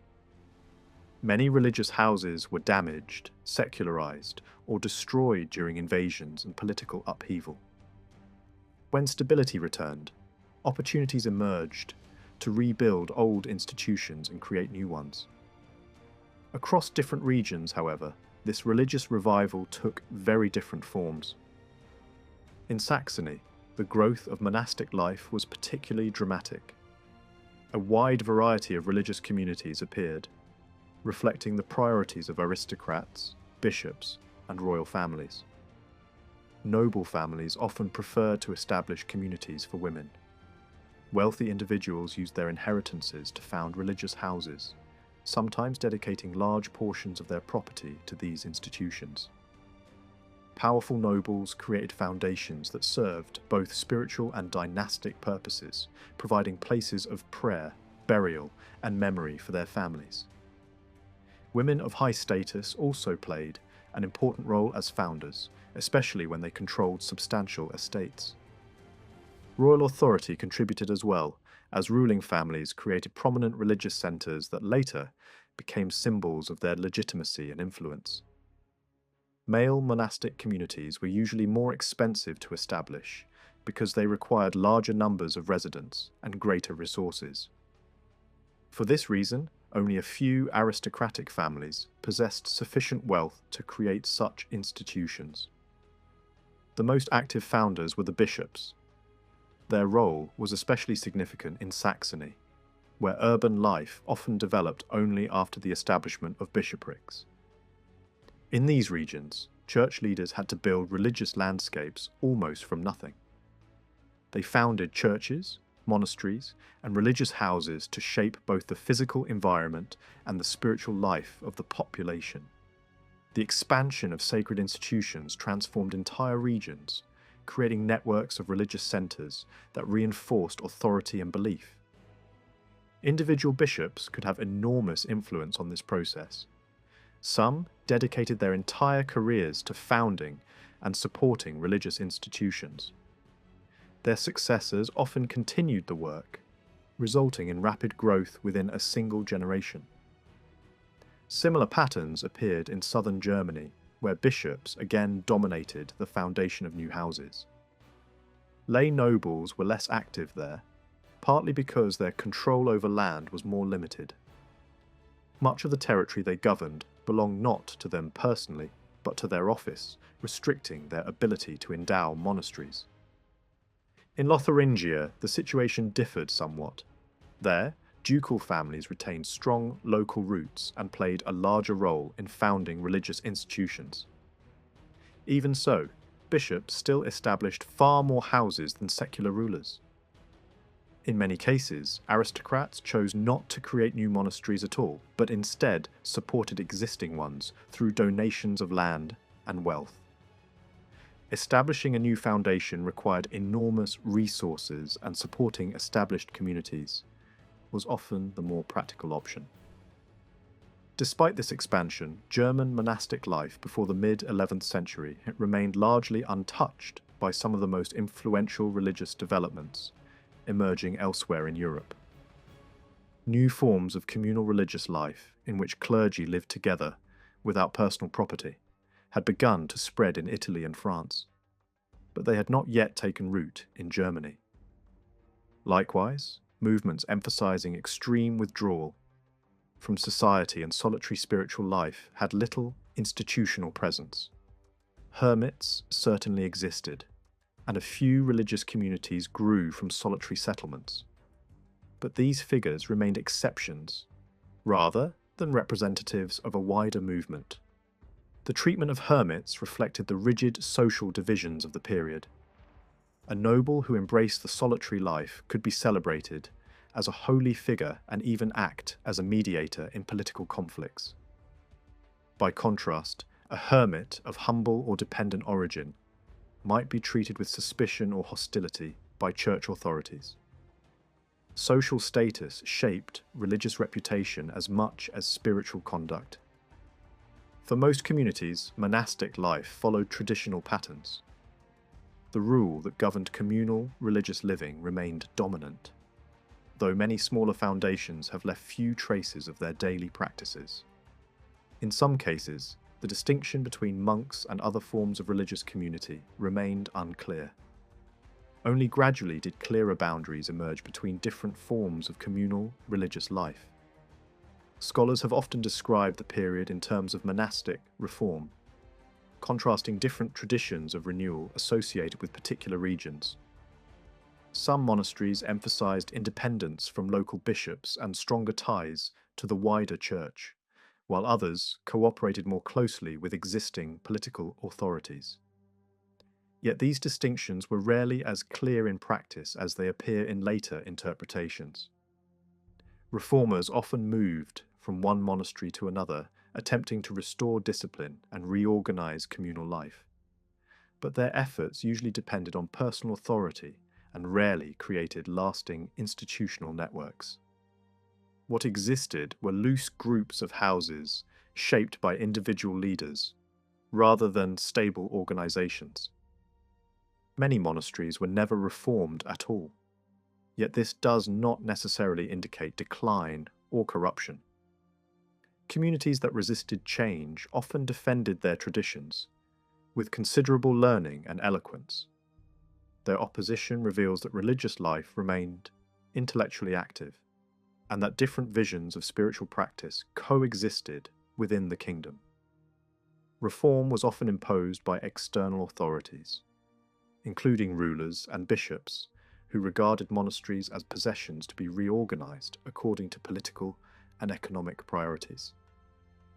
The idea that religious communities should be fully independent from their patrons had not yet become widely accepted. Beyond internal practices, monasteries played an important role in linking distant regions of the kingdom. Monks, abbots, books, and scribes moved between communities, creating networks of communication and shared culture. A monk trained in one region might lead a monastery in another, and royal privileges frequently granted new houses the same rights enjoyed by established institutions elsewhere. These exchanges fostered a sense that the kingdom formed a unified religious and cultural space, rather than a collection of isolated provinces. Religious life was closely connected with artistic and intellectual activity. The period did not produce a dramatic cultural revival comparable to earlier eras, yet it witnessed a significant flourishing of artistic production. Illuminated manuscripts, metalwork, and other luxury objects appeared in greater numbers than before. This artistic vitality reflected growing stability and prosperity, which allowed patrons to invest in costly works. Intellectual life followed a different pattern. Rather than rediscovering ancient learning, scholars built upon foundations already established in earlier centuries. Education focused on mastering the Latin language, understanding religious texts, and developing rhetorical skill. The ability to write elegant and persuasive Latin was considered essential for administration, communication, and public authority. Cathedral schools became the primary centres of education, training future church leaders and administrators in grammar, rhetoric, and literary expression. Royal courts did not serve as major centres of learning. Although rulers could be well educated and occasionally welcomed scholars, intellectual life was usually centred around bishops and cathedral communities, rather than the monarchy itself. These episcopal courts functioned as hubs of culture, attracting teachers, writers, and artists. Some schools gained exceptional reputations and drew students from across the realm. Education emphasized technical mastery rather than innovation. Students practiced letter writing, poetry, and formal argument. The preservation and interpretation of inherited knowledge mattered more than the pursuit of new philosophical ideas. This training nonetheless proved highly practical. Skilled writers produced official documents, legal texts, and diplomatic correspondence, shaping the language of authority throughout the kingdom. Historical writing became one of the most distinctive intellectual activities of the age. Monks and bishops composed narratives that recorded events, reflected on moral questions, and explored the meaning of political change. These works were rarely commissioned by rulers directly. Instead, they emerged from diverse religious centres, each offering its own perspective on the past. The widespread interest in history reflected a desire to understand political transformation, cultural identity, and the nature of authority within a rapidly changing world. This historical consciousness was supported by advances in technical learning. Scholars renewed their interest in mathematical and chronological studies, developing more precise systems for calculating time and organising historical events. These efforts laid the groundwork for later medieval chronicles that sought to present universal histories of the world. Across the Ottonian and early Salian centuries, two changes quietly shaped the world that later medieval Europe would inherit. One unfolded inside the church itself through the slow ordering of church law. The other played out on the frontiers, where rulers and nobles dealt with peoples stretching from the Baltic down toward the Middle Danube. These were separate arenas, yet both reveal the same underlying pattern. Authority was becoming more organised in form, while becoming harder to enforce by simple command. A new way of handling church rules began to emerge in the German lands long before the famous legal revolutions of the late 11th and 12th centuries. Early on, local church discipline depended heavily on memory, custom, and scattered decisions inherited from earlier centuries. The crucial step was the creation of practical handbooks designed for real governance, meant to guide bishops and their agents when they inspected parishes, judged misconduct, and corrected abuses. The impulse did not arise suddenly. It began with a careful collector who attempted to gather the basic tools needed for local enforcement. His work did not immediately create a school or a movement, but it provided a foundation that later compilers could use. By around the early 11th century, the real leap forward came through larger collections that rearranged church rulings by topic, rather than by historical sequence. That shift sounds technical, but it changed everything. Once rules were organized by subject, a churchman could look up guidance on a specific problem without mastering every source in full. This also made contradictions visible. When different authorities said different things, the conflict could no longer be hidden by the flow of time. Early compilers often solved the issue by quietly smoothing their texts, trimming or adjusting lines so disagreements seemed to vanish. That method avoided open debate, yet it still marked progress, because it made church law easier to apply. These handbooks circulated widely, not only north of the Alps, but also in the Italian lands under imperial influence. Their spread showed how closely connected those regions were becoming, and how much clerical culture now moved across political boundaries. Yet while Latin legal writing expanded, interest in developing serious religious learning in the local language was surprisingly limited. There were notable exceptions. One monk, in particular, produced impressive translations that could have supported a broad vernacular program in theology and the liberal arts. His work drew attention, even from the highest circles, and it proved that the skill existed. But the effort did not spark a lasting tradition. Talented writers could appear, produce remarkable work, and then leave no school behind them. A celebrated woman author had earlier created major Latin compositions, including religious narratives, dramatic pieces, and accounts connected to royal power, yet she too did not found a continuing tradition. The pattern points to something deeper than individual failure. Cultural energy was dispersed across many centres, and without a strong single patronage system pushing vernacular learning, Latin remained the main vehicle for ambitious writing. In some regions, missionary realities may also have shifted. The Church could still demand basic Christian conformity without insisting on a polished vernacular theology among the general population.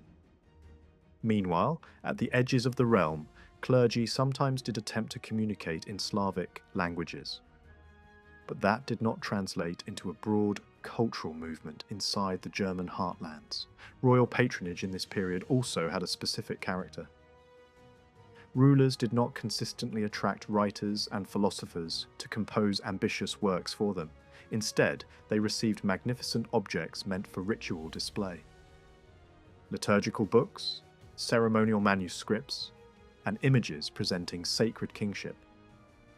These works did not argue ideas as much as they performed authority. They placed the ruler inside a sacred story, showing blessing from heaven and turning political power into a religious tableau. Some manuscripts even visualize the empire as a collection of lands offering gifts to the monarch in idealized form. Such images were not aimed at mass audiences. Their world was narrow, elite, and ceremonial. But they reveal how rulers wanted to be seen, less as patrons of debate and scholarship, more as the central figures in a sacred order. At the same time, the most sustained and overwhelming displays of wealth and sacred power increasingly came not from kings, but from bishops.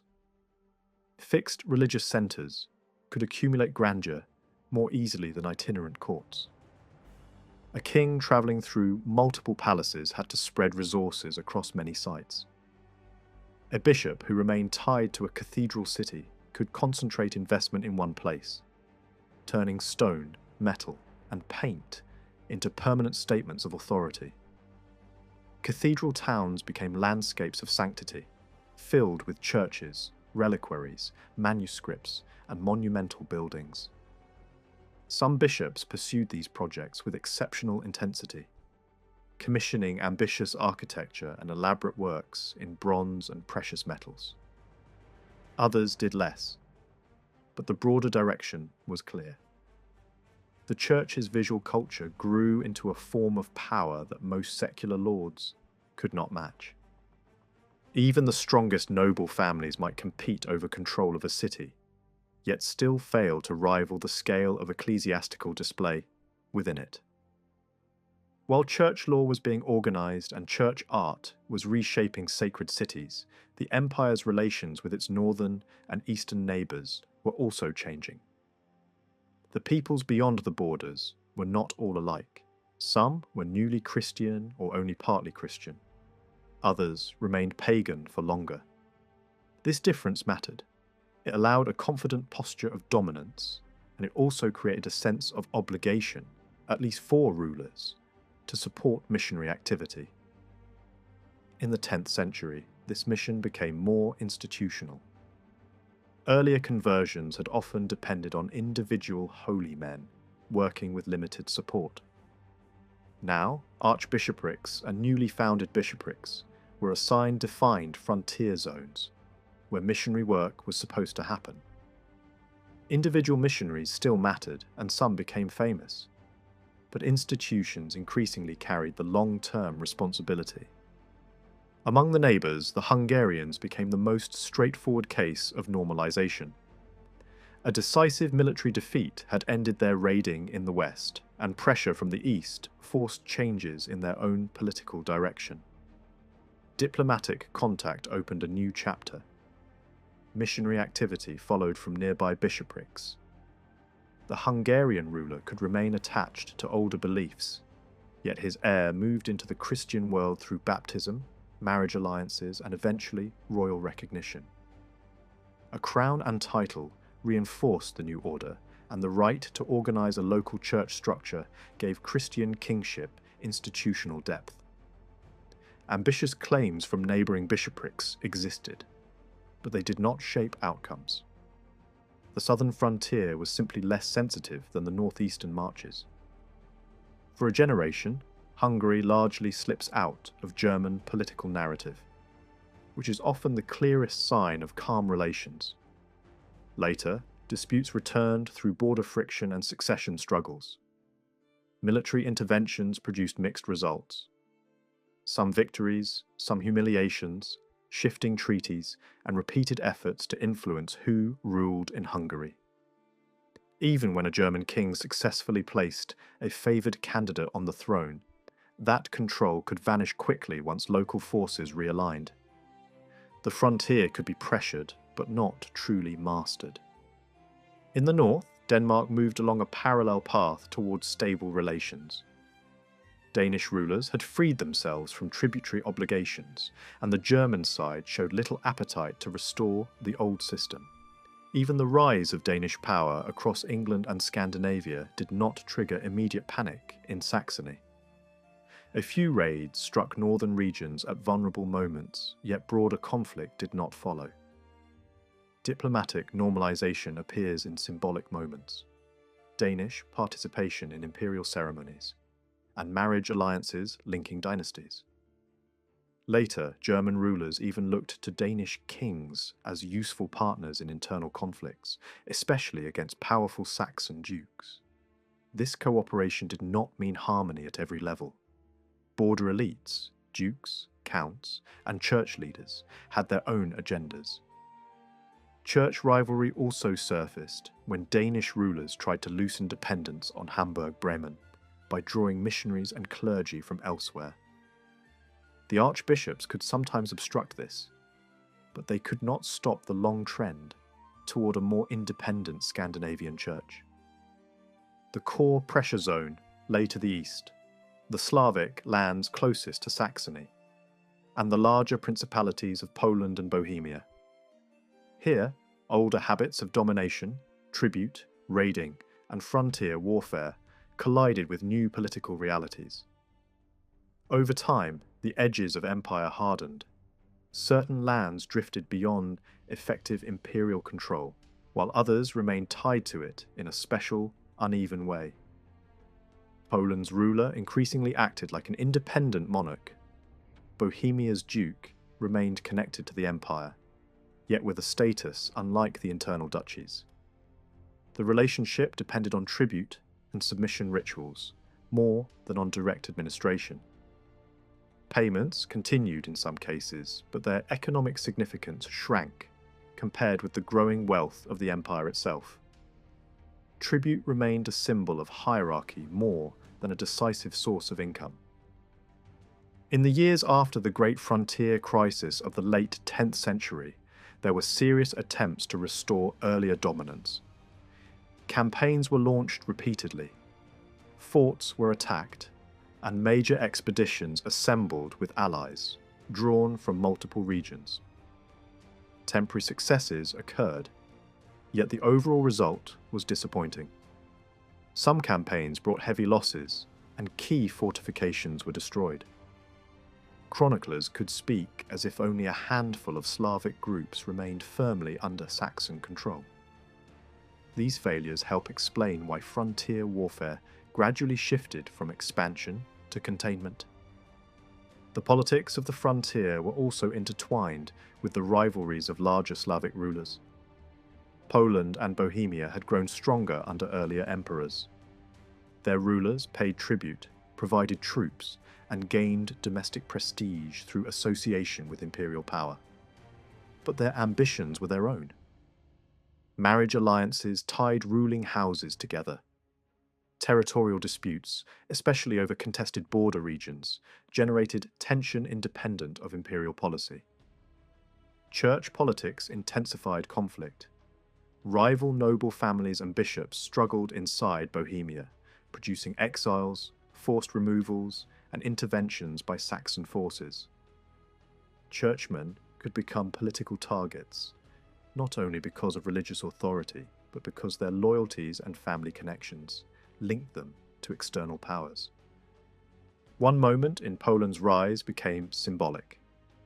The elevation of a major cult site and the creation of a church structure that signaled growing independence. An imperial visit to a shrine blended traditional piety with high politics. The emperor travelled as a pilgrim in season, then negotiated as a ruler. The Polish leader received titles and sacred symbols that implied near equality, and the settlement transformed him from a tributary into something closer to a partner. Later generations argued over what this meant, whether it was reckless, visionary, or simply pragmatic, but the episode can be understood without modern ideals. Pilgrimage was normal. Negotiated friendship between rulers was normal. The building of local church structures was also part of a wider European trend that could be delayed, shaped, or used, but not permanently prevented. Under Henry II, relations with Poland turned into near-constant war, and alliances shifted dramatically. The German king even cooperated with pagan Slavic forces against a Christian Polish ruler.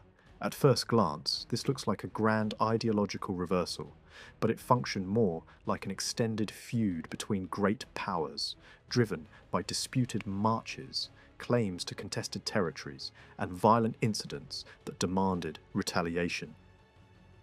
Peace agreements did not imagine permanent hostility.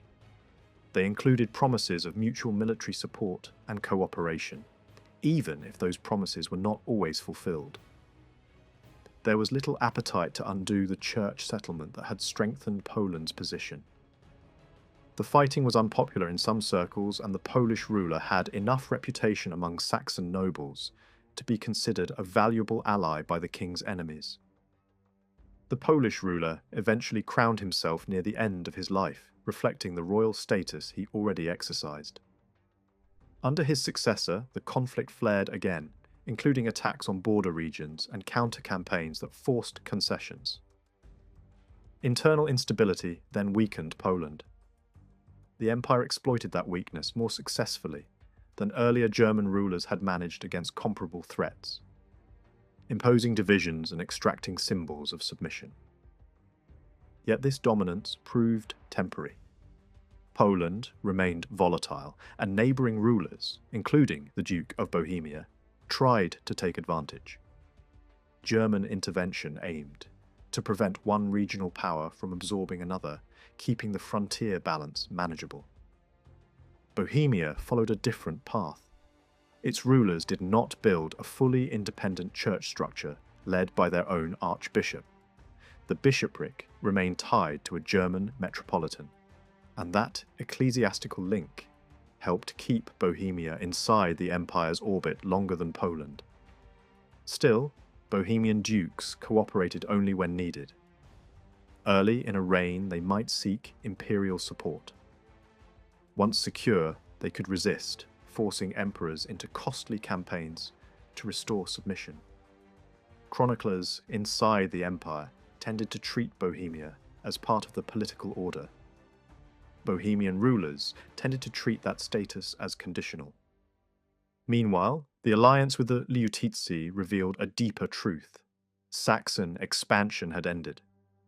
Frontier confederations were no longer simply targets of conquest. They were actors who could choose allies, exploit rivalries, and survive by playing stronger neighbours against each other. When Poland declined, the empire resumed campaigns to reassert tribute and stabilise the border. Yet defeats could still be severe. Interestingly, a major setback in the mid-11th century did not trigger a full frontier collapse like the disaster of the late 10th century. Instead, internal conflict fractured the Liutizi, and new regional powers among the Slavs, some backed by Denmark and by German church leaders, began to impose order in their own interest. When a large uprising eventually did erupt, it struck first at local rulers seen as the strongest agents of consolidation, not at the empire in the abstract. All of this points to a larger inevitability. The Ottonian Empire helped create the very powers that later limited its reach.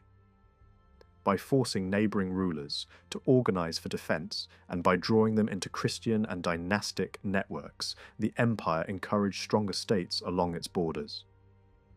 Military superiority could not remain permanent. Eastern rulers learned to meet German armies with comparable force. Marriage ties between Saxon elites and Slavic dynasties became normal, binding frontier politics into the same web of kinship that shaped internal German affairs. Once these rulers were widely recognized as Christian kings or Christian princes, the old attitude of treating them as targets for tribute and punitive war became harder to justify, even if prejudice lingered towards smaller pagan groups. During the 11th century, the political landscape of Europe was undergoing a slow but decisive transformation. The loose and flexible networks of authority that had characterized the early Ottonian world were gradually giving way to more clearly defined forms of rule. Power was becoming more structured, borders more stable, and political relationships more formalized. What had once been a system based on overlapping influence and shifting dominance was slowly hardening into a framework of separate kingdoms, each governed by rulers who exercised direct authority rather than distant control. This change could already be seen in the early decades of the 11th century, when vast political entities still stretched across much of Europe. German rulers governed both Germany and Italy and moved toward incorporating Burgundy into their domains. In the north, another powerful monarch controlled Denmark and England and eventually Norway. Yet the nature of rule had changed. These rulers were no longer simply exerting influence over neighbouring lands. They now exercised structured authority over subordinate kingdoms. The transformation did not eliminate influence altogether, but it marked a decisive shift toward the development of independent political units. The foundations of the European state system that would emerge in later centuries were already being laid. The contrast with the 10th century was striking. Earlier imperial power had been fluid, characterized by layers of lordship that blended into overlordship and dominance. Authority had often been ambiguous, and relationships between rulers and territories were not always clearly defined. By the 11th century, however, the outer boundaries of power were becoming firmer. Political structures were stabilizing, and the vague imperial networks of the past were giving way to clearer divisions between separate realms. This process was particularly visible in the Western Frankish kingdom. Earlier, German rulers had exercised a form of supremacy there, acting as overlords whose authority was recognized. beyond their own borders. That position, however, gradually weakened. Western rulers began asserting greater independence, and attempts to maintain imperial influence became increasingly short-lived. Conflicts over territories such as Lotharingia reflected this struggle, but the eventual rise of a new royal dynasty in the West marked a decisive turning point. The establishment of a new ruling house ended long-standing tensions and removed the possibility that earlier dynastic claims might threaten imperial control of contested regions. German rulers had quietly supported this transition, recognizing that a stable Western monarchy would secure their own strategic interests. In the long term, this development removed the Western kingdom from imperial influence altogether. German kings no longer intervened in Western church elections or royal successions as their predecessors had done. The Western kingdom now conducted its affairs independently, even while cultural connections between churchmen and scholars on both sides continued. Relations between the German and Western rulers reflected this new reality. Diplomatic meetings were conducted on neutral ground, typically along the border between their realms. The ceremonial equality of these encounters demonstrated that neither ruler acknowledged the authority of the other. Although the German kingdom often possessed greater military strength, political relations were conducted between equals. The two kingdoms increasingly pursued separate paths, and imperial dominance in the West became a memory rather than a living reality. While Western lands moved beyond imperial control, developments in Burgundy followed a different course. There, the political situation shifted in the opposite direction. A kingdom that had once existed under loose imperial influence gradually became fully incorporated into the imperial structure. This transformation was not achieved through dramatic conquest, but through dynastic connections, inheritance claims, and political negotiation. The Burgundian ruler maintained close ties with the German monarchy and participated in imperial affairs throughout his reign. Lacking a direct heir, he eventually recognized the German king as his successor. Through a series of agreements, the Burgundian crown passed into imperial hands. Rival claimants attempted to contest this arrangement, but military campaigns and diplomatic pressure secured the succession. By the mid-11th century, Burgundy had become firmly integrated into the imperial system. This acquisition held symbolic importance beyond its territorial value. It reunited regions that had once formed a Central European kingdom, stretching between Italy and Northern Europe. Cultural and political links among these regions had persisted for generations, and the incorporation of Burgundy effectively ended the possibility that this older political order might re-emerge independently. Despite the expansion of imperial authority in Burgundy, effective control remained limited.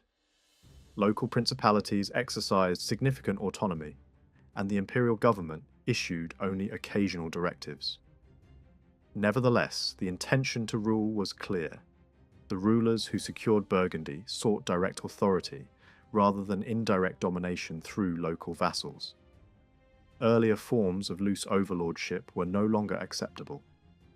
Political power was increasingly defined in terms of consolidation or abandonment, not flexible influence. Italy presented an even more complex situation. Although German rulers had claimed authority over the Italian kingdom since the 10th century, their control was never continuous. Italian nobles often resisted the idea that foreign rulers could simply choose their king.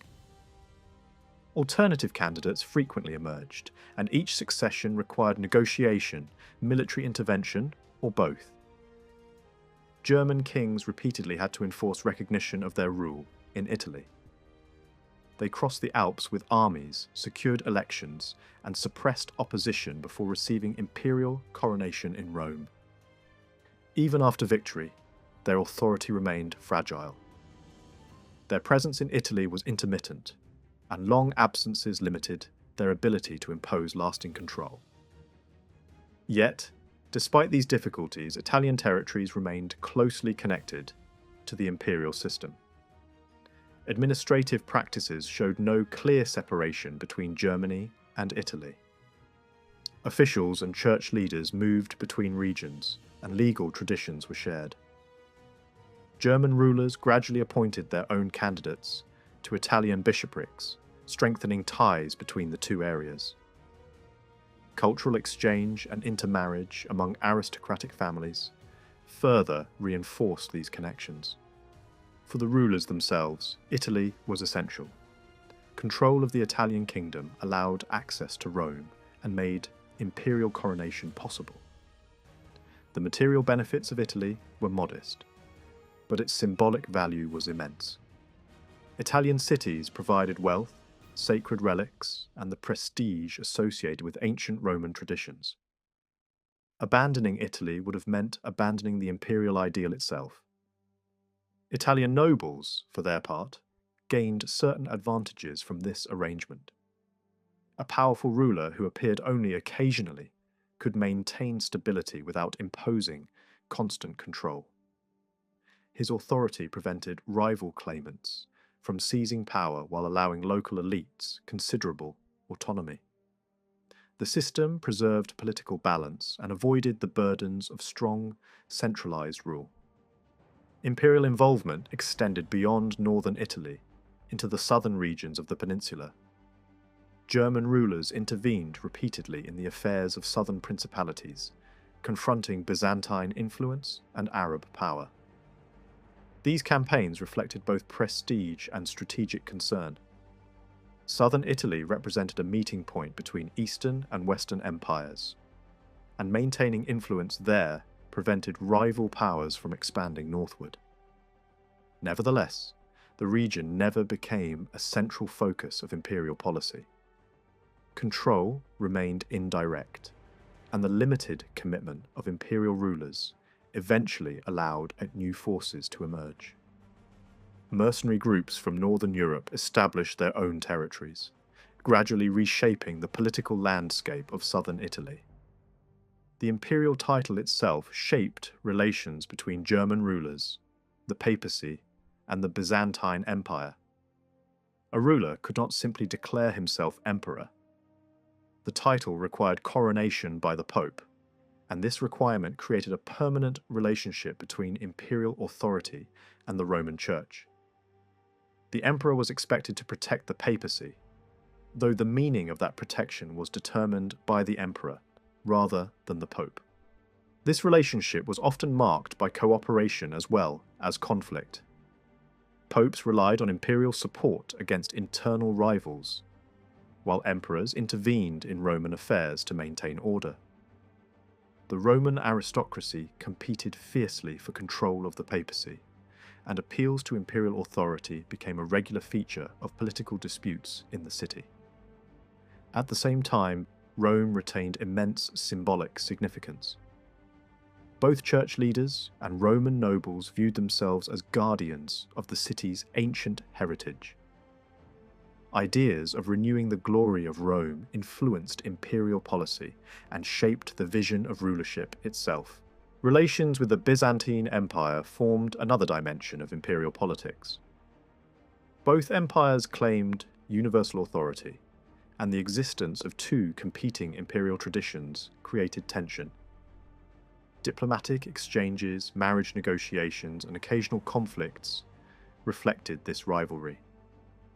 Despite ideological competition, practical cooperation often prevailed, particularly in regions where their spheres of influence overlapped. The late 10th and early 11th centuries witnessed a growing fusion of imperial and religious authority in Western Europe. The emperor and the pope increasingly stood together at the head of Latin Christendom. Imperial intervention in papal affairs aimed to restore order and strengthen the church, while the papacy supported imperial claims to universal rule. One emperor in particular attempted to reshape the nature of imperial power. His vision emphasized Rome as the center of a renewed empire and promoted the idea of a universal Christian order. He resided in the city, reorganized the imperial court, and surrounded himself with scholars and religious reformers. His rule blended ancient Roman symbolism with Christian ideology, creating a new conception of imperial authority. This ambitious experiment provoked resistance. Roman citizens rebelled against permanent imperial presence, and political opposition forced the emperor to abandon his plans. Nevertheless, his vision permanently altered the meaning of empire. Imperial power became closely linked to both Christian faith and the legacy of ancient Rome. Later, rulers adopted some elements of this vision while adapting them to practical realities. They maintained close cooperation with the papacy, promoted church reform, and emphasized their role as guardians of Christian order. At the same time, they continued to wage wars, suppress rebellions, and defend their frontiers. Their authority combined religious symbolism with traditional military leadership. By the middle of the 11th century, the empire remained powerful but lacked strong institutional foundations. Authority depended heavily on personal leadership, military success, and loyalty among the ruling elite. The political system remained flexible and adaptable, yet it also faced uncertainty. Its future would be tested when leadership passed to a child ruler, raising questions about whether such a structure could endure without a strong individual at its head. The transformation of imperial power during this period marked a decisive stage in European history. The fluid political order of earlier centuries had given way to clearer boundaries, stronger kingdoms, and a more defined relationship between secular and religious authority. The empire remained formidable, yet the world around it was changing. The structures that would shape medieval Europe for centuries were already taking form.